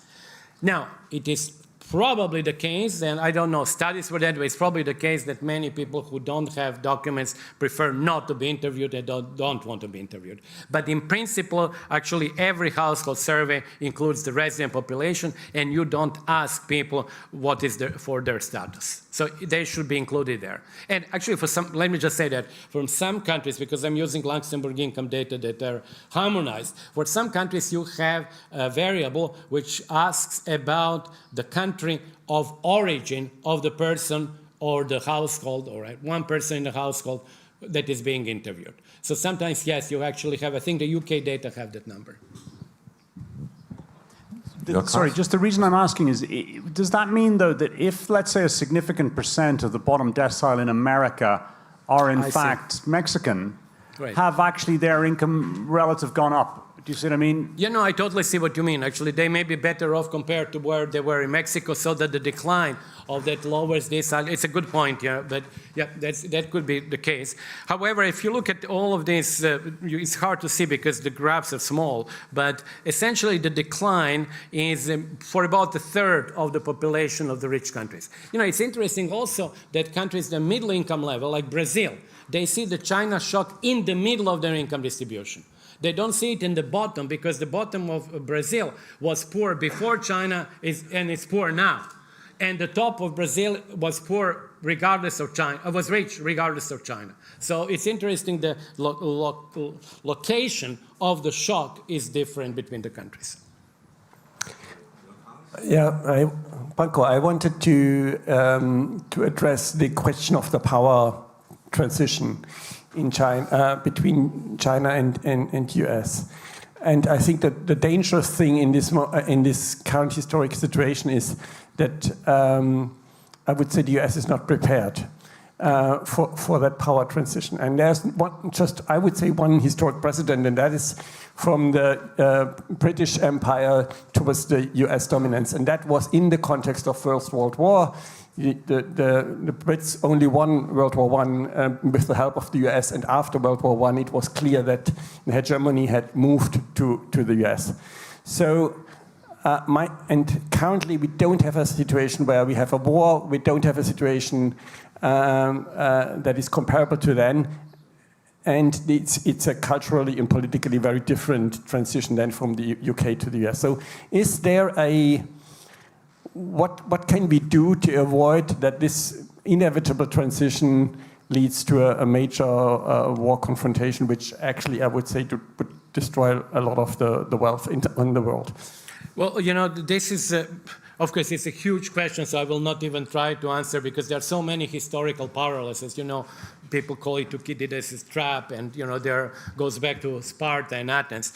But my actually last slide that I just remember now, that we don't need to show it, actually is a quote from Adam Smith, which actually addresses that question. And in a fairly long sentence, what Adam Smith says is that he believed that asymmetrical power, which was in his days obviously on the side of Europeans, he says, allow them to do many sort of nasty things to the rest of the world. But he hoped that through trade and development of technology, the mutual fear of both sides would be established so that peace is essentially driven by trade and technology, but implies unwillingness or sort of fear of war simply because the other side is now more equal with you. So it is a very interesting quote because it is not a theory of peace derived only from trade and interdependency, which of course we know that. It is a theory of peace derived, really what you would call it in very realistic, or IR terms, realistic view that the trade would lead to equalization of technological development and hence to peace. And that's exactly what we see now. We talked a lot about China catching up or actually being ahead in many technologies. And it seems to us, if we were to follow what Adam Smith says, that it should be something that is good. but we do see that it might lead to a very opposite outcome of peace. So I wanted to bring out this ambiguity that on one hand we really like convergence and we like other people to be equally rich, but then we do have that issue that that convergence and equality might lead to conflict. Okay, I saw three final. I will be very brief now. And we should take them all, Mark, Sander, and Robert. Yeah, should I go? Thanks, that was great. Just two points and questions. So one is, how are you thinking about these sort of unintended consequences of American policy in terms of trade diversion and rerouting of supply chains? So this is the story of Chinese firms setting up big time in Mexico, creating quite the manufacturing boom to circumvent all the de-risking or Jake Sullivan rhetoric, etc. That's question one. So there's a sort of positive unintended consequence for countries like Vietnam or Mexico. So I'm curious how you reflect on that. And the other question is, you present this argument that Americans are worried about relative decline versus China, but Europe is going through that too, and yet there's this huge transatlantic rift where America is worried about what China is, and Europeans are worried more about what China does on Taiwan, on support for Russia, etc. Not so much. How do you explain that the Europeans are not so concerned about their relative decline per se? Well, there's a really difficult question. It's really more for political scientists than me. Oh, yes, we'll go. Yes, go. Yes, right. Yeah, good. Let's combine the three questions, yeah. Yeah, thanks a lot for putting the development into context. Again, there's just one note, I think one observation we should specifically in the German debate highlight a little bit more, I think. So even if we have had relative decline in our wealth position, we are still extraordinarily rich in comparison, so we can afford the one or the other policy intervention. But I have a real question, and that is, I mean, all the policy options you showed for the US are in the very end zero-sum games, as you said. I mean, tariffs, export provisions always hurt both the China as well as the US. But and this is your expertise. My guess is that the distributional consequences of these policies should differ a lot. So by default, we would say don't play zero-sum policies. They don't make any sense. But is there a relative advantage of having, say, industrial policies over having import tariffs if you want to reduce inequality in the US? I mean, what's the inequality dimension in these policies you discussed?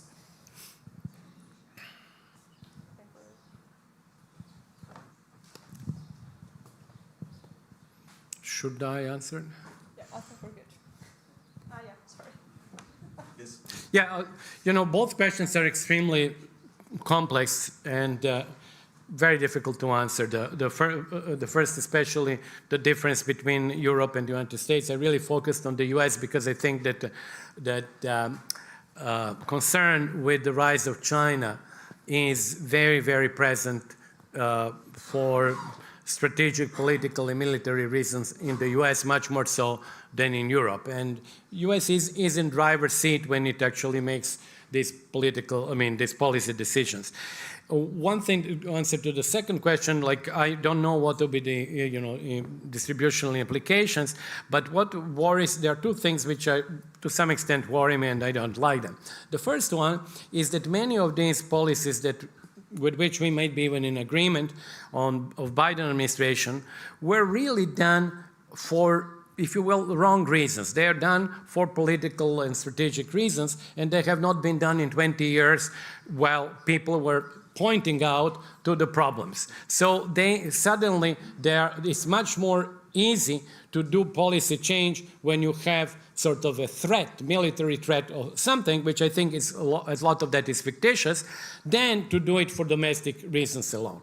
So that was my point. And the second one is that, as I said before, all these policies do have also an international aspect. One of them was, of course, circumventing the trade restrictions through third countries. So that would have an impact, as you said, actually positive impact for India Cambodia and Vietnam, which we already see.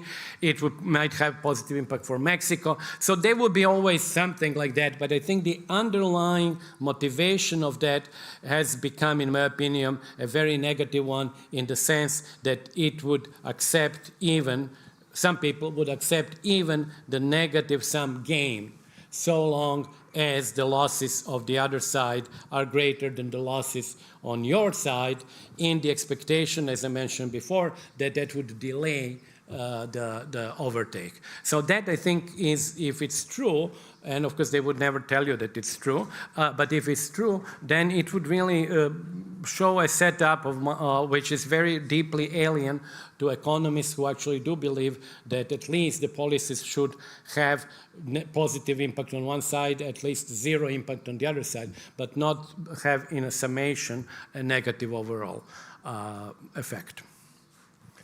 Thank you very much, Branko. Excellent. And you see, I mean, at the end of this 3 days, still a lot of people in the room, which means that you've done an excellent job, and it was very inspiring, very and we are helpful. on time. And on time. The bus will not start without you, and a lot of people are waiting for this. Thank you very much again. Yeah, thank you. Thank you very much. Thank you to all in the room. Thank you for passing. Yeah, just to close the summit, we wanted to, on the one hand, have a real intense discussion about something which is really important. I mean, we don't know who will win the elections in the US, and that will maybe change the world, and in other countries too. So we could bring people together, and I think we have had a lot of ideas. We don't have the final answers, I think, but that's maybe logic in a very specific international and historical situation. We will distribute whatever. You will find anything that has been said, not has been said, but anything, documents, the live streams, live streams. So if you have friends, tell them about the live streams that will be on the website in the next few days. We have this short takes of all the main speakers. Then you have in 20 minutes an overview of all that has happened. We have thematic dossiers on our website for all these big topics that we've discussed with all the speakers, with presentations and so on. So you find a lot which you can have a look at in the next few days, and to make it a little more lasting. What we didn't expect is that this exercise which came up at some point, that we should do something like a declaration, because we have a lot of people around, important people, and we're thinking about the same things. And there's a common ground, maybe different from what the orthodoxy has been, but this is growing. And there are a lot of people like Branko, like Adam, like all the guys who've been here, and some who couldn't come, a lot who couldn't come, which at some point, everyone is working, you are having exchange, but bringing all these people together and making something which will last and which shows that there's a common ground, something new, a new paradigm, whatever. This has been a very intense and very interesting exercise. So the outcome is this declaration, and you probably have seen the really astonishing number of people who have signed it, including people like Olivier Blanchard, who we wouldn't have expected at the beginning. So this shows there's something new coming up, and we really enjoyed this and have brought up something which will last. I would just briefly, before you can leave and take the bus, thank all those who have prepared, the whole team, and we have extended the team, but without having a huge team, and that's to be kept in mind, with Julia, who's managed the agenda, Valerie, who has managed, I think, without any accident, that you all came from now on to here and back and to the airport and so on, an excellent job. We have Isabella, who has managed the climate session, Anne, who has managed the overall, Jay, who has very much helped and also brought in the Young Scholars Initiative, Lucy, Coralie, who have I forgot, I should have taken Maren, yes, Maren, very importantly, who was spent last night on bringing the latest to the press release, and a lot of other things. Really amazing, and I'm thankful for the team, and hopefully you join me in that. Have a good journey.